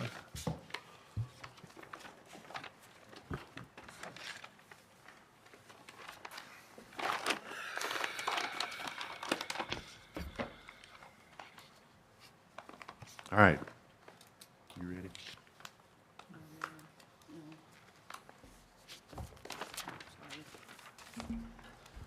All right, we'll move into the next docket. Ms. Edgar, will you read the docket item, please? Docket PZ 23-026. Application has been filed by Robert Wright for approval of a waiver of the minor plat rule and a previously approved waiver, PZ-19-017, on approximately 11.25 acres. The property is located at 8725 Ash Avenue, Pee Wee Valley. The zoning is R1 Residential District and R2 Residential District. Thank you, Ms. Edgar. And Mr. Fisher, you have staff presentation. All right. Ryan Fisher, Senior Planner with Oldham County Planning and Development. As Ms. Edgar stated, we've got an application for the approval of a waiver of the minor subdivision plat rule, as well as we're going to talk about a previously issued waiver on the property, PZ 19017. Little bit of a correction. The zoning on this piece of property where everything is done is just R1. So just want to make that clarification that as I was going through the process, the actual R2 portion had already previously been divided from that other case. So the site information, here we are showing it's in an R1 residential agricultural land use on 11.25 acres. So here is the property in question, Old Floydsburg Road, and then Ash Avenue over here. The applicant's property is here, and then this is all of the piece of the property that we'll be talking about what's trying to be split today. Here is the zoning map showing that all of the property we'll be talking about today is in the R1 zoning area. Case history, we did post this to the website on November 29th. We sent out adjoining property owner notices on the 5th of December, and the public notice appeared in the Era on the 30th of November. So site history. So this is where I'm going to try to slow down for you. I know I talk fast a lot of times, but I'm going to try to slow down because there's kind of an extensive history with this property. So we're going to kind of go through this piece by piece. So the first thing, on August 27th, 2019, the Planning Commission heard a request for a waiver of the minor subdivision plat. So that was case PZ 19-017. I've included in your staff packet the meeting summary from that meeting, as well as the recorded certificate of land use restrictions that were put on that case. So that case created 4 2-acre tracts on 15.677 acres on Old Floydsburg Road. The waiver passed and a statement was placed on the 4 new 2-acre tracts that no further division of those tracts be allowed. And that motion passed 11-0. And so these are the 4 tracts from that previous case. Old Floydsburg Road down here on the bottom created 4 new lots of 2 acres each with a stipulation that they could not be further subdivided. And these are those lots there with an access easement coming off Old Floydsburg to get to Lot 3. On October 1st, 2019, a minor plat, 19046, was approved to actually create those 4 lots that were approved at the Planning Commission with that waiver, with a note that there shall be no further division of those 4 lots. So here is the approval in 2019 of those 4 tracts, Lot 1, Lot 2, 3, and 4. And then down at the bottom there, highlighted, it says there shall be no further division of lots 1, 2, 3, and 4. All right? Just for clarification purposes, today we're actually going to be dealing with this residual tract here. So I don't want you to get confused by that. I just want you to see where we've been and where we're going. On March 12, 2021, a minor plat, 21-017, was approved to shift the property line of Lot 3. So once again, that was one of those lots that was approved at the 2019 case. And so what they did on this, and I've color-coded these for your viewing pleasure, but what they did was essentially move the property line of this Lot 3 to create a Lot 3A and 3B. 3A was then consolidated into that Lot 4 that fronts on Old Floydsburg Road.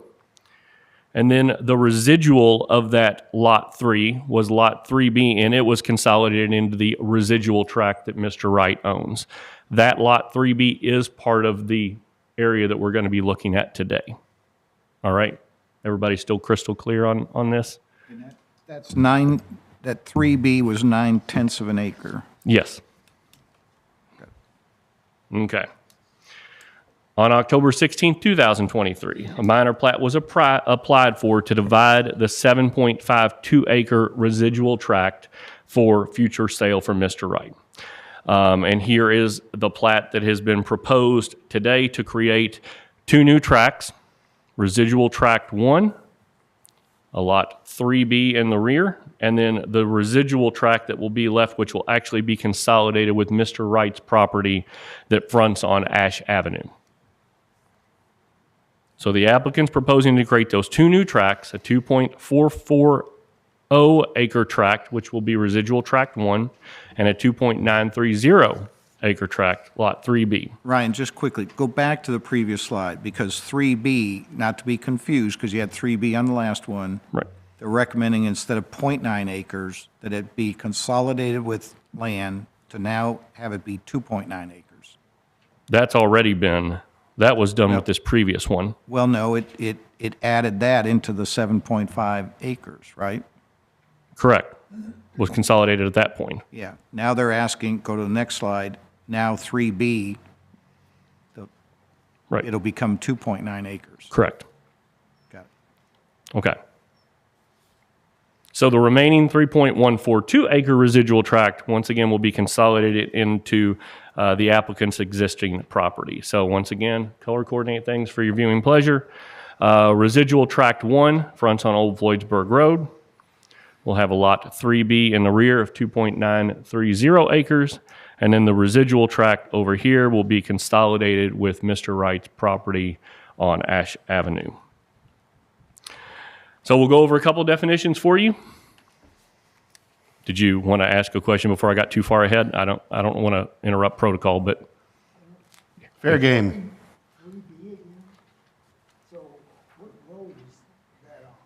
This isn't on a road.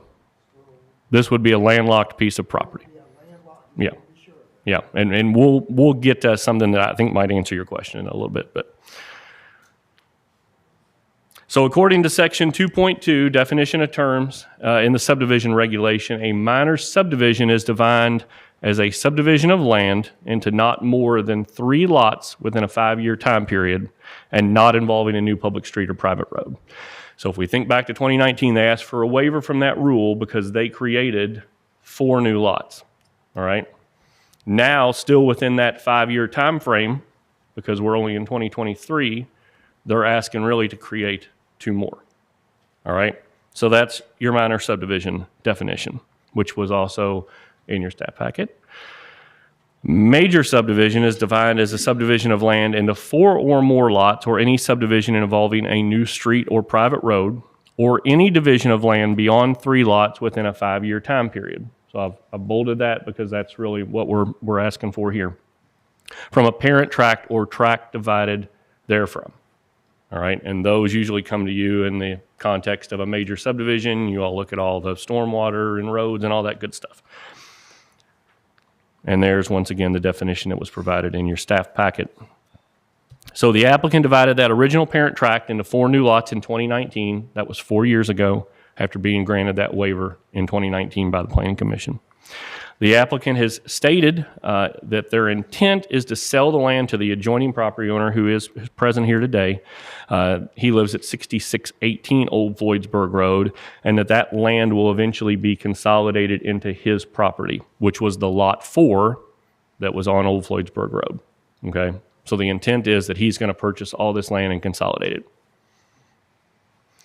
So if the waiver request is approved, the applicant would then be required to submit a minor plat application, which actually he already has because that's how this process got started.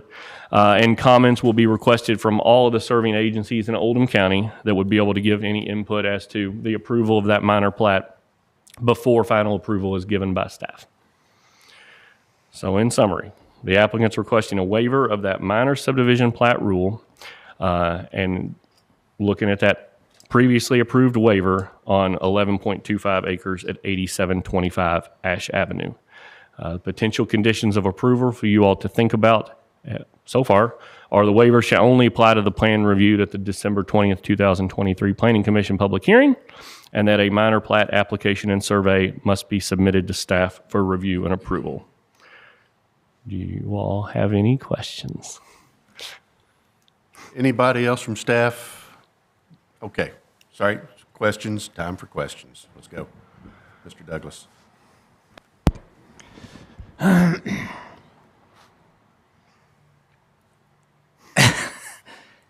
want to be not so concerned, but how did Lot 3 get subdivided without coming back to the commission? Well, I'll answer that only because it was a consolidation into another tract, so it was really just shifting property lines, and it didn't create any new lots. It just shifted a property line. So if you go back to that, previous to this. I believe I recall this. I recalled this case. Yeah. And I believe one of the questions by Commissioner Davis was, will somebody come in and ask to split any of these lots? Well, we like didn't. to 1.99. Yeah, we didn't really split it. We actually changed the property boundary and in essence created one less lot by consolidating that into 4. But that was a change of that lot. Why wouldn't it come back here? I mean, because we Because wouldn't be here today for a waiver. He could just come in here for a. No, now he's looking at dividing this residual tract of 7.5 plus the 0.9 acres. So we- that which is different than the previous hearing. Didn't we in that PZ 19017 though say that the residual tract did not pertain to any splits? Subdividing? That's why he's here today. That's why it's because now he wants to split that. So you're asking a good question, but you're asking 2 separate things. Right. One is, why did that Lot 3 and 3A get split? And I did it as the administrator because it didn't create any new lots. It actually created one less. But now he's wanting to take all the 7.5 acres and divide that. That's your application today.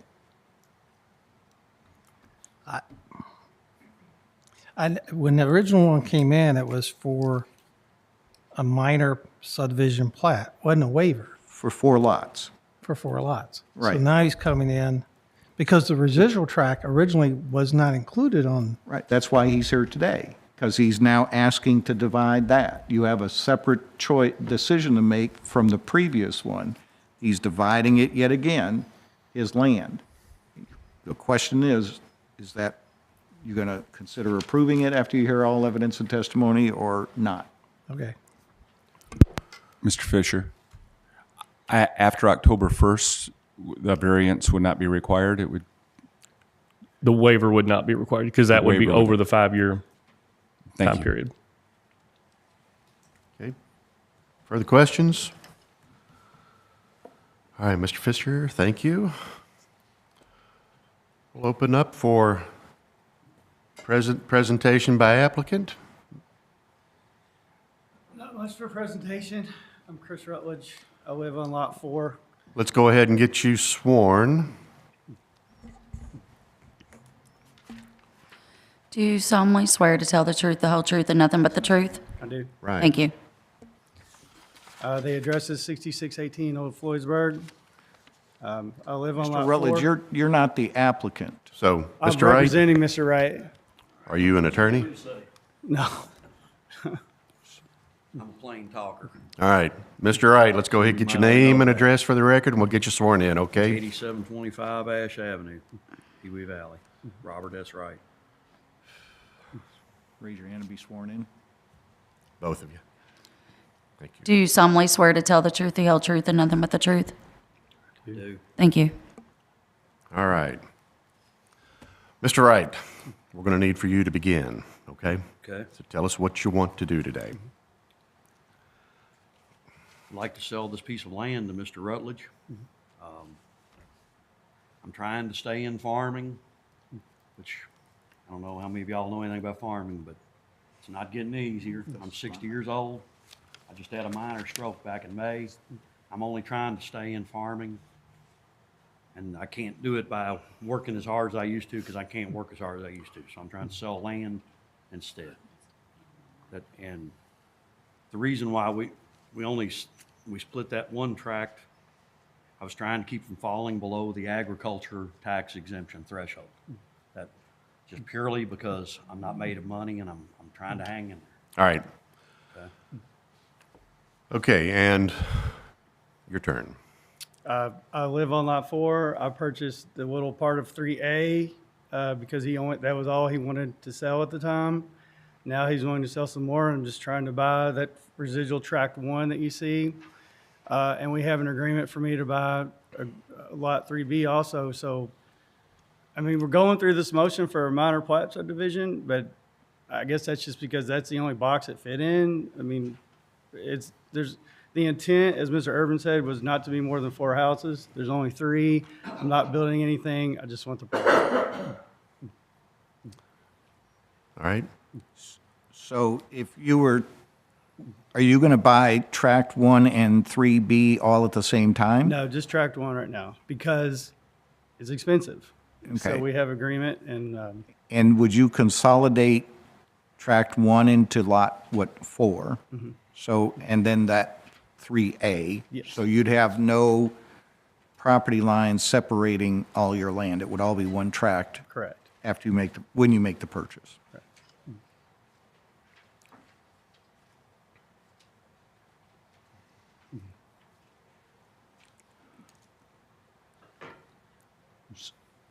Should I keep asking questions or? Absolutely. Anyone on the commission have questions? You can chime in now as well. Just to be clear, I'm not even sure if they all know what questions to ask. but Right. When do you intend to buy lot 3B? Within 3 years. And then, Mr. Wright, what about tract 2? Are you going to continue to carve I don't that have up? another stroke. I plan on farming until I drop dead and lay down on the ground for the last time. That's my plan. All right. Questions? Mr. Falvey? Forgive me if I can't remember the lot number, but do you plan on subdividing it after you buy it? No. And my other question, you're not going to buy it for 3 years, right? It's just purely a capital thing. Well, I was wondering, why are we coming in now to do it? I have a contract for lot 1, and we tried to go through the closing, and we got stopped. So that's why we're here. Because it was a part of 7.5 acres, so you had to make a 2.4 acre tract, which the planning commission had said in the past, no further subdivision without coming here. We're just here following the rules. Don't claim to understand them, I'm just following. So if I didn't mean to interrupt, Please. but if the residual tract of the 7.582 acres or whatever it was originally was not part of that waiver Go back to or the minor one- plat, Yeah.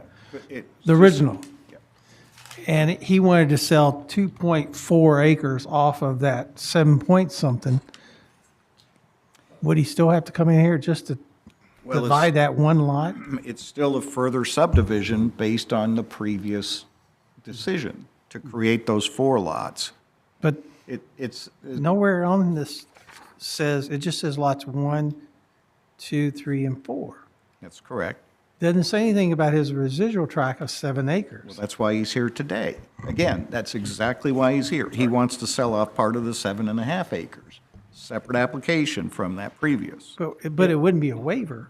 Why In would order it be to a waiver? In order to split it, though, he's still within that 5-year time frame, and he's now creating another But tract the off the residual parent. tract was not part of the first minor plat. But it's a split from the original parent tract. It's The the rule parent states you from can the only original have split. 2 new lots off of a parent tract within the 5-year time frame. After the minor plat, so it's, So he couldn't, the last planning commission case said they couldn't further subdivide lots 1, 2, 3, and 4. The minor subdivision plat rule that is in our zoning ordinance says you can only have 2 new lots within a 5-year time frame. Right. He's still within that 5-year time frame. He's Right. created 4 already, and now he's really wanting to create 2 more, so he's creating 6 new I lots get what within you're the. saying. Okay, I get what you're saying. I got it. All right. We want to hear what you have to say. Put up the next slide, because that's really the subject is, so not only is he trying to create this tract 1, he's also trying to create tract 3B again in a different configuration. So there's yet that's what he's asking you to consider. So you all decide whether it's appropriate to grant a waiver for this rule, if you so choose.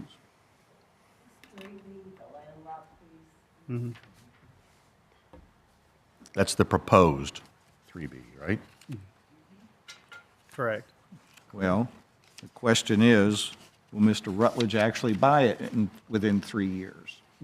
If he does, it will be consolidated into his bigger tract, and it won't be landlocked. If he doesn't, it is landlocked except for this Confederate Place 60-foot right-of-way, which I believe is not. Mr. Wright will still own the residential tract 1, so he could put that back with it if he needed. The landlocked piece could go back with that. Right? 'Cause that's where you live, isn't it? Where I live is right where it says Wright Trust. That's actually about 2.8 acres or so. That's not included in all this other acreage. But you can take the landlocked back with you. Yes, it would butt up to that property. But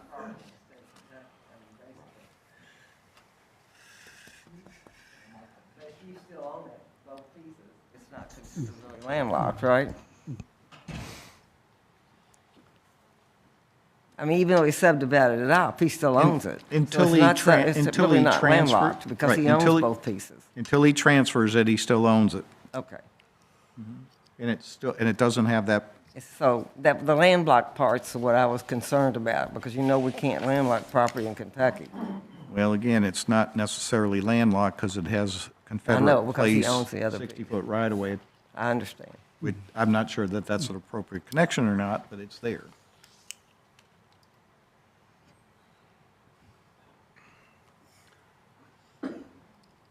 All right.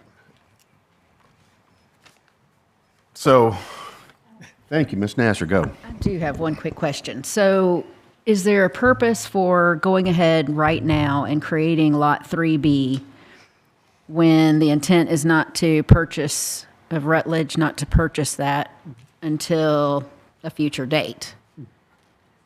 Is there a reason to go ahead and parcel that out now versus waiting until that I date? guess because, when you have the surveyor come out, you just have to holistically look at the property, and we're Yeah. doing a minor plat, we just try to do it. Okay.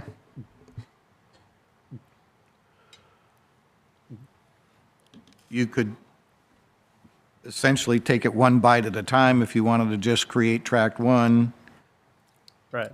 but then they'd have to come back here to create tract 3B. You could do that if you felt more comfortable about it. Is there anyone else here who wishes to speak about this application? Okay. All right. Okay.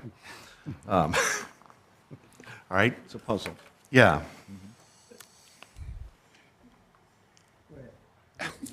Mr. Chairman. Please.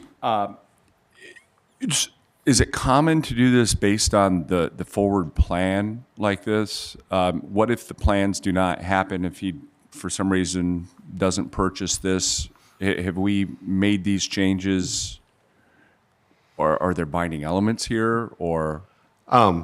So I'm going to argue against making a contingent approval. All right? Just as an example, carve out a piece of property. In the interim, it gets a lien on it for a loan. And we get to the 3 years, and nope, we haven't performed, but now there's a lien on it. And you can't do anything with it except leave it like it is. And so, you're stuck with that parcel is what happens with that. And so I'm going to argue against a contingent kind of approval for what it's worth. Right. And that's just one voice in the room, okay? Okay, thank you. So it would be, my understanding is, to ask Mr. Rutledge, right? Your intent is you have a contract to purchase tract 1 now, Correct. which is 2.440 acres. Would you, if Mr. Wright, be agreeable if the commission just approves the minor plat of that one? I mean, we have to come back for 3B in another 2 years or a year or whatever. Whenever. He's going to make the purchase. It's gonna be at least 2 or 3 years. He's got a couple kids in school that he's paying for, and that's why I'm giving him more time. And the reason, Also, because he keeps his word, that's why I'm giving him time. I don't, We respect Getting a that big when we're written trying to find a contract good says that's how you solution get for you. you, but I can't make good policy on some of what's discussed. So, So if we yeah. purchase tract 1, adjoin it with my property, consolidate it, and then we just do it again. I'm just trying to understand that. So What do you think? we don't come back and surveyor comes in and says, oh, wait a minute, I'm going to change the boundary line, and then we create another division. I guess another reason, I guess you guys are aware, I mean, people want property in Oldham County, and I don't want to lose it. And so I have an agreement with Mr. Wright. And I never wanted to build another house on any of this land, even the 4 lots before. Only reason I did it was for economic purposes. What he's gonna do is not gonna add another house. My plans are not to have any more houses built on the property. I mean, that's, So, okay, yeah, everybody respects and wants that, okay? I was just going to ask, so if you all were to approve the creation of this tract 1 and didn't do this, would he still have to come back in 2 years? Because that would be over the 5-year time frame that he could then split again without coming for a waiver, if that was the case. Am I not thinking of that right? Well, when you say over the, if you're creating one now, you start the 5-year clock again, so it's within the 5-year. But he's still only created one new one. Well, we're going to change that regulation. We're working on changing that. I don't know what it's going to be, so don't ask that question because it's going to be different. The question is, what's the appropriate decision to make today regarding the opportunity to create tract 1 so that Mr. Rutledge can purchase it, and then what do you do about whether or not you agree with the other 2 tracts, that 3B and then the residual tract, too. Ms. Davis, I think, has a question. Well, it does, I don't see what it matters that he surveyed that off like that, because it still belongs to Mr. Wright, and it joins his property where he lives. So if if this fell through and he didn't want to buy it, he would have to come back here and say he'd have to give it an easement to get to it because it'd be landlocked if he didn't. I mean, I don't see any difference in him doing it now and you going ahead and surveying it off because it's just a survey.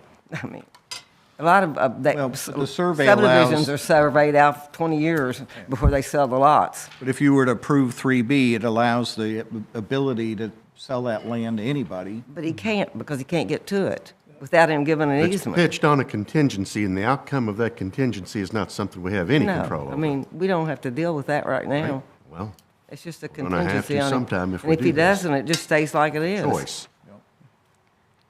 And you're right, Technically, Mr. Wright, can't sell it. It's not landlocked. Confederate Place is a 60-foot right-of-way that goes But to it's, the... it's never been opened. Well, only might be thing, there, I but looked it's at the never been aerial, opened. the only thing in the way are trees. Somebody could go cut those trees, and it would be open. Okay, well, if you opened it, then it would no longer, you'd be able to get to it, so why can't you go ahead and have a survey now? I mean, what's the difference? Well, that's, again, why you're here.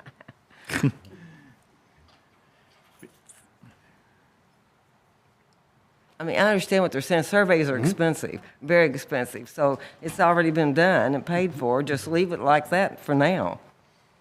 And then later, if it has to have, something else has to happen, he can come back and do whatever he needs in 3, 4, and 5 years from now if the man doesn't buy it.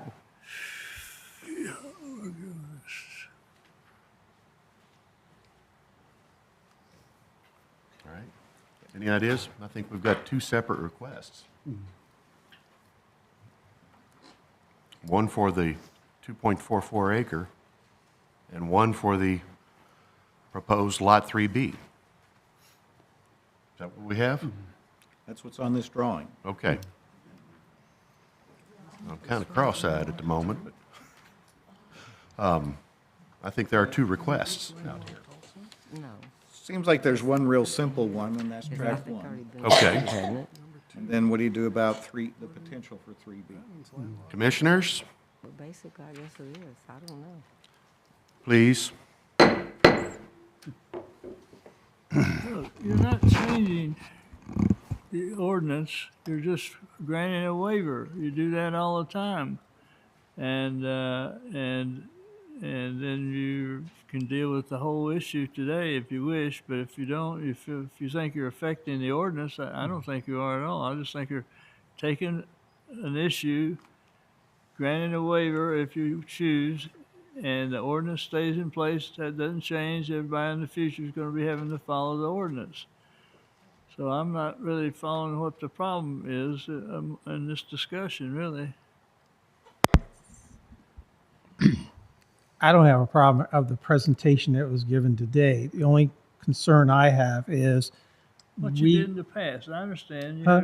What you did in the past. Well, you we had a did in the different- past. That's right. We said not to subdivide lots 1, 2, 3, and 4. And there was a minor plat adjustment on lot 3, which now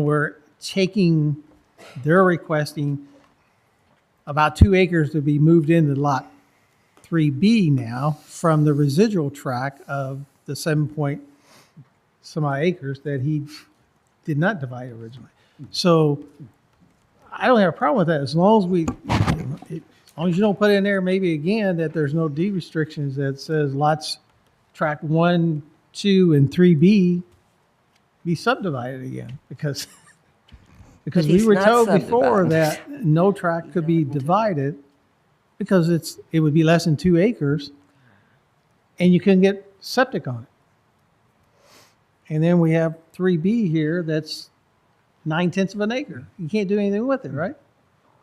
Well, no, it got consolidated into the parent tract. If you go back to the yellow one, in that, it got consolidated. It was not .9 acres. It never was .9 acres. It was, Mr. Rutledge wanted to buy additional land. He split 3B, and the rest of 3B was put into, or the rest of 3 was put into Mr. Wright's 7.5 acres. Okay. Now, if you add all this up, he's coming back and saying, okay, I've got 7.5 plus the 0.9, that's math, 8.4 acres. Now he's dividing 8.4 acres into 3 tracts. Okay. So it really didn't create another tract. It moved a property line. And really, again, I felt comfortable signing it as the director without coming back to Planning Commission because it was a consolidation of Mr. Rutledge's property. Didn't create an additional tract, it actually eliminated a tract. Now he's coming back and saying, okay, of the remaining land I got, this is what I want to do with it, which is what you got in front of you. Question is it appropriate?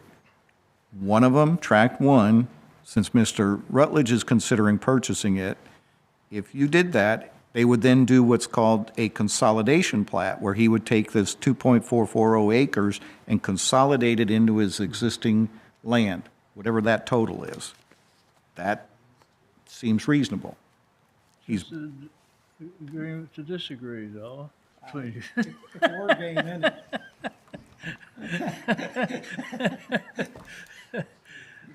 Okay. All right. Anything to add? I've said enough. No, you haven't. You're not done. Well, again, It's an interpretation issue between the. So staff. because he was going to even take part of the original parent tract, they're here because it's a waiver request from the minor subdivision plat regulations. I think if you want to make a motion to approve the creation of Tract 1 of 2.44 acres and allow Mr. Rutledge to consolidate it into his property, that's easy. What you do with Lot 3B is a separate question. Do you allow him to create a lot that's 2.9 acres today, like Ms. Davis is saying, or do you say, look, if you want to do this again, come back to us in the future? It's 2, right? It's Can be. 2. There you go. That's what I would say is your question in front of you today. And it's within your discretion, right? If you want to do them as one, do them as one, but we have, I think, reached that moment. Ms. Nasser. So I would like to ask the applicant, I mean, would you be open to that second proposal of just addressing Track 1 today and consolidating that and addressing the additional 3B at a future date? Are you open to It's that? fine with me. He's the applicant, right? I guess yes would be my answer, as long as we don't have to spend 5 hours next time. Well, and let me propose I have a this. little bit of experience in public speaking, but I know that everybody likes to hear their own voice rattle, and they don't want to hear mine. But I'm just, I bought another farm up in Henry County, and I have a mortgage on that. Making money in the nursery business, if you don't have 900 acres like the Abramses, is tough. My dad passed away 26 years ago, so I'm running it all myself. Kenton and Sandy, got 50 Guatemalans and Mexicans working for them. I got me, myself, and I. And I just want to stay in farming. I hate to sell any of my land. I grew up on this land. I've lived on it since '65. It means a lot to me. I don't know how many generations my family goes back farming, but I know of at least 4 generations, including myself. I don't need nobody's sympathy. I just would like to get approval because I don't want to see a bunch of subdivisions on my land. I don't want to see traffic. I know Oldham County from back when we had 3 grade schools, 1 high school, 1 middle school. If it didn't cost so much to build another house, I'd sell all my ground out and I'd move straight up to Henry County with the rest of my farm because it's getting too crowded around here for me. Sound like Daniel Boone talking probably. I love Oldham County, and that's part of the reason why I sold all the rest of my land. That doesn't mean I love everything about Oldham County. Okay. Like every county, it's got its problems. All right. Thank you, Mr. Wright. All right. Mr. Chairman, can Mr. Urban, I don't have a problem with anything that Mr. Wright has said. I just was asking on track 2, it said, and I believe it was provided by staff, that track 2, which is the 3.142 acre, is going to be consolidated into your original property that you're living at now. So does that mean that what happens to that tract? It just goes into whatever acreage or whatever land he has there, and there's a new plat done on that? Because that's what it was requesting. Well, on the- you have a signed survey from Wesley Barber. I don't know if it's the final one, but they would have to submit a final one. And in creating Tract 1, if your interest is to make sure that Tract 2 gets consolidated into the trust, I'll call it the trust property where the circle is, you can say that that's what has to happen. That's what's proposed. There's a Z if you leave this up, but if you look underneath in that circle, those land hooks consolidate. That's what's being proposed, that it's Okay. consolidated. Okay. You want to make sure that it is, you can make that a condition of approval, and I would assume we'll get a very similar actual survey when that's done. I mean, that's what that Z means, then. That's correct, yep. I don't think it needs to be in a binding element, I don't think. That's what, It's up to you. Yeah, I mean, you asked the question, so Yeah. if you wanted to assure that that was going to happen, then that's one way to make it, is so that that Z doesn't go away in a future iteration of this. Not Okay. that it would, but if you want to protect, make sure, that's one way to do it. okay.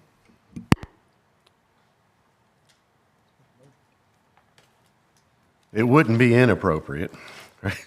All right, we ready to move into motion making and decisions? Do they have any final statements? Anything else to say, guys? Okay. All right. Anything additional to frame this up? I think, commissioners, it's within your discretion if you want to take them both at once or if you want to separate them and the discussion of that. That's within your discretion, but the floor will be open for motions. And on page 3 in your staff report, there's a sample motion. Start there, fill in the blanks.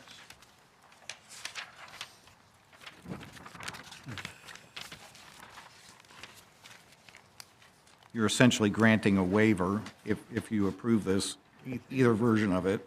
There are potential conditions of approval. One is the waiver shall only apply to the plan reviewed at the December 20th, 2023 Planning Commission public hearing. Second is that a minor plat application survey must be submitted to staff for review and approval.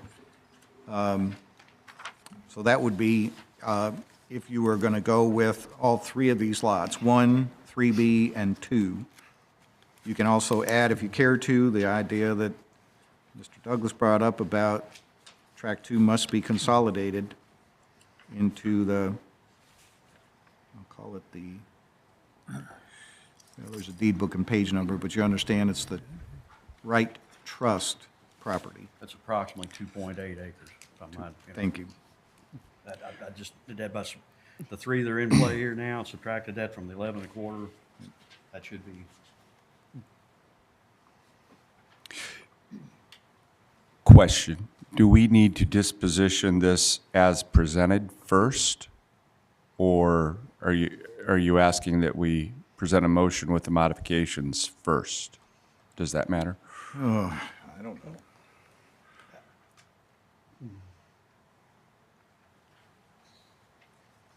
I guess that's a question for council. Well, so bringing no motion or action on the specifically applied for You would die. question renders it moot, my opinion, but I'm going to try not to practice law on you here, okay? Notice I was just hesitating. I was trying to avoid the same thing, practicing law. Okay. since- Why don't you just read the motion and let someone else approve it if they can't. Wait. You've got to slide up here so everybody can hear you. Slide Yeah, out of here is what I gotta do. yeah. Sorry about that. Are you having trouble formulating how the motion should read? Yes. Well, you're the one that's really got to propose it as how, Well, no, they've got to determine what they want to do. Well- Either consider approval or denial of the waiver that's true. to create these 3 tracks as presented, or make a motion that's different than that. Your question was, do you have to act on the first one first? Well, if somebody makes a motion to approve it, you're acting on it. Make a motion to approve all 3 as presented. If it gets denied, then you can take action on the other version, which is only approving track 1. How's that? Okay, so you then go. I can, okay. I just practiced law again. Well, Mr. I Chairman, don't think we have any witnesses. Mr. Chairman, Please. can I make a motion? Sure can. Please. Mr. Chairman, I make a motion that we approve PZ-23-026 for the waiver of the minor subdivision plat of what's been presented to us today for track 1, track 2, track 3B, as presented to us in the testimony we've heard and the evidence presented to us, and I believe it complies with our subdivision regulations, and that the waiver is consistent with section 2.2 and the request of that waiver under that. And the only thing I would add is that the binding element would state that track 2 consolidates with the original property that Mr. Wright owns off Ash Avenue. Right. So let me read those conditions of approval. A waiver shall only apply to the plan reviewed at the December 20th, 2023 Planning Commission public hearing. Number 2 is a minor plat application and survey must be submitted to staff for review and approval. Number 3 is track 2 must be consolidated into the Wright Trust tract, which is 2.8 acres, as testified by Mr. Wright. I agree. There's your motion. Okay, counsel? fine. We have a motion on the floor with a second. Discussion? Imagine that. We'll move to voice vote, or roll call vote, excuse Roll me. call vote,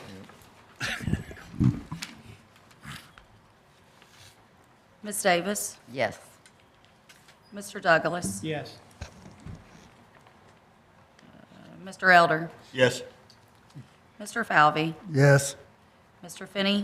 Yes. Mr. Fox? Yes. Ms. Jones? Yes. Ms. Nasser? Yes.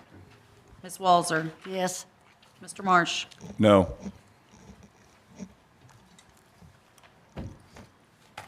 Let the record show that Commissioner Winters and Commissioner Hampton have left. Thank you, Ms. Edgar, and the motion to approve minor plat subdivision has been passed on a vote of 9-1.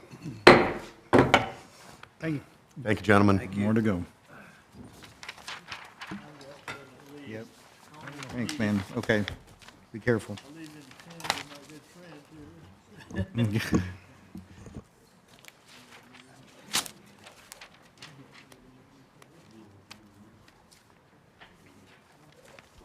We should get down.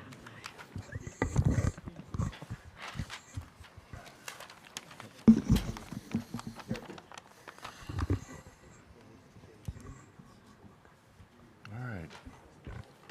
You better ready to read that next docket. All right, we'll come back to order. Next docket item. Ms. Edgar, will you read the docket, please? Docket PZ 23-027, an application has been filed by Kathy Blessinger for the approval of a waiver of Oldham County Subdivision Regulations, Section 5.7E, joint access to allow another parcel on an access easement at property located at 2000 block of Axton Lane, Goshen. The property is zoned R2 residential. Thank you, Ms. Edgar. And Mr. Fisher? You have staff's presentation. Yes, sir. Okay. This one is just as cumbersome and historical as the last one, so I apologize ahead of time.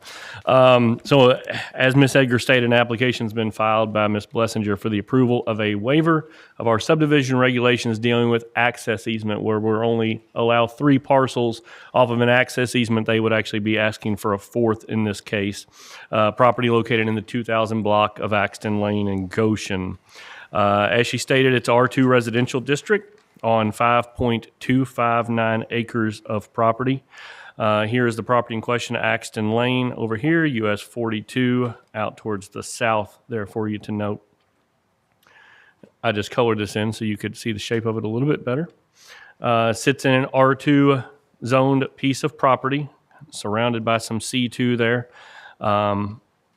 Posted to the website on November 29th. Adjoining property owner notices were mailed on the 5th of December, and the public notice appeared in the Oldham Era on the 30th of November. So I'll kind of do the same thing as I did the last case with the site history, sort of piece this together for you and kind of show you where you're at. The first 3 that I've noted on here, I'm not going to provide pictures for you because they pertain to the case, but they don't really pertain to the tracts that we have today. So back in 2009, there was a consolidation plat that was approved to give a very small little strip of land to Tract 1, which is the current 2900 Axton Lane. It sits right here. That little strip of property was kind of along right along there where the access easement is. On August 21st, 2009, a consolidation plat was also approved to consolidate Tract 1 and Tract 3, as well as Tract 2 and Tract 4. And then in July of 2011, a consolidation plat was approved to convey a small little piece of land of Tract 1, which was out here at like 8907, 8951 US 42. So there was a small little strip of land right here that was conveyed as well. So that brings us now, January 19th, 2017, a minor plat was approved, 16-049, to create tracts 1, 2, and 3, which are really kind of the current parcels we're looking at today that come in off that access easement. So here was that approved plat. Axton Lane down here at the bottom, our access easement coming in and created 3.155 acre tract 1, 1.572 acre tract 2, and then this portion in the back where we're actually going to be looking at those 2 parcels today that will be created, a 6.803 acre tract of land back there. January 25th, 2017, as well as February 22nd, 2017, minor revisions were made to those previously approved plats. And I'm talking about some property lines were just kind of changed dimensions a little bit, changed a slight bit of the acreage on Tract 3. So I didn't want to bog you down to really confuse you, even though I'm sure I've already confused you so much today. But there were some minor revisions made in 2017 to those. And then July 20th, 2020, a consolidation plat was approved to convey a 0.952 acre tract of land to existing Tract B, which is the current 2850 Axton Lane. And so Tract B here, they consolidated this small portion of land behind Tract B. September 2021, minor revision was made to the previously issued consolidation plat to consolidate a 0.552 acre tract and an existing 1.572 acre tract and make a small property line shift on the southwest corner of that same parcel. So here we are, Tract 2, consolidated a 0.552 acre piece of land on Tract 2A, and they did a little bitty property line shift here, creating this access easement coming in that's going back to Tract 1, which is where we are at today. All right. So the applicant is proposing to create a new 1 acre tract known as Tract 2 and provide buildable lots for both Tract 1 and Tract 2. All right, you'll see all this in a second, so don't let the words confuse you yet. Tract 1 will be 4.259 acres. The proposed lots are zoned R2 residential, so those require a minimum lot width at the building limit line, wherever they place the house at. So don't let road frontage creep into any thought you may have that they have to have the road frontage, but thus they have to have the lot width at the building limit line, and that's 150 feet. So here we are, this tract in the back, which was the original tract 3. If we look back to that previously issued minor plat that created all of these, and they're proposing to create a tract 1 in the front of 4.259 acres with a proposed residence right up here, and then a 1 acre tract in the back with a proposed residence here, and that tract will be 1 acre in size. And I've color coded these for you to get a better view. So the applicant is requesting a waiver of our subdivision regulations, section 5.7, item E, for the approval of a 4th parcel on an access easement. And so I've attached section 5.7 here for you, as well as in your staff packet, to show on our joint access that no more than 3 parcels may take access from any single street encroachment not considered a frontage street or private roadway. So that's why we are here today. The applicant will prepare a minor plat as well as a shared road maintenance access agreement between all parties involved, which the surveyor has already done to begin this entire process. And then just a couple pictures to show you looking down Axton Lane, the driveway, and then a couple views down Axton Lane and then back towards 42. So the applicant's requesting a waiver of the Oldham County Subdivision Regulations, section 5.7, item E, for the approval of a 4th parcel on an access easement. The potential conditions of approval for you all to consider. Waiver shall only apply to the plan reviewed at the December 20th, 2023 Planning Commission public hearing. The minor plat application and survey must be submitted to staff for review and approval prior to the issuance of any building permits, and then that shared road maintenance agreement shall be prepared and agreed upon by all parties affected and recorded with that minor plat. I'll take any questions you may have on this one now. Thank you, Mr. Fisher. Mr. Silliman, you going to have input?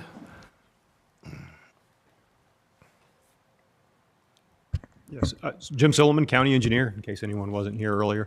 I don't have any specific input, but I was made aware that there might be some stormwater concerns from adjacent properties on this, so I wanted to be available if the commissioners had any specific technical questions for me. So. Thank you, sir. All right, commissioners, questions for staff? Ms. Nasser. So did this go through TRC and we're, okay, no, okay. I'm just curious if there was any issue with fire concerns getting to the properties or addressing that's been looked at. So within the minor plat process, those do get sent out to all serving agencies. So based on whether or not you all will approve, and I can't remember if this is one that I already started this process on or not. I deal with a lot of these during the week. But what will happen is if you all do approve this today, the minor plat process will begin by me sending out an email to all the serving agencies and they respond. LaGrange Fire almost always 100% of the time responds in regards to water supply. Matt Toller, our GIS, is on there as well as far as addressing goes. So all of those concerns would be noted through that process. This is North Oldham, not LaGrange. Yeah, that's what I meant. North Oldham's pretty good at responding too. All of our agencies are. Further questions? All right, thank you, Mr. Fisher. We'll move into presentation from applicant. Absolutely. Let's get your names and addresses and sworn and. Raise your right hand. Do you solemnly swear to tell the truth, the whole truth, and nothing but the truth? I do. Thank you. The reason for, I guess, my... Speak into that microphone so we can catch you on the record, okay? The reason for my application for the second build is for my daughter. So to give you a little background in regards to her... I'm sorry. Let's get your name and address for the record, Okay, please. it's Kathy Blessinger, and I'm currently at 1503 Woodlock Avenue, Louisville, Kentucky, St. Matthews area. Thank you. Go Okay. right ahead. Mm-hmm. My daughter, I have 3 daughters, so I have to give you a little bit of this background. I have 3 daughters. 2 of them currently live in North Oldham, and one off of Neville Mead, and the other one in Pond Creek, if you're all familiar with that. I have 6 grandchildren. So 4 of them reside in Oldham County. So my intent all along has been able to get close and keep our family together. So this property obviously came available, and I've been looking for a long time. Purchased it with the intent. My middle daughter lives with me and her 2 daughters, my 2 grandchildren, and they have for the last 10 years. Unfortunately, there's no father in the picture. By court order, he's not allowed. Just to give you a little background, so I have become their second parent or caretaker. So when I plan to buy this property, obviously I'm going to sell the residence that we're currently in. So the intent was for her to build with me so that she can own a piece of property herself. She will own that acre, and I will reside close by, on the other 4 acres, obviously. Then at that point, collectively, our whole family really is together within 10 minutes of each other. 6 adults, obviously, grown adults, and 6 grandchildren. I picked the girls up that live with me from school. They will, of course, transfer to North Oldham and North Oldham Middle when we move, and I will still remain their caretaker. I will pick them up from school. I will watch them until their mother gets home. So it's kind of, more out of a convenience, obviously, and also to give my daughter a sense of independence, to have her own acreage and to build her own home. So that was the reason I petitioned for a second access to a second piece of property. All right. No intent to build and sell, just family. Thank you very much. Okay. All right. Anything else? Okay. Questions for the applicant? No? All right. Is anyone else here present wishing to speak in favor of this application? Anyone wishing to speak in favor of this application? All right, seeing none. Anyone wishing to speak in opposition or ask questions regarding this application? And we'll get your name and address for the record and get you sworn in, please. All right. And there are others, too, if you want to swear all in. Anyone at who's the going to same give time. testimony, let's go ahead and get you standing sworn. Do you solemnly swear to tell the truth, the whole truth, and nothing but the truth? I do. Thank you. I'll start out. First of all, it's always a pleasure to be here. And just one major reason for that, besides Tate Combs, what happened to Tate? Anyway. We lost him. Can I get your name and address for the record, please? Oh, yeah. 2406 Tucker Station Road in Louisville, 40299. And please Steve state your Porter. name. There you go. Thank you. But the other reason it's such a pleasure is that the process that you all have for rebuttals on both sides and final statements is so much better than Jefferson County. And I'm on the Policies and Procedures Committee at Jefferson County, and I try to get them to do what you do all the time, and they just won't do it. So anyway, back to the case. I represent property owners who are part of this three-lot situation, and property owners who are adjacent to the situation. And I want to use the this here. Let's see. Let's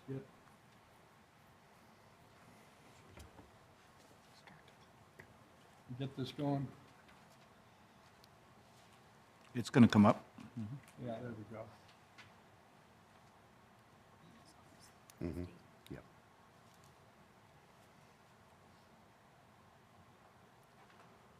All right. There are 3 lots right now. This lot right here that I'm pointing to has a house on it, and the owner of that house is here. The next lot doesn't have a house yet on it, but the owner of that lot is here. And then the remainder is the 3rd lot, and that's the proposal to be divided into 2. But let's look on the other side over here. Angel Share Farm, the owner of that farm is here, residential, and has horses. And then the Zeppa property next door over here. So all of these are abut the property that's being proposed to be divided. And the owners of all of those properties are here. And the owners of all of those properties and I will give this to you. This is a petition showing that they are opposed to dividing this into two lots instead of just the one. And I'll hand that in for the record. Jim? Thank you. And that is signed, that is signed by the other two owners of the property that's part of the three parcel property and the adjacent neighbors also. While we certainly sympathize with Ms. Blessinger's desire to be close to her daughter and grandchildren, we think that it's not a real hardship for her to have to find something somewhere else. There are other places. You heard in your testimony, or in testimony earlier today, in your first case, a gentleman in Crystal Lake talked about how his house and his son's house were across the street from each other. So it's not an unusual situation, and there is availability for that type of situation in many other places in Oldham County. So it would not be a hardship for Ms. Blessinger to find another place. She hasn't built a house on this. It's vacant land. It could be sold to somebody who would want to build one house, which would be in compliance with the subdivision regulations. You have those regulations for a reason, and that is if you've got a gravel driveway off Axton Lane that's servicing, you really have decided in the past that 3 houses is the most that can work there. And now here we have somebody that wants to add another one. The previous case that was cited in Ms. Blessinger's justification was one that you had in April on US 42. And that was one where it was originally 3 lots and you all approved going to 4 lots. That property, however, is a lot different. That property had 60 acres. 60 acres. This property only has a little over 5 acres that she wants to divide up. So there's a big difference there. Also, in that case, there was no opposition from any neighbors. Obviously, with that 60 acres, people were far enough away that it didn't matter, and nobody was going to be bothered by having this occur. So there was no opposition. In this case, all of the neighbors, the 2 who are part of this three lot parcel, and the neighbors on either side, the residential neighbors on 3 sides, actually. One I forgot to point out, up here, Ms. Blessinger on the top, or excuse me, Ms. Reagan on the top of the Blessinger property. That's the 3rd one, and Ms. Reagan has also signed that petition and is opposed to it. So all of the surrounding neighbors, as well as the 2 neighbors within the 3 lot compound, are opposed to this. In the other one, you concluded that there was that the area would not be disturbed, that there was no change in the environment and no change for the surrounding properties, and that it complies with the surrounding neighborhood. In this case, you will hear from a couple of the neighbors where this is very different. It does change the neighborhood, and it does interfere with the other property owners, both within the 3 lot parcel as well as those who are adjacent to it. In this case, these 2 new houses would be very close to the Angel Share Horse Farm, which is the one over here. And then it's also very close to Mr. Zempa's property. And you see, I've put where his house is right here, his and his wife's house right there, which is right alongside this access easement, which is really, it's just a gravel road. That's all it is. It's just a gravel road, and that's all it would ever be. It's not a frontage road. It's not a subdivision road.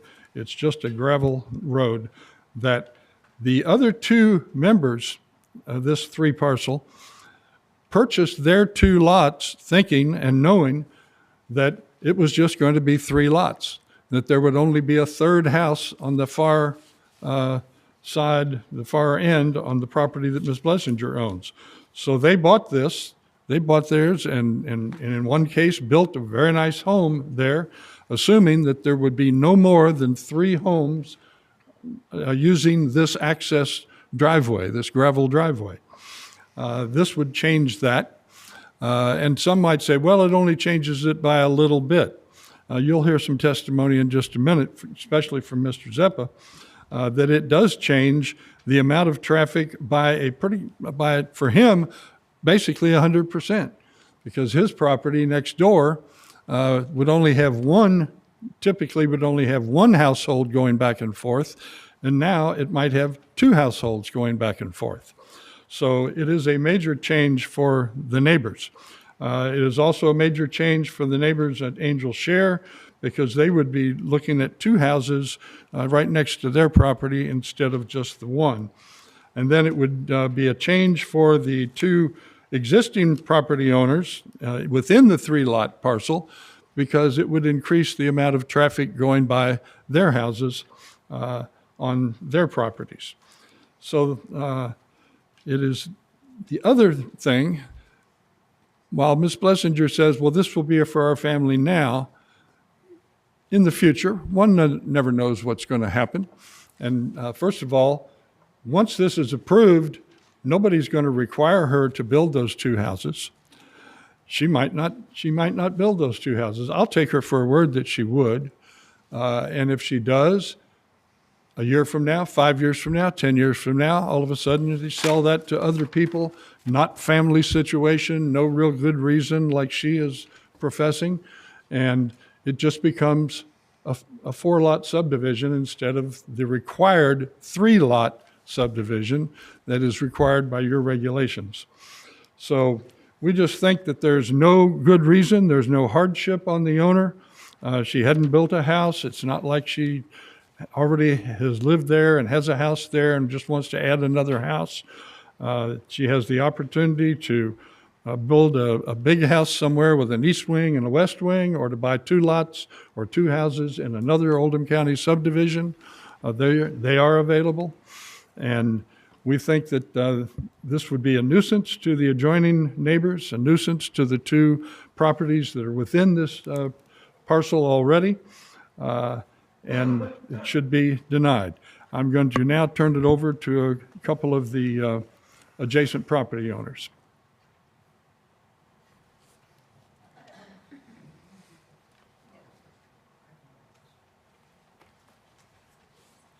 Again, let me state Let's my get your name and address, I'm please. going to. Antonio Zeppa, but I go by Tony.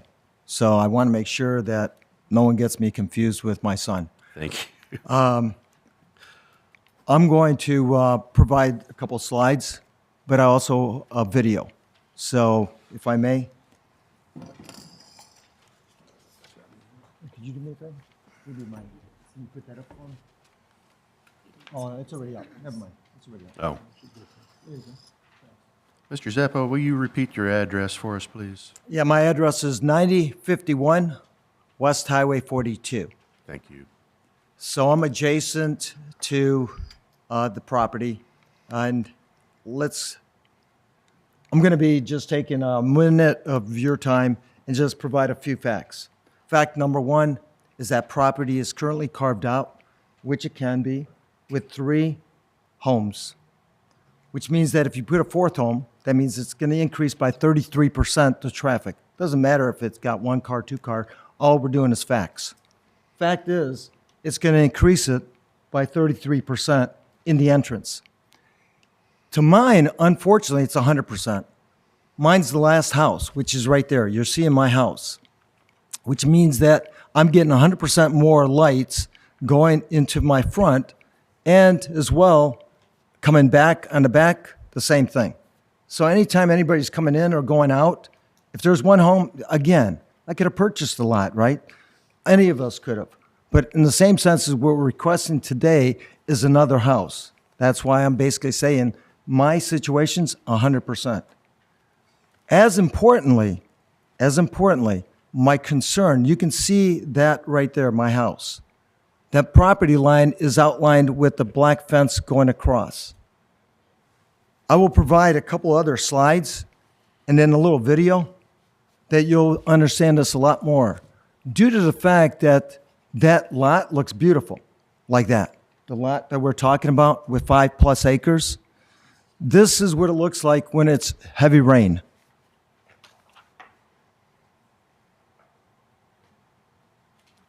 That's the back of the lot. This is what happens on my 4 acres down in my area. Once again, let me just put this slide back so you can understand this. Behind my house, it looks like flat land all the way across. It's not. It drops, just like it drops on the picture I showed you. So the water, when it rains, goes across my lawn and into the creek. We got a creek there. We got a creek, Bull Creek, which runs to the river. So all the rainwater's got to go somewhere. It runs down to the river, and it goes right into the river. Unfortunately,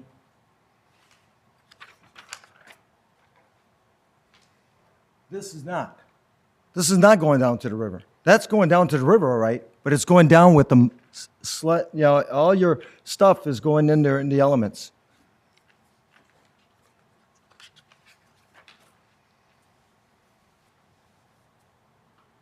Here's a picture of the lot that's on the right-hand side of the fence. That is all the rainwater coming off from, obviously looks like a waterfall. You can see it coming in to where I basically made a swale when we were building the house and the barn, a swale to take all the rainwater into the creek.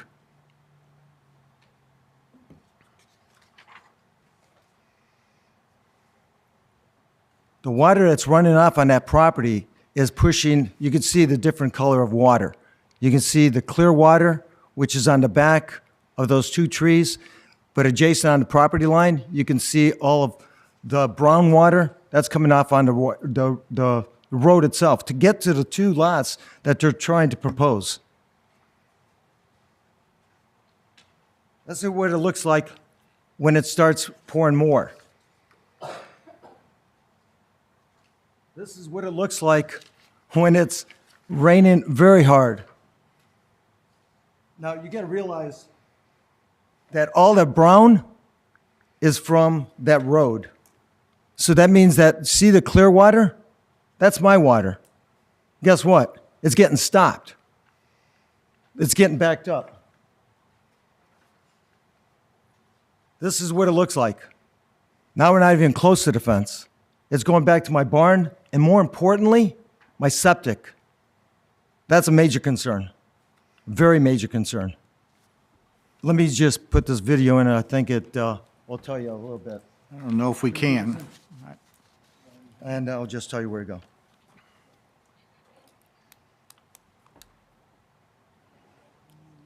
I'll let you do it, Ryan. I'm no audio visual. That's okay. You just go down. All that, just where it says water problem. Just hit water problem, and then take the video. Not the presentation, but the video. There should be a video there. Okay. Can you put the sound up?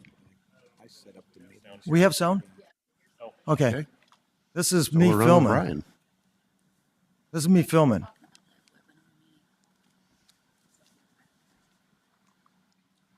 This is what happens.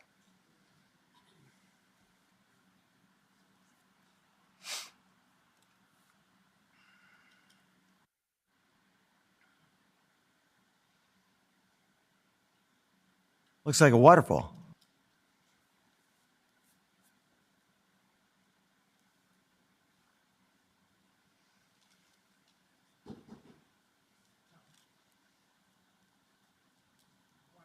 I'm Dr. Shelley Steinmetz. I live at 31. Speak into the microphone, I'm please. Dr. Shelley Steinmetz. I live at 3180 Axton and 3234 Axton. Can you stop for 1 second? Look at the water coming through. This is their water coming through. You can see it just coming, rushing my way. It's not going to the creek. Now it's going to the creek because of my swale. But all the water that's going from rainwater, you can see the different colors. All my water is stopping, and unfortunately it's not going to the swale that I developed, which is basically putting it right into the septic area. But I want to add a bit of history on because I've had that property longer than Tony. come close I've to had that that mic. property longer than Tony. I bought those 2 parcels about 20 years ago to develop a horse farm at the suggestion of one of my old Purdue classmates, and I came on down.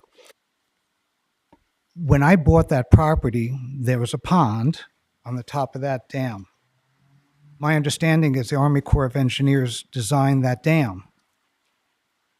After I bought it, I don't have a recollection of the exact time, The owner at that time decided he was going to get on a bulldozer and he was going to modify that dam as an Army Corps of Engineers dam that he took upon himself to adulterate.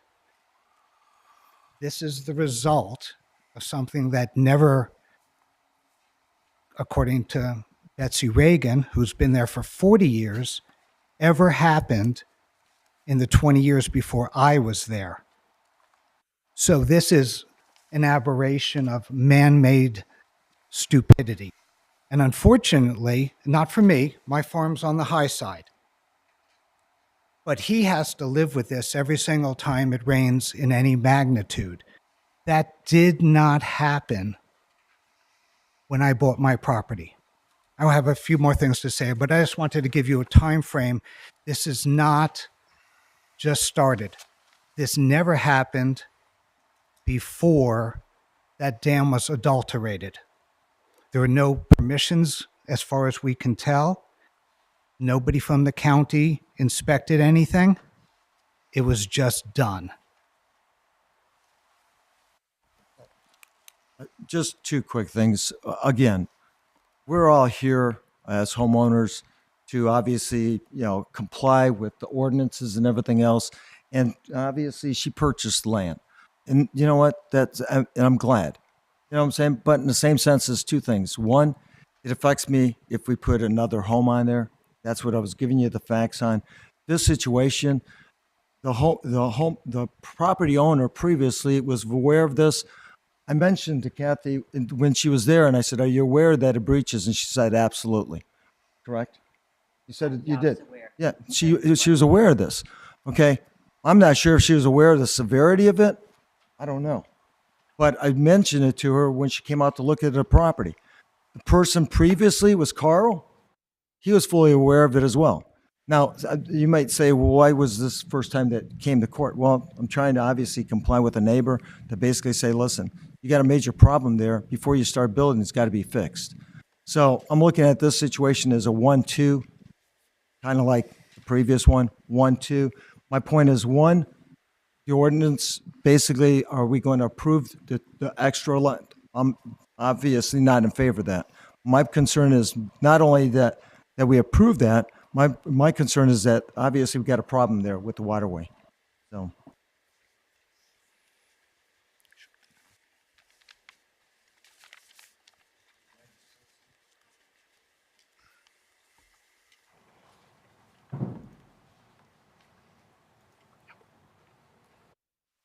Thanks.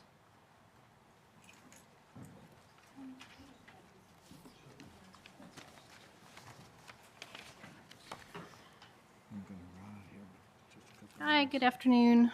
My name is Beth McBride, formal name Catherine McBride. I'm the property owner. I live at 13615 Rutland Road, but I have purchased the property on Axton Lane. Am I allowed to ask her questions? It's part Yes? of this process, yes. Absolutely. Okay. Are you planning on filling in any part of the pond? Please speak into the You gotta microphone. speak into the though. microphone. Sorry, are you and- planning on filling in any part of the pond? Well, wait, why don't you ask all your questions and then let them come up? That's the Okay. easier way to keep I just order. had one for her. Okay. Okay, well, assuming that she is not, because I didn't read or haven't heard anything about that. Oh, how do you make this work? Okay.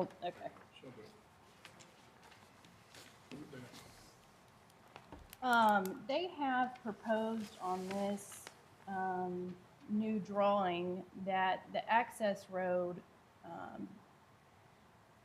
be adjacent to my property, and this one's my property right here.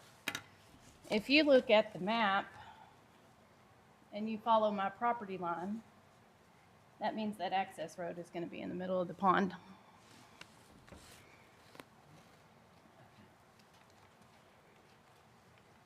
And I think that's a whole nother issue to deal with the Corps engineers, and unfortunately my business, I've had to deal with them before, and they're not the easiest to deal with, but I have a problem with filling in that pond. I assume that's not what you meant to propose, but that's what the proposal says here today. So I don't see really how we can move forward with the road going through the pond. And if the road was drawn on the access road that's already there, it would make that lot look a lot different when you try to subdivide it. Am I seeing that wrong, or is that?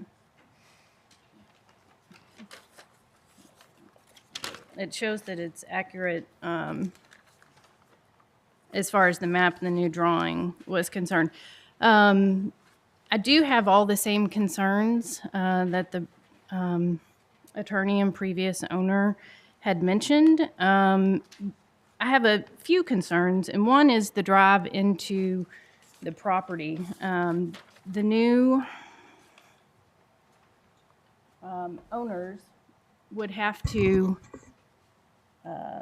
come down this property and turn and go into either one of those properties. Well, when they come back out this road, it is going to be twice as many cars shining into the back of where I would build a home on this lot. I don't have any plans of building right now,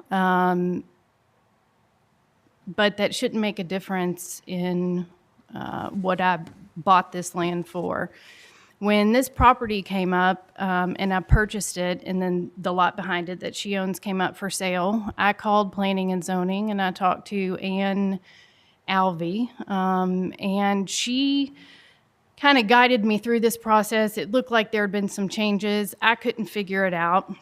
And she assured me that per the ordinance that only one home can be built back there because of the access road. I didn't pay a whole lot of attention to it at the time, you know, always learning something new. But I liked the idea of that because I would have probably made an offer on the property had I known that that property was able to be subdivided. You know, finding acreage out in Oldham County is getting very expensive, but one reason I bought that, it was a lot, it was at a good price. I did my due diligence as far as finding out what could be around there, who else could build on it, and I decided not to purchase the back lot because I didn't need to. It was one house. Hopefully we get good neighbors, as you always hope for.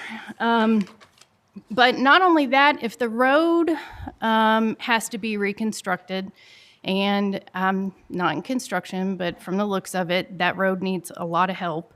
And not to mention utilities and stuff going back there. I can't help. They could do that with one home as well. But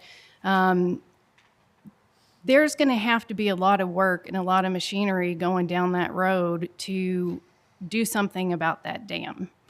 And then for a future use, where she has the home proposed to build on track 2, a lot of the water flows right down there. So I don't know if it would perk for a septic down there, but I do know most of the water runs that way. So then what does that look like if they have to move the house where they have it proposed to build on that map? As you saw from Tony's video, on the other side, it's full of water because water runs off that way as well. And I'm afraid for future use, if there's a home there, there's constantly going to be some type of maintenance or contracting because it's really just not a great place to purchase or to build a home. So including the noise and the lights that would be going all the way around my property, it doesn't just affect one side or another like some of the other homes. This is hitting 2 sides and really a third one because of the back side of the property on the other side of the pond. But my biggest concern, which probably my biggest concern, is a financial standpoint. This is going to devalue my lot. And it's going to devalue it from a point of potential buyers if I chose to sell it. You know, when you have, just as when I purchased it, hey, only one home can go back there, one family's going to be passing you. I was okay with that, but now I have to resell and be like, oh, there's 2 homes going back there. It's a family now. Could be not a family in the future. And I understand wanting to live with your family. It should be the most important thing to you, but I'm a real estate investor along with owning another company, and it's one reason that I purchased this lot. If my children who are early 20s wanted to build later on, I would love for them to be in Oldham County out by us. But as you all know, real estate investors, they have portfolios. Mine is constantly changing every time I buy or sell a home. Most banks don't look at your portfolio and try to break down your numbers as far as the value and the resale value of your home and the type of equity you have in it. My numbers are all pretty accurate, but when I have to lower this one because it's going to devalue my home, or devalue the property, not the home, I have to go back and look at my portfolio, which is now going to change my future business because I don't have that equity. My portfolio is not going to look the same. And whether it's $10,000 or $60,000, it still hurts me in a negative manner as far as a financial standpoint.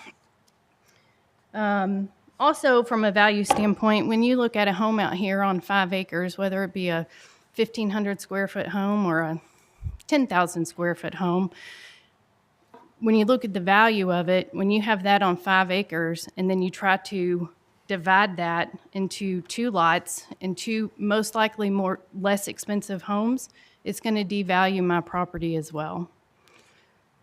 Let me just make sure I'm not missing anything.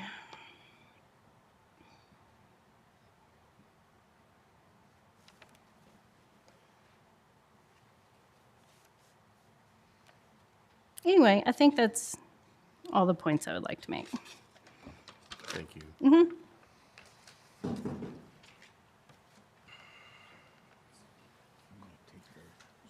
Again, Dr. Shelley Steinmetz, 3180 Axton. So when I bought my place, I bought it for a number of reasons. I wanted a big piece of property. I had to piece it together. I wanted it in Oldham County. I run a commercial racehorse business out of it. It's also my retirement, and after 40 years of being a veterinary surgeon, I finally hung it up and I moved down here for some peace and quiet. And I absolutely, for Miss Blessinger, I absolutely understand. I've got breeding age children and no one's showed up yet with a grandchild, but I understand it. And when I built my house, it's pretty big. I built it with a wing for the kids, if God forbid anybody showed up with grandchildren. I did not build an extra house. It was a promise I made to the landowner on the northern side, who will go unnamed, who only sold me that property if I did not develop it. I kept my word. Hardship, we've all had that. But there's also an air here of convenience. It would be really convenient for Kathy to have the kids close. That's not a hardship. Nothing in the northern side of Oldham County is that far away. I agree with what our attorney had said, which is there are plenty of places that could be purchased for her extended family. I disagree somewhat with what Tony said. I think he's grossly underestimating the light pollution that's going to go through his windows. Those kids are going to get older. If they build that second house, they're going to have more than one car. 33% increase in traffic, that's a joke. Whoever here has had kids and has more than one car in their family knows it's going to be more than one car. So I feel bad for him because I think he's even underestimating that part of it. Having lived next door to that abomination of a dam, good luck putting a road across there. Good luck with the downwater. I don't think it's possible. My family was in commercial construction for my entire life. There are some things you cannot fix. Even if that dam is repaired, according to the U.S. government specs, not Kentucky, not Oldham County. What hasn't been mentioned is the creek that feeds into is a Blue Line Creek. It's a federal designated waterway. Federal designated waterway, which is being filled with silt. I'm pretty sure it's not legal. I'm not a lawyer, thank God. But I am an outdoorsman, and when I'm hiking around with my dogs in the backwoods there, it's sort of sad. When the original owner of this, Ed, decided to subdivide it, a lot of people would say, well, why aren't you against it? And that I'm not anti-development. When the 3 lots were proposed on the single driveway, I was like, okay. You know, I walked around down there. I'm like, that's not so bad. So I'll have 3 neighbors. The truth is, my house is on the other side of that big piece of property I own.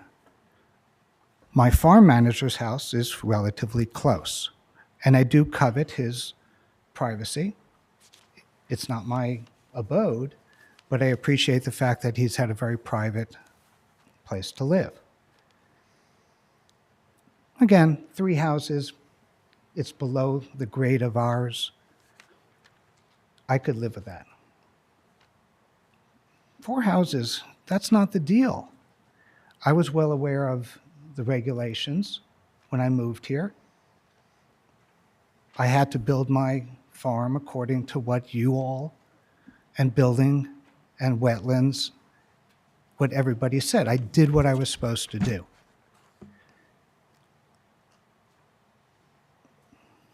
The game's being changed. 3 neighbors, it's fine. They're all great people. They're building beautiful homes. It's not diminishing the value of my farm.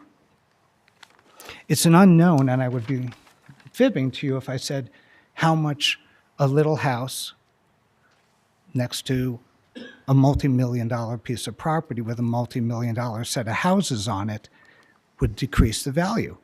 I actually don't want to find out. I am, at the end of the day, a businessman. I hope to live and die here. And then my kids can figure out what they want to do with the place.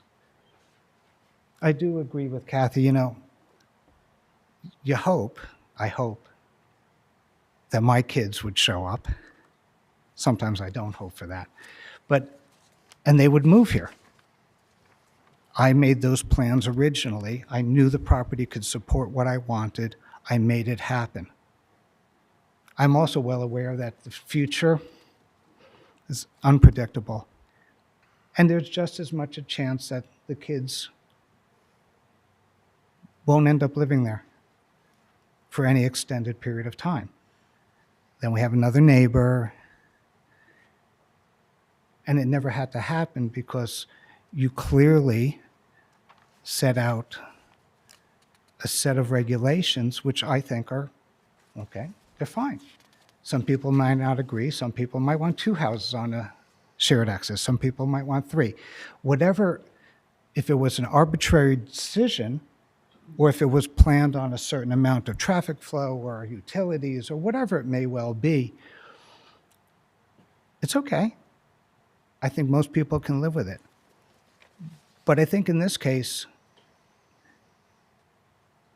there's no reason to have it. Build a bigger house. I still think you're never going to be able to build a house on the property in my naivety, judging from what I see every single time it rains. If anything, I feel bad for Kathy because I think at the end of the day, she was somewhat duped into purchasing a property that might not be so buildable. And even if an engineer says it could be done or a builder says it can be done, I'm a very practical person. So I thank you for your time.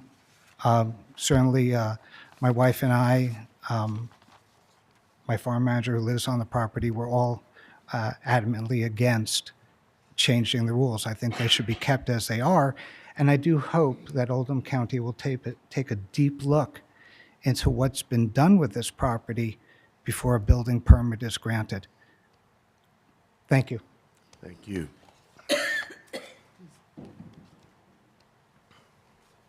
I want to just take about 1 more minute before we go into rebuttals, et cetera. And that is just talking about the water problem and the problem with this dam. The road that would have to be built for the two houses would go right across this dam, which is really a bad situation. And the fact, and you know, one house or two house, there's a water problem. There's a dam problem.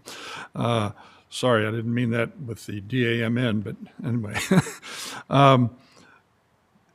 Two houses just brings in more construction traffic, more impervious situation where there'll be more water runoff than with one house.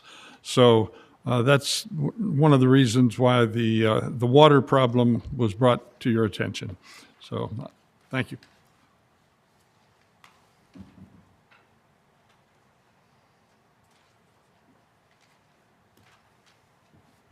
My name's Eric Heron. I live at 2850 Axton Lane. I'm here for my daughter and son-in-law because they couldn't be here because they had to work. My problem is I don't see any problem with building a house on here except for, of course, the dam. The dam is a dirt dam. There's no metal or anything construction of it. So it's just a dirt all the way across, which when the dam fills up, it overflows on the kind of the center of it, but on the, I guess that's north side of it. That's where it overflows. It used to have a little spillway there, but after what the previous owner before we bought did, he covered that up. So when it rains hard, it floods up and washes down. And I don't know if this works. Dr. Sawyers, I'm just going to actually, it's a concrete-based dam. That comes from Miss Reagan. She wanted me to say that when her kids were growing up 40 years ago. It is again, constructed by Army Corps of Engineers with a center of concrete. It's completely obliterated now. You cannot see it. Okay, well. But with that overflowing on there, on the base of where she's talking about putting the second house, floods every year. It's a big pool and it washes out to the lake. And with the access road going across up there, if you can see through the access road, she's got about 3/4 of an acre just the access road. So they can't build anything on there. So I don't know exactly what the acreage is that you take away from the property what she owns. But I mean, if she wants to rebuild the dam to make it where a road can go across an access road instead of being dirt. And I just remember Ed going in there dumping chunks of concrete and dirt and filling that in. And it took him like 3 months to get it from stopping from overflowing and washing out that corner of the dam. But now it's doing it again, and you can see the ruts sitting in it. That's all I got to say. Thank you. Thank you. Anyone else wish to speak? Mr. Poe, is that the end of your presentation? All right. Ms. Blessinger, do you have rebuttal? Bobby, you going to take care of this? Yep. I really appreciate everybody. Have we had you? Sorry. Yeah. Bob Vincent Engineering, Land Surveying, 1000 Cherrywood Place, Suite 200. I am a professional engineer and a professional land surveyor licensed here in the state of Kentucky. I appreciate everyone that has been here since 9 o'clock, as I have, and has foregone lunch. And I want to correct a couple things that have been said real quick, if I could. Can we get that on the overhead?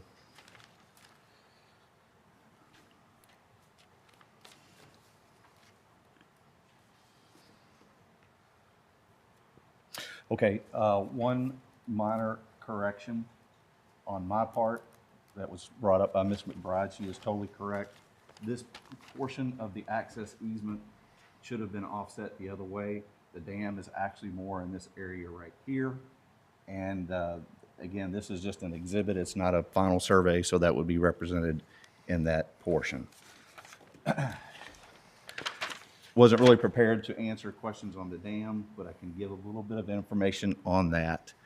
On this drawing, you can see the pond and you can see the contours, which clearly show that the water drainage is coming through here coming down, staying on our property, and it goes down as it reaches into the creek.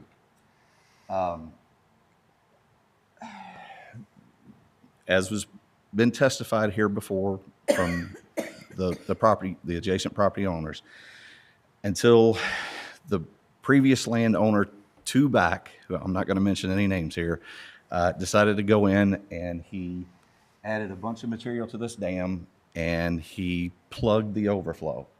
That is what caused the lake to overfill and overtop and create that horrendous video that you saw.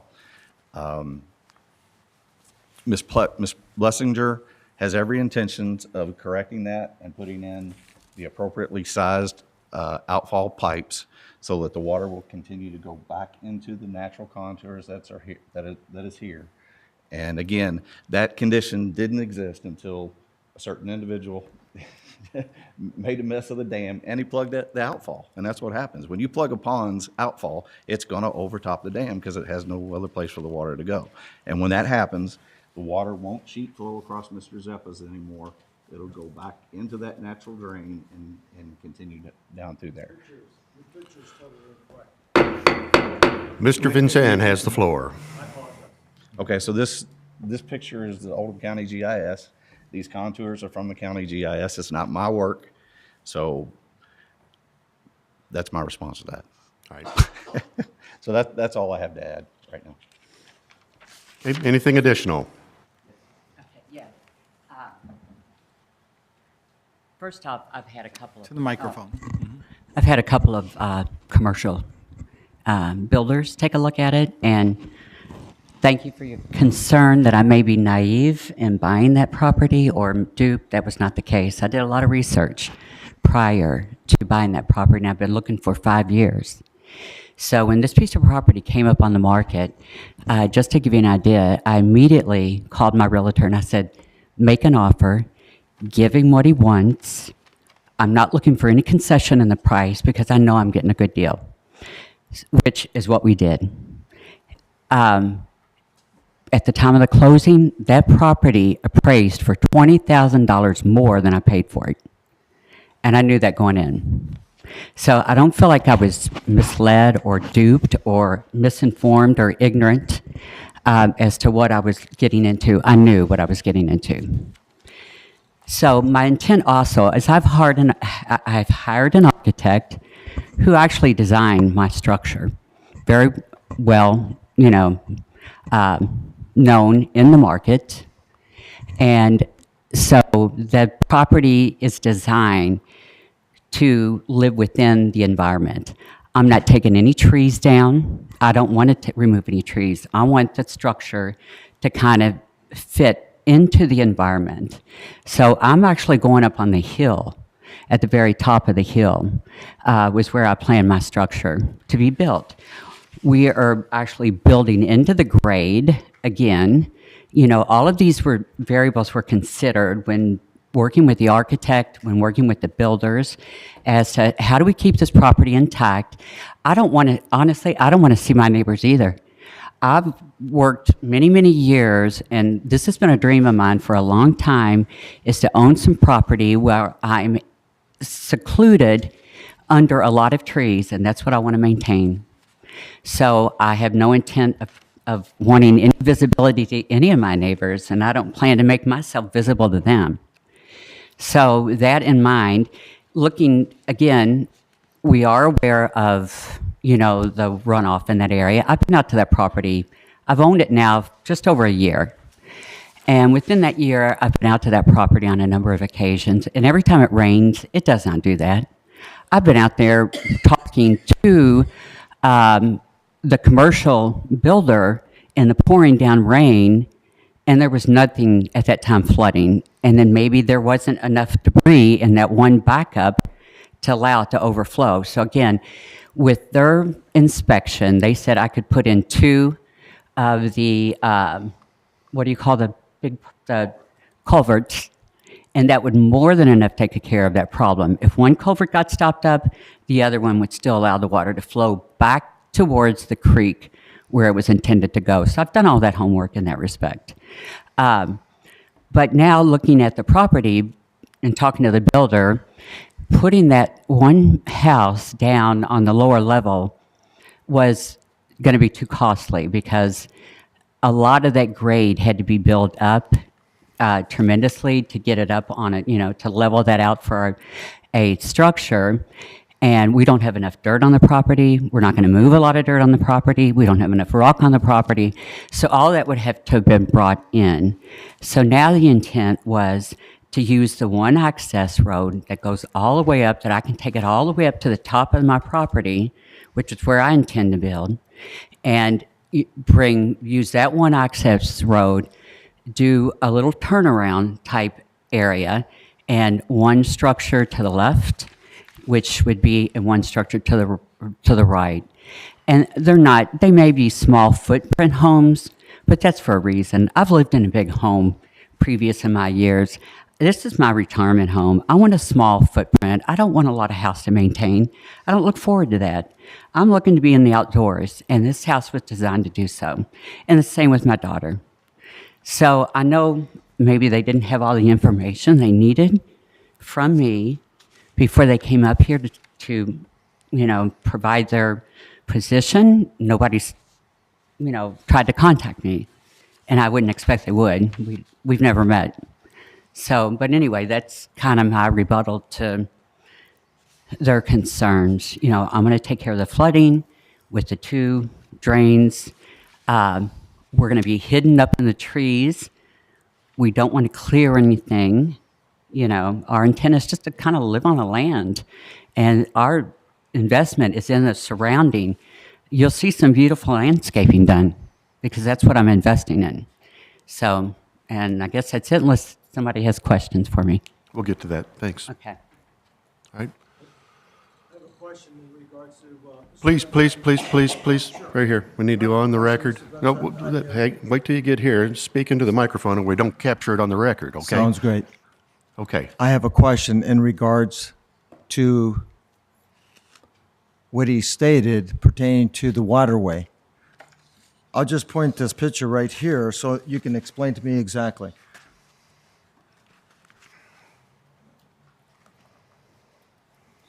Just wait, don't push any buttons, just wait.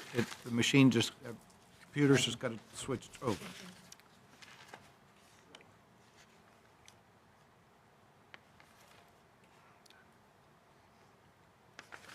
Did he maybe shut it off? Yeah, yep.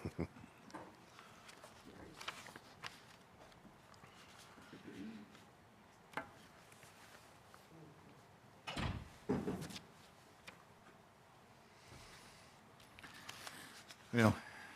There it is. There it is. All right, I have a question in regards to the spillway. The spillway, can everyone see the shed back there? There's a shed way back in the corner. This is the property that she has purchased. See that shed? Just point Oh. at your... I'm sorry. Right here. That shed. Can everybody see that shed? Mm-hmm. That shed, the water spillway is behind that. That's where the spillway is, okay? On your drawing, you were showing it coming this way, going across. This is the spillway. This isn't the spillway. Sure, Bob, come on. Could you put that back up? Okay, sure. Sure. So again, yeah. I just want to make sure. Yeah, sure. So again, this is coming from the county GIS, okay? So before, the previous landowner that I'm not gonna mention messed with the dam. This is where the spillway was located.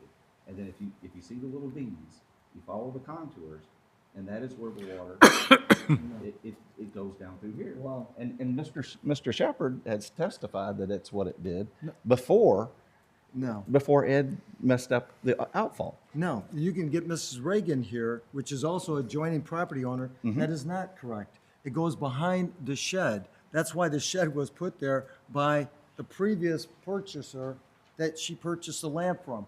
My point is going back to my picture. You're cutting it across. Show me where your shed is. Okay. Well, That's not my shed. no, It's it's their not shed. yours at this Their point. shed is right there. Their shed is right here. This Okay. is, and the waterway goes behind the shed. Their shed is right here. To the right of it here. No, to the left of it. This is the shed. Gentlemen, hey, time out. All right, so look, Okay, yeah. lots of water talk, for what This it's, is what's, that. time out. I got Whoa, you. whoa, whoa, whoa, all right? So lots of water talk. We're not gonna make a decision based on the quality of this dam. All right, plain and simple. That's not happening today, okay? And I We're wasn't not pre- I talking wasn't about the prepared dam. for this. I was prepared for the All right. fourth lot, not for the dam. I and the get water. it. Right. Okay, but the decision we make will not have reference to this dam, That's fine. okay? It's not gonna happen. Okay, all right, thanks, Tony. Thank you. Mr. Poe, anything else? Porter, excuse me. I'm ready for a final statement, brother. I don't need rebuttal, so whatever. I have something else to say if you would. Please do, please. Okay. Mhm. Oh, sorry. Thank you. All right, Okay. go right ahead. Mhm. When I was talking before about the value of the land, and as they have stated, the homes that are surrounding this property are all pricey homes. In this kind of land, most likely you're not going to have someone come and spend $180,000, $200,000 and build a 2,000 square foot home or a smaller footprint home.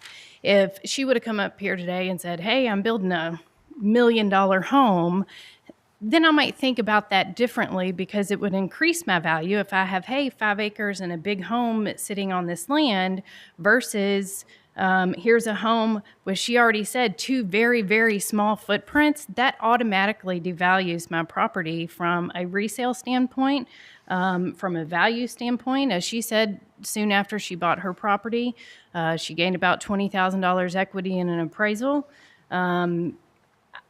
Just from being in real estate a while back, when I bought mine, I knew I had instant equity in that property. I knew I could turn around and sell it. I could sell it today for a lot more money that I have in it. But if I all of a sudden have to say, hey, there's 2 people going back here in very small footprint homes, that is not going to be a positive impact for my property. It will be a financial negative impact to the property. And I know there's been a lot stated today about the dam and the water flow and all that stuff. And of course that is a concern, because I feel like trucks and stuff will be going back. But my biggest concern about this property is the traffic going back there.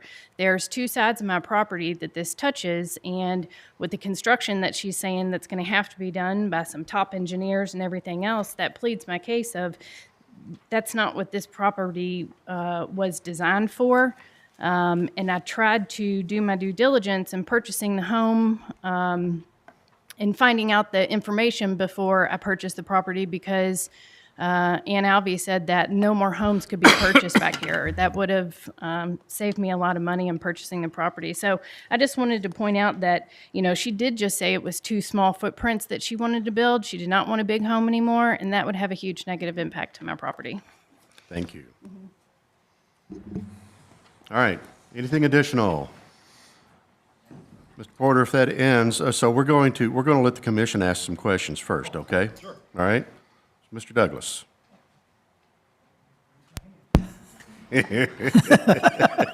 What gave it away? Caught me off guard. I'm trying to ask. I guess I'll ask staff, because we didn't question staff. Mr. Solomon. While you're coming up here, how many residents actually use this access road? That's a question for Ryan, not for Jim. Okay, Ryan. Part 1. I'll get you and just hang up. So currently there are 2 on it. 2? This Miss Sutton and Mr. Elder, 1 home, and then there's the lot that Miss McBride owns that she's yet to build on. Well, So the 2 answer parcels. is 3 parcels altogether. Yeah, and then the And one that what they have. what the request is for a waiver to allow a 4th. So that Right. currently 3, proposed is 4. Right. And I believe part of this is anytime there's an access road, we ask for a maintenance agreement between the homeowners. That's one of the binding elements. One of the binding elements. Do we have that yet?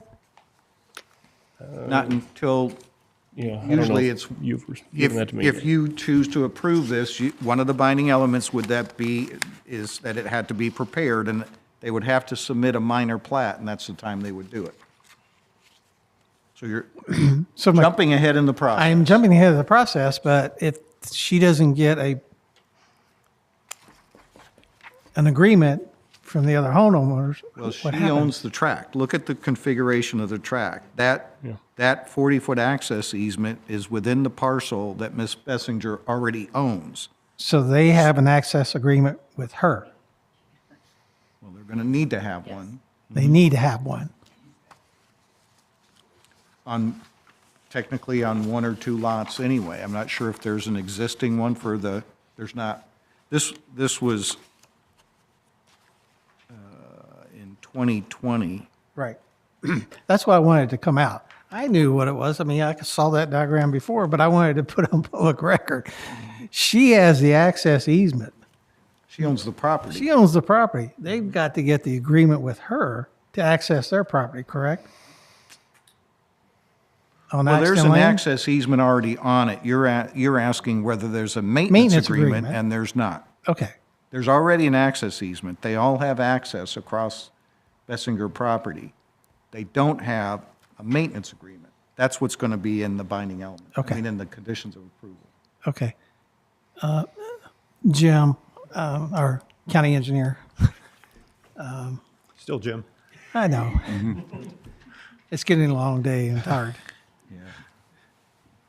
There's been a lot of talk about the stormwater runoff from that proposed, I'm not sure if it's a pond, lake, access, whatever it is. Do you have any information on this at all? No, so I looked into that, just looking at the contours, and had the same question about how the alignment of the easement and the layout of the houses. And Mr. Van Zandt shared the exhibit that he put up here with those contours, just so I could see the property better with relation to the lake. And I agree that based on those contours, it appears that if the spillway is restored to where it was, it appears to route or channelize and route that stormwater runoff so it's not sheet flowing off the berm. However, seeing the footage that was provided, I'm obligated to reach out to the Army Corps of Engineers and at least find out, is this a regulated, or what is the status of this dam? Do they have concerns? And what would their involvement be in that restoration? So I've got a little homework to do now, because as the stormwater coordinator, you're well aware that we're tasked with erosion control, and there appeared to be significant sedimentation coming off that berm, and we want to ensure, if that is a Army Corps of Engineers dam, I know it's not listed on one of their high hazard dams, but if it is one of their lower maintained facilities, we want to make sure they're aware of it. You think it, I mean, you don't know the history of it, so we No. don't know if it was a dam, or did someone make it a dam? Right. I mean, So we don't know, right? It appears to be a dam based on. I'm sorry, I don't mean And to it's get still it not in relevant to the. Well, the binding element might be something about restoration of the dam. Yeah, I mean, Well, that could be a binding element regardless. because I know of we're only who's- here for a waiver of the easement, and that's all. But we're allowing another track to be built on there. So, Anything Yeah. else, Mr. Douglas? Anyone else? Questions? Mr. Falvey?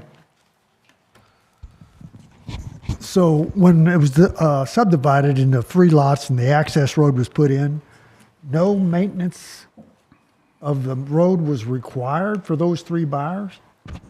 I mean, not our fault, it's their fault, but I'm just saying.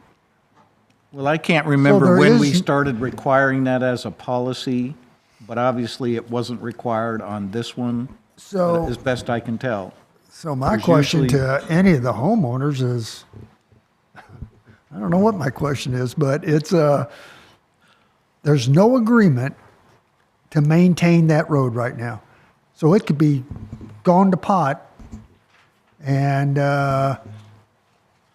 she couldn't get to it, and neither could you. No, they can get to it because there's an access easement on the property. But It's who the maintains maintenance. it? But it's the maintenance that's not in place. Well, that's what I'm saying. What happens if there is no maintenance? What happens if that water runs over the road and I'm just asking the What question. happens if, but that's the reason why we now have that policy, because what happens if is kind of messy. Yeah, so Yeah. it's Right. messy now. And we've been requiring that now in every minor plat that has a shared access of any sort, that there be a maintenance agreement on top of it. Can I add something real quick? What Jim said is absolutely correct. And in this instance, where you had one landowner, in the past, we weren't necessarily requiring a maintenance agreement because the maintenance agreement would be with themselves. Right. So that's why you're going to have a few of these floating around out here. But Jim's absolutely correct. And I think like the past 3 years, Yep. we have been doing that to where the owner has to have a maintenance agreement with himself Yeah. in order to create Okay, that. sure. Just to let you know that Let's get your name one more time, please. Eric Heron. Last year, we re-gravelled the road from the mailbox from Axton Lane all the way to our house. We paid for it. We didn't ask for them because we really didn't know. I thought it was an access road and we share it. Well, we put the gravel in there. I've been cutting the access road from Axton Lane to our house. It was just 2850 Axton Lane and off the side for almost 4 years. I didn't even know it was their property until this just came up. And I says, I've been cutting all their yard for this whole time. And then my daughter goes, we just laid gravel all the way across. So as far as I know, when we bought it from Ed, Ed said that was our road to our house. And that's why we kept it up. All right, thank you. All right, where are we? Commissioners, Mr. Marsh, you have something? Yes, please, sir. We're looking for a waiver to add 4 where the subdivision regulations say that there are 3 that are allowed. And as I understand, the subdivision regulations are stated that way for safety concerns, for access by fire, deliveries, as I think Ms. Nazar mentioned, house numbers Addressing. and addressing and all those things. Those will be addressed when the development would happen, and all we're asking here is, do we support that by allowing this waiver? Is that correct? That's correct. The next step, as Ryan said earlier, they would have to make an application, and actually, it's in the conditions of approval. A minor plat application survey must be submitted for review, and that goes out to the agencies as well before issuing any permits. Technically, they could stop it if there were some issue. We don't know that yet because we haven't done that step. Okay. First step is, will you consider allowing a 4th residence where their regulations say only 3? And the reasons for that are somewhat of what I stated there for safety. Okay, thank you. All right, commissioners, any additional questions? All right, Mr. Porter, your final statement? Thank you for the opportunity to make a final statement. And I agree with the chair that your decision should not be made just because there's a dam problem, a dam problem. That's a sideline. It will be probably expensive to do it right, but with enough money, it can probably be corrected. But your decision should be based on your subdivision regulations. And in the staff report, you've got some alternatives, and I'm going to kind of go through some of these and look at what we've got here. One of the staff recommendations to approve the waiver is to say that strict compliance with the regulations would create an undue hardship. I really don't see an undue hardship here. There's plenty of other places where this family can buy properties, vacant properties, already built properties, whatever. They can build one house and live together. There are so many other opportunities. I just don't see this as a hardship. Staff has said that to move for denial of the waivers, there must be strict compliance with the regulations, and that will not create, well, I've already said the undue hardship. There are no exceptional, unique topographic or natural or man-made physical conditions to justify the waiver, and there are not here. The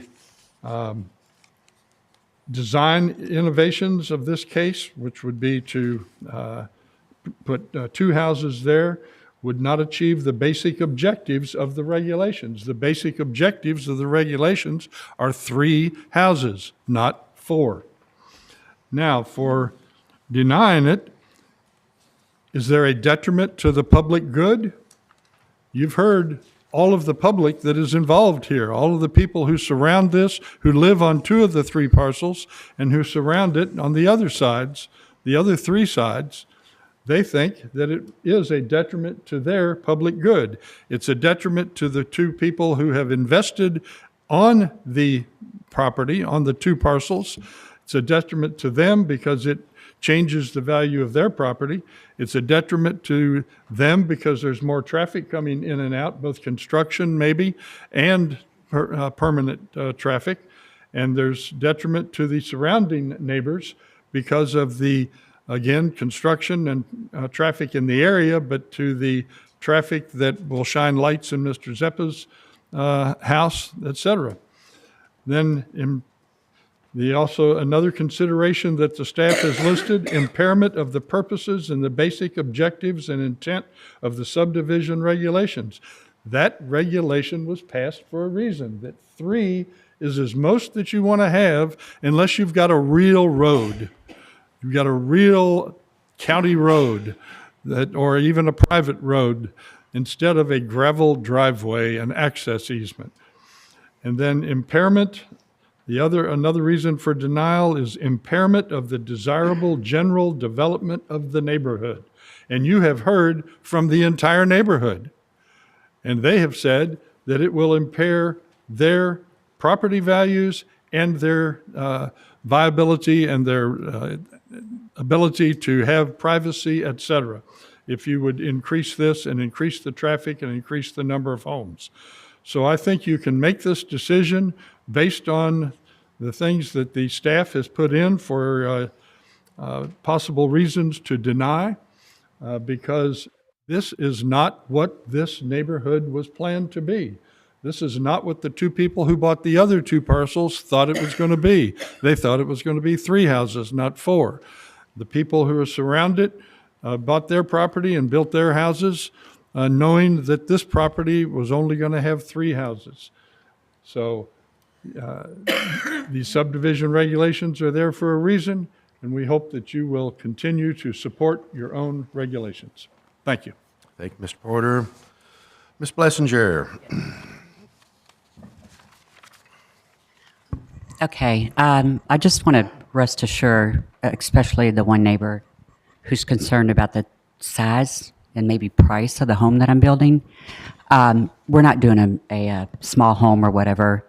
We're actually, this small footprint I was talking about was 1,700 square feet, 1 level. So that's a lot of space, a lot of family living area. And also, if my daughter doesn't get a separate acre to be used to build her own home for her own independence, we all know I'm not going to be here forever. And when I'm gone, I have family members, and my reasoning was to secure her own acreage, her own home, so that when the estate is settled after I'm dead and gone, there's no animosity that she's got to move off of that property because, and it happens. I'm sorry. I've known a lot of good families, and when individuals die, money's, so that was another reason. So as far as the traffic, it's not going to change the traffic going in there, whether there's 1 home or 2 homes, because if we don't get the 2 parcels, obviously for the reason that I just stated, I will build a much bigger home and we'll all live together. So the same amount of traffic is going to be coming and going out of that access road, same amount of lights, so that doesn't change, or help, your concern in that respect. And then as far as, again, there seems to be a lot of concern about the value of home that I'm maybe building. I don't think an architect would invest his time in the materials that we're doing, you know, in a small mini house or whatever those things are called. But I'm not sure what you plan for your children. You're wanting to put a stipulation on me as to what you feel is a good or sizable home for my property. What size home and value would you say your children would have to build on your property that you just bought? I'm not sure. I think things change. So, you know, that would be my concern. There's setting, I guess, restrictions when we have no idea, you know, what the future holds. So anyway, that's really all I have to say. That was my intent for asking for the waiver. Again, the same amount of people are going to live on the same property. I have no intention of selling this property. I love the location. I love it being 5-10 minutes from my other two daughters. And no, there isn't a lot of other property available in Oldham County for me to find. I don't want to move in a subdivision already built. I'm looking for land. So yeah, this was the good find for me. And that's where I intend to build. So thank you. And again, this has been a long day for you all. I know that you worked through lunch. Nobody else would do this. I'm from Jefferson County. And trust me, ever since I've had to deal with the Oldham County, and I'm not, you all, thank you. I appreciate you keeping the day. And I could have my hearing today. Appreciate it. Thank you. All right, we are closing testimony. Mr. Urban. Want to make sure, because we fumbled a couple times. Any more questions from the commission? Okay. All right. So on page 3 of your staff report for this particular case, this again is a application for approval of a waiver of the Oldham County subdivision regulations, section 5.7E, for joint access, which would allow for a fourth property to be accessed from a private access easement. On page 3 of your staff report, there's both a motion for approval or denial. I recommend that you really look at this, and you do have to fill in the blanks. You can't just repeat what the guidance gives you here. You got to give reasons either way. Should you consider approval, there are 3 binding elements. The waiver shall only apply to the plan reviewed at the December 20th, 2023 Planning Commission public hearing. Second is a minor plat application and survey must be submitted to staff for review and approval prior to the issuance of any building permits. The third is a shared road maintenance agreement shall be prepared and agreed upon by all parties affected and recorded with the minor plat. And then, Mr. Douglas, I don't know whether you want to add something about repair of the dam. You had a concern about whether or not that was part of this, but you know, if we don't approve this, we can't place a binding element on it. There should be some by the property owner consideration for repairing that so it doesn't spill over the way it is. So that I didn't write anything. Yeah, I can quickly pen something if you wanted to put. I'm not sure what you would put, especially when the county engineer has said that he has not looked into it yet to see if that's part of the construction phase or if it was approved, or the access easement, I guess, to extend for that. Well, again, the difficulty is if there was a motion to approve and it passed, you could have a binding element. If there was a motion to deny and it passed, you would have no control over the repair of that dam at all. Right. So I don't want to hinge approval or denial on whether or not the dam gets repaired the way it should be. See what I'm saying? Somebody might vote one way because the dam gets repaired versus it's incumbent upon the owner to take care of that business. I agree. Yeah. So 3 conditions of approval. Again, make a motion to either approve or deny and fill in those blanks. You've got to make statements relevant to the case today. You've heard justification on both sides, opposition and the applicant. You can rely on their testimony if you care to. All right, commissioners, questions? Discussion. Motions.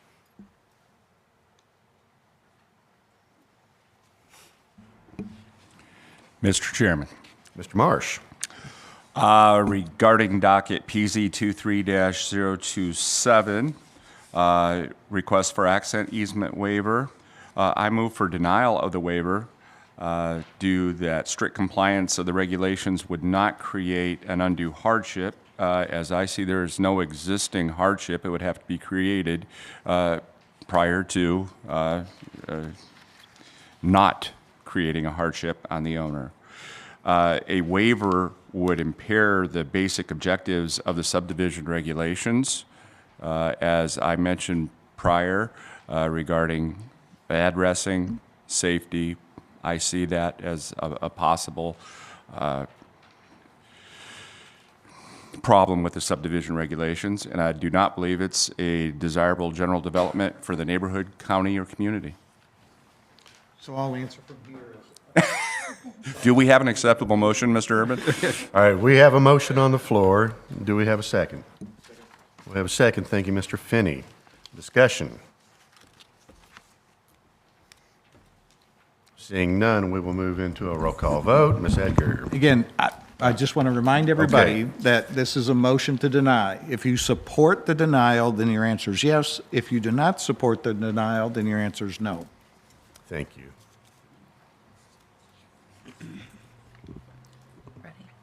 Yes, ma'am.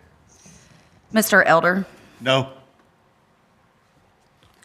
Mr. Falvey, Yes. Ms. Davis, Yes. Mr. Douglas, Yes. Mr. Marsh, Yes. Ms. Nasser, Yes. Ms. Jones, Yes. Ms. Walzer, Yes. Mr. Fox, Yes. Mr. Finney, Yes.